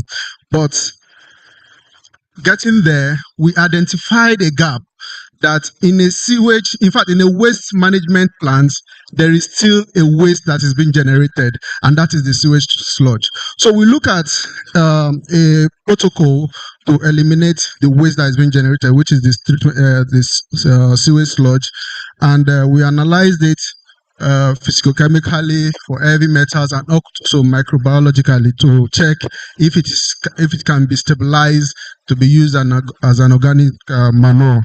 And atomic absorption spectrometry was used to check for the heavy metals. Microbiology techniques like the 4-plate and plating method were used to check the microbiological compound. And slide 9, table 9. It was the sewage sludge was stabilized with a stable pH, organic matter, and reduced microorganisms, that is the pathogenic organisms in it, were reduced by the composting process. In-vessel type composting techniques were used. And on the table 9, if you can go to table 9, sorry, it will be saying that heavy metals, or let me use the word trace metals, that were not initially present in the raw materials that were sampled, happened to reappear in the final product. And this was concluded to be due to mass compound method, because as the compounds were being degraded by the microorganisms, they become smaller, and the trace metals now became more visible. They are minute, And should we be worried about them? No, because the trace metals are essential for plant proliferation and also human need them for our livelihood. And the composting effectively stabilizes sewage sludge, reducing pathogenic risks and enhances nutrient quality, minimizing pollution and support circular economic practices while providing safe, nutrient-rich organic manure that can improve soil fertility and reduce reliance on chemical fertilizers. The composting, that is in conclusion, composting sewage sludge at the Whooper Sewage Treatment Plant represents a practical, eco-friendly waste management strategy with significant environmental and economic benefits for Abuja and beyond. Thank you.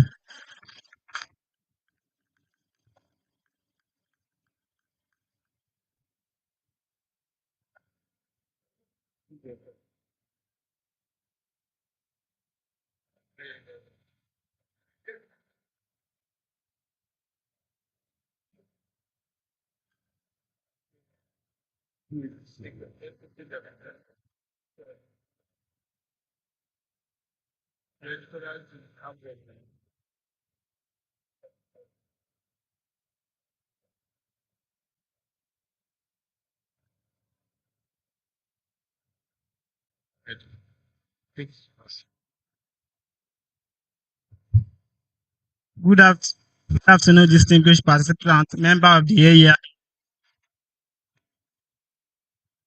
Good afternoon, distinguished participants and member of the AEIAN. My name is Lawa Olade Padiola. On behalf of my research team, I'll be presenting on PA and PBD in Lagos Lagoon, the spatial, ecological risks and potential sources.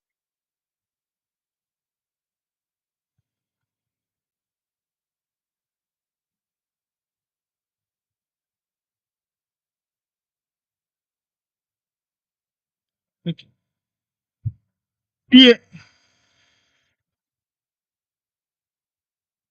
Yeah, now. Huh? Same. Yes, yes. Yes, sir. On my phone. So my phone is too short. I type it in email.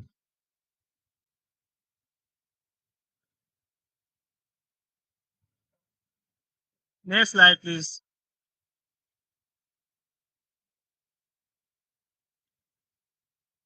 Here's my outline from introduction down to acknowledgements. PAE. Target testing and polybrominated diphenol are emerging contaminants of concern that pose serious ecological risk and human health. They are widely used as additives in plastic. They give plastic its unique attributes such as longevity, durability, and malleability. PAE are important endocrine disruptor, and Lagos Lagoon acts as a sink receiving this effluent from industrial, municipal, and domestic input. Next slide. So it cause serious genotoxic damage, impair invertebrate movement, and disrupt biological genders. Likewise, PBD, it causes toxic reproduction and development. Under the Treaty of Stockholm Convention in 2019, PBD has been widely used as a persistent organic pollutant of concern. According to the Web of Science, using the key search of PAE and PBD, in the last 10 years, only 48 articles that are published in with total citation of 1,206. So this area is a significant research hotspot. Next slide. So my study objective entails determine the concentration of PAE and PD in surface water and sediment along Lagos Lagoon, assess the terminal contaminants, evaluate the potential ecological risks, and identify a potential source. Next slide. So this is the study area. My area consists of 3 domesticated areas and an industrial sites, namely Makoko, Ido, and Ijora, and Atlasco, which is closer to the industries. And 12 surface water samples were collected over 3 months. And the process include after collection, extraction, analysis, while the principal component analysis and risk question were plotted using a software. Next slide. So these are the process. Number one was used for water surface, white gap was used for sediment, followed by extraction process and the analysis using GCMS spectrophotometer. Next slide. So my findings, the physicochemical analysis parameters that were analyzed were all within acceptable limits, except from DO, which is significantly less than 5 milligram per liter osmosis, especially in Atlas curve. Next slide. For the we have a higher concentration in Makoko, while lowest was at Atlas curve, same as PBD. The dominant container was pen BBP. Next slide. In sediment, we also have the highest concentration in Ijoga, while lowest waters Atlas Cove. So for BD, we have highest at Makoko, lowest at Atlas Cove. Dominant was BD 153. Next slide. So the principal analysis is identified through PCA, review dominance of DEP and MEHP. These particular containers are linked to additive used in plastic production. Next slide. So the ecological risk reveals significant risk of PAE and PBD. Most notably, the one that posed the greatest risk was BPP, especially for the algae and fish at Morocco and Atlas Cove. Next. Ecological risk for PBD also reveals significance of ROK greater than 100, which signifies a higher potential. Next slide. Conclusion. PBD are extended with ecological risk, especially at Morocco and Atlas Cove. The dominant congeners are BBP and B154. Ecological cumulative effect indicates significant effect of these congeners, and the major sources are from runoff from industry. Hence, urgent need for regulatory control, monitoring, and pollution abatement, and improved waste management. Thank you. A round of applause for him, please. The next presenter is Ashiwaju Damilare. So please, you should come on board now. Thank you.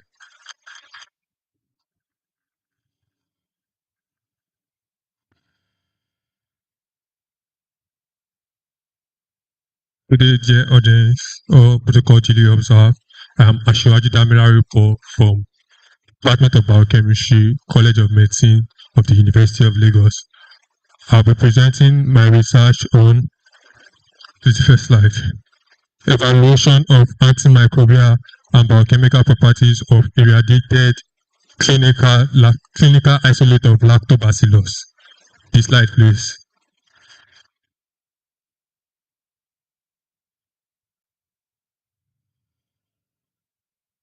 Okay. So as not to waste our time, I'll start with the introduction. Microorganism, just as its name implies, too tiny to be seen with our naked eyes. However, microorganisms contribute significantly into the balance between health and diseases. For this research in particular, lactobacillus is taken as a case study. Lactobacillus as an organism possesses an inherent properties which gives it ability to produce antimicrobial factors to inhibit any other pathogens surrounding it. The aim of this study is to evaluate the antimicrobial property and biochemical property of clinical isolates that is UV irradiated, that is mutated gene.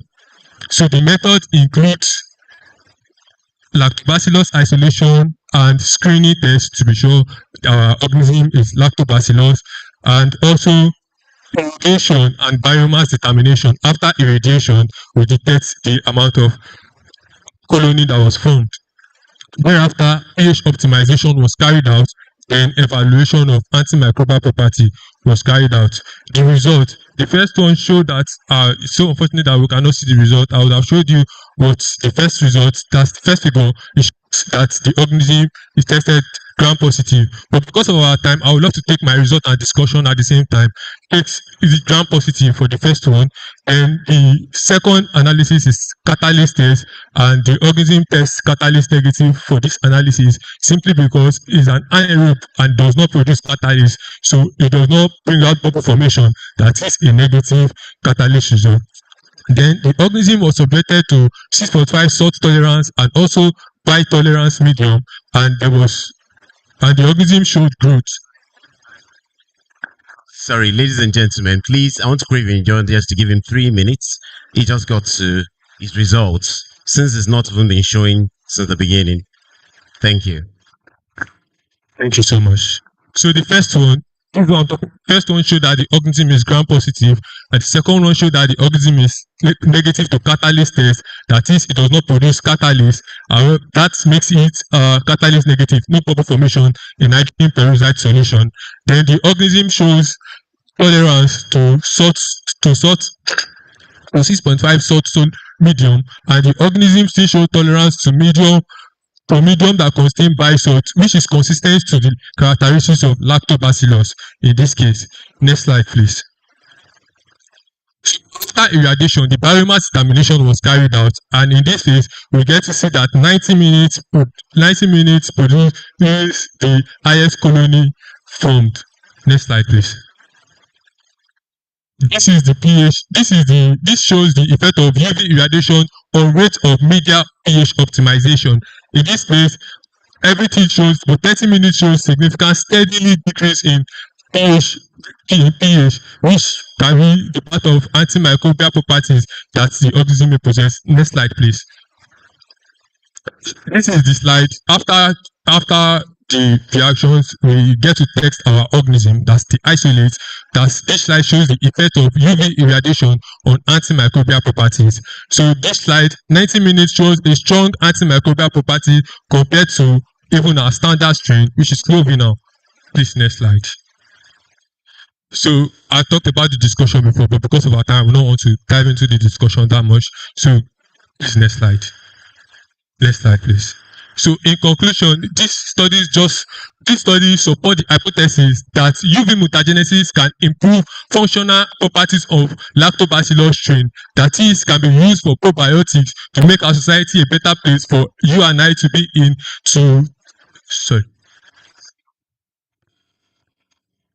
A round of applause for Ashiwaju Damilare.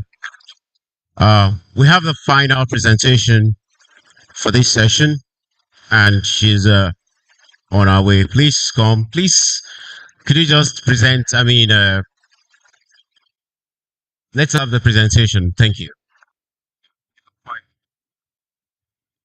Good afternoon, everyone. My name is Adio Shukro Motoyosi, a biochemistry student from the University of Lagos, and I'll be presenting my research work on phytonutrition, antioxidant and anti-diabetic activities of Ontaria umbellata seed extract and its relevance to environmental pollution. Environmental pollution don't just degrade the ecosystem, it affects plant metabolites at the molecular level. When pollution imposes stress on plants, it degrades it and affects its quality and quantitative factors. Medicinal plants are sensitive to temperature change, water stress, and atmospheric pollution, which can directly affect its quantity. This is to show that environmental pollution can alter plant phytochemistry. Next slide, please. Ontaria umbellata is a special case study. Ontaria umbellata is used in West Africa traditionally in West Africa to cure diabetes, gastrointestinal disorder, malaria, hypertension, and infertility. However, what is unknown is how these environmental factors will affect the phytochemical composition. Next slide, please. The aim of my research was to investigate the phytochemical constituents, antioxidant capacity, and anti-diabetic potentials of ethanol extracts and fractions of Ontaria umbellata. Next slide, please. All materials used for this research were of standard. Next slide, please. The seed was collected, dried, grounded, and extracted in 96% 72 hours. It was concentrated and using road evaporator. Phytochemical screening was carried out according to standard procedure. And assay was also carried out according to ETL 2018. And was carried out according to the method described by Marin ETL 2022. Then the data analysis was carried out using mean plus or minus standard mean. Slide, please. From the first results, the qualitative phytochemical analysis showed that all extracts and fractions contains flavonoids and phenols, but varied in other constituents and were tested negative for anthraquinone. Next slide, please. From the total phenol content results, this showed that the standard had the highest concentration of phenol. Next slide, please. From the flavonoid content results, it showed that ethyl acetate fraction had the highest composition of flavonoid, and this justified the DPPH next slide and the ABTS result that acetate fraction has the highest inhibition ABTS and nitric oxide. Next slide, please. Alpha amylase was inhibited by the crude extract. Next slide, please. Next slide. In conclusion, this study showed that environmental factor had no significant effect on phytochemicals present in Ontaria umbellata seed. Also, the ethanol extract and fractions of Ontaria umbellata contains potent phytochemicals that can be used to treat pollution-induced oxidative stress. Therefore, the extract of Ontaria umbellata may be developed into drugs that can be used in the management of diseases associated with high level reactive oxygen species, diabetes. A round of applause for her there. Yeah, thank you. So we've come to the end of our presentations for this. We wish we could take more. Our time is so far spent. So I'm going to go to my judges and I'll wait for them for a bit so that we can have the scores and then we can have the best 3 out of them. Thank you so much. I want to thank you so much for your patience. It's been a long day and so I'll just be waiting for them. Yeah. Antonio. Oh.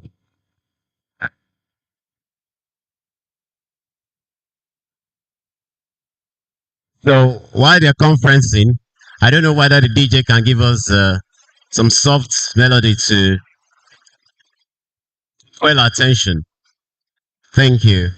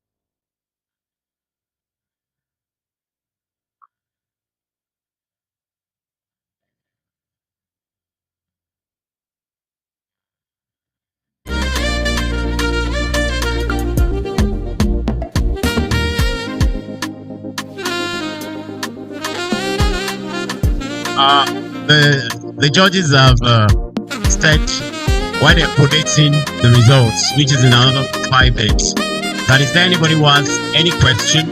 Please, sorry. Yeah. Please, could you? I was the one to ask for the music. So when I started talking, I'd forgotten myself. I apologize. So if while the judges are putting us together, if you have any questions for me, any of the presenters, please, I'd like you to ask. Well, it's the general consensus. There is no question. I guess a lot of us. Oh, Dr. Boegalawa has a question. Thank you very much. My question is for the last presenter because you showed a particular plant, and that particular plant you said it from your investigation it has antimicrobial properties. Okay, antibacterial properties.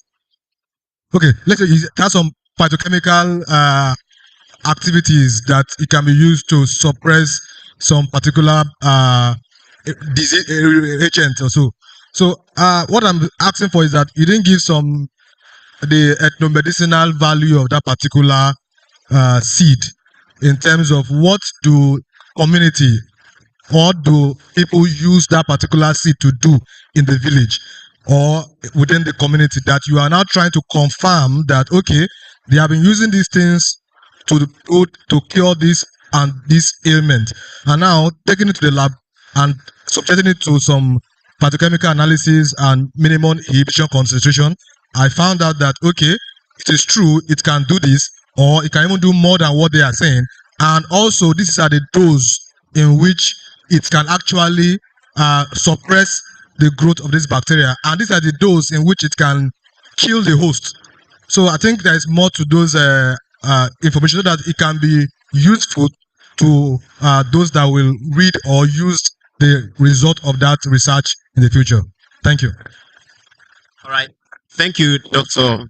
Lau. So I think I'll give her an opportunity to respond to. You just stay there. I'll bring the. Yeah. Don't worry. Thank you very much for that question. So my research was to bridge the gap between the traditional use of Ontaria umbellata and the scientific method. I carried out an in vitro analysis, which was not tested on animal. It was in the lab. Yes, my research was to check the particular phytochemicals that are responsible for reducing diabetes, infertilities, and gastrointestinal disorder. So my research saw that phytochemicals like flavonoids, phenols, sannins, saponins, they carried out those activities in a dose-dependent concentration. Thank you. Round of applause for her again. Is there anybody who has any further questions? All right. Ma'am. Thank you, sir. Hello, good afternoon, ladies and gentlemen. I don't really have a question. What I have is I would like to congratulate the organizers, and I would like to encourage the students. When we come to talk about environmental impact assessment, there is a lot. We always want to go further. But sometimes when you are on a journey, it's always good to appreciate how far you've come. Because we were here a long time ago. When you say, what do? You say you are doing environmental impact assessment consultants. People ask you, what is it? So now, 20-something years later, in every project, it's been discussed and it's important. So I'd like to encourage the students especially to understand science. Because any country that is over 200 million people, that is resource rich, if its own indigenous people do not understand its natural cycles, nobody can help. So my comment is to congratulate the organizers and encourage the students and lecturers. Thank you very much. A round of applause for the MD Halfmo. Thank you so much, sir. Yeah. So do we have any other? My panelists seem to be having a hard time. Oh, somebody has sorry. Yeah. Will soon be done. They just want to make sure that they're very fair. Okay, yeah, thank you so much, sir. So my question is for the last speaker again. So when she came up, I heard her talk about the topic, and it was the relationship between environmental pollution and the phytochemical properties of a particular plant, if I'm not wrong. But your focus was majorly on the importance of that particular plant. I was expecting more of, the environmental factors that are being tampered with that will cause the phytochemical properties of that plant to be destroyed, lost, and all that. But you didn't lay emphasis on any of that. So I just wanted to ask that, do you have points on that note? Thank you. Thank you for your question. Yeah. Thank you very much for that question. Because of time, I couldn't cover those parts. And I mentioned while talking that environmental factors like temperature change, air pollution, and water stress can create reactive oxygen species, like can induce them in plants. And when these are induced, it causes oxidative stress in plants, which can affect the biochemical pathways of these compounds. So they might not be able to impose their effects when used as a drug. Do you understand now? Okay, so I got that. I mean, I listened when you mentioned all of those things, but my major concern is that how do we exact these damages? I mean, for this subject, right? You're trying to educate us what to do and what not to do to ensure that these phytochemical properties are retained and not lost in between. Am I wrong? A little bit. I wasn't here to tell you how not to make. My name is Adio Shukro Motoyosi. Thank you very much for that question.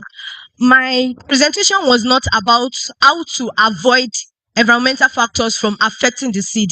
It was a baseline biochemical evaluation to stand as a standard for further experiments in case when environmental pollutions affects it. There is my experiment there already that these are the results we have to get when we carry out this research. So when another seed is being tested, my research can be used as a reference to justify if those phytochemicals are present in the seed.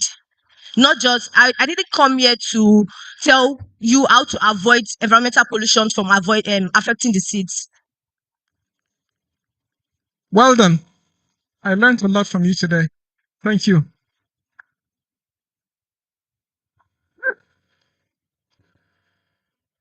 Good evening, Mr. President. Good evening, panel of judges, distinguished audience, and participants. I want to thank all the presenters very well. I want to thank them because they all did well. There's a message I want us to take home, all of us here. Those who have presented and those who have made observations. The essence of what we are doing here is not to feel that we haven't done well. And we are doing it so that the journal will come up a better material that can be brandished everywhere and anywhere.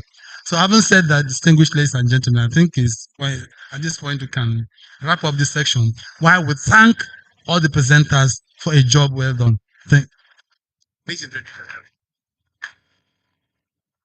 Distinguished panelists, ladies and gentlemen, I am Dr. Kingsley Mwobidi, the General Secretary of AEIAN. Thank you.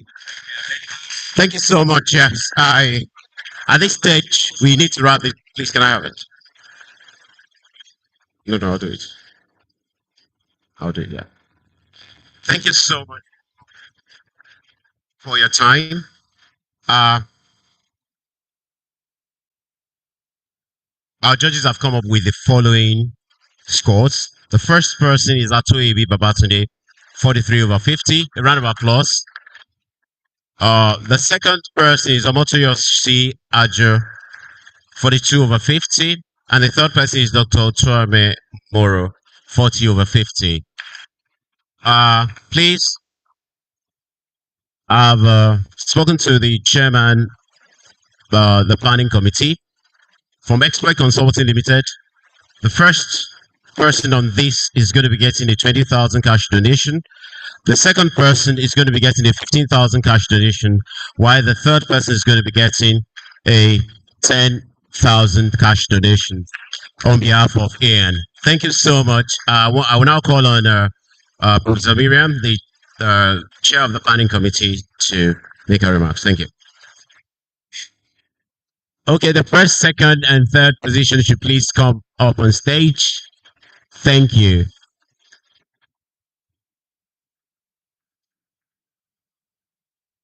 However, sorry.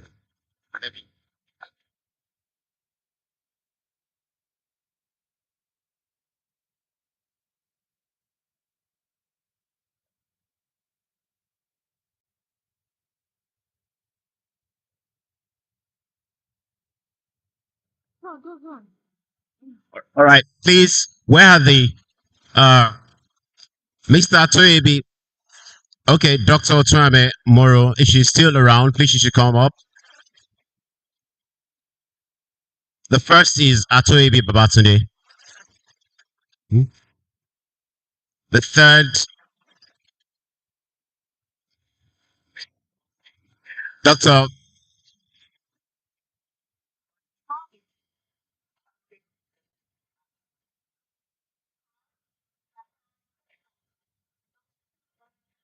See,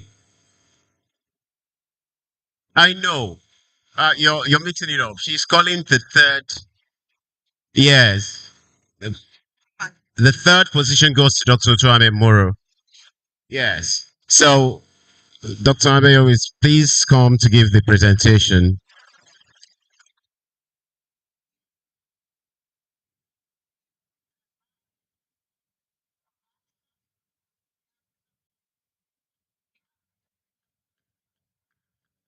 Please, I'd like all the people who presented to drop their account details for their prize gifts. Thank you. Yeah. So the second position goes to Omotoyosi Ajo. If you didn't call it, please you should come quickly. Yes.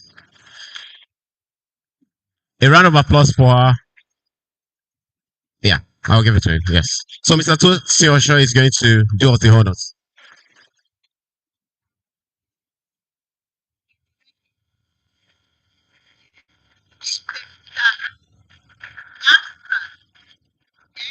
A book that has abstracts for you to study, see what other people are doing, and then improve on what you have done. EN is giving you because they appreciate the effort that you have put in this. Congratulations. All right, thank you. Please also note for the 1, 2, 3 people, I'd like them to drop the account details so that the prize gift from exploits can come to them. Thank you so much. So I think I've done my little duty now. Oh, the first position goes to Mr. Tuebi Babatunde. We'd call on Professor Namadi to please give the award. Thank you. Mr. Toyebi, EN values information. EN values data. And we have put together abstracts that you can read, see what others are doing, improve on what you have done.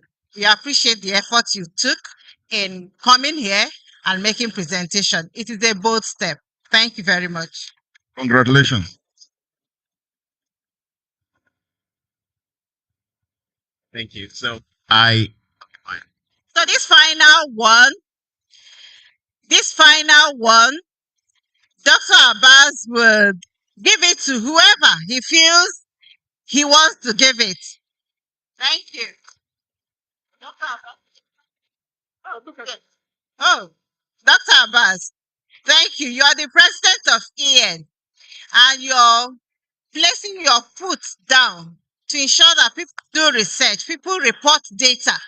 So you are giving this to any researcher, any practitioner to reinform the essence of good data reports. Thank you, sir. Thank you.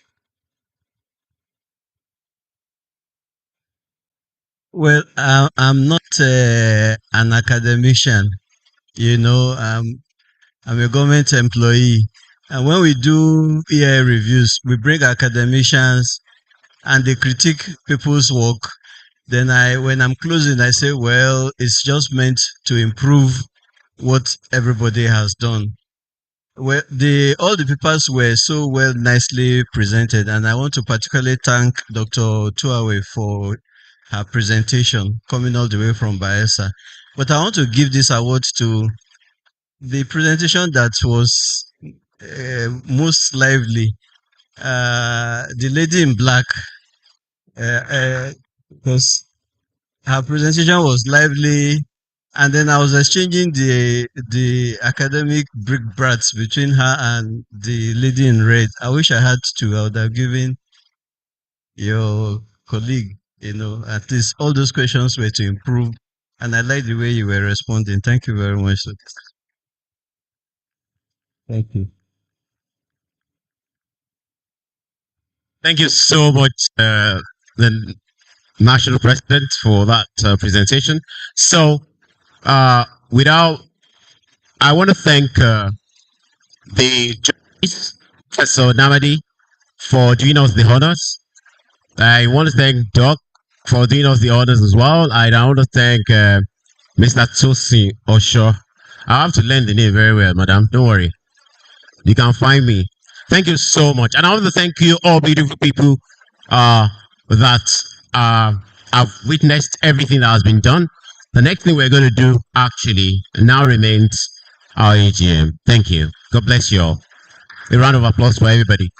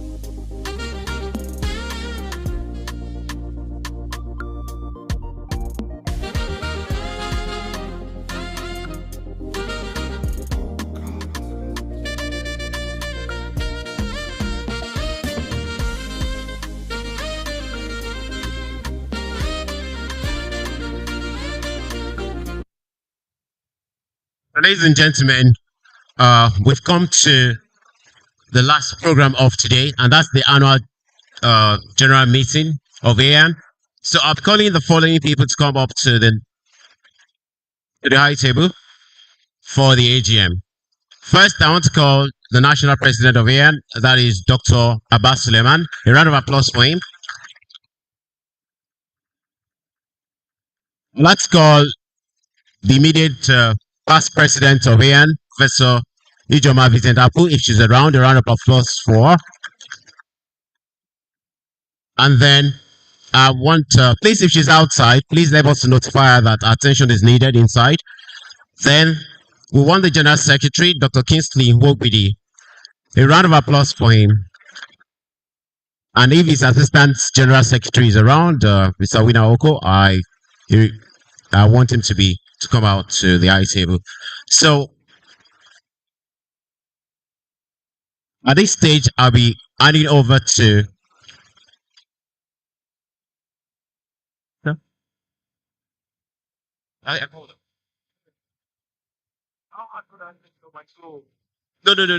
Load please, I think I'm fagged out. So please, even if you want to find me, do me JJ. I'd like to call on the Financial Secretary, Dr. Peter, to please come up to the high table. Thank you so much.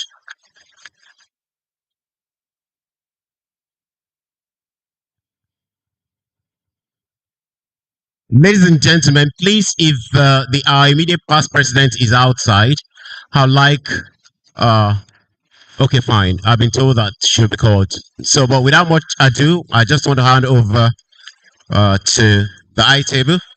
I think my little job is done here. Thank you so much for the honor. Thank you, Dr. Tai. I think maybe other members of ESCO here. Please, students, you can stay. Please stay for our AGM, please.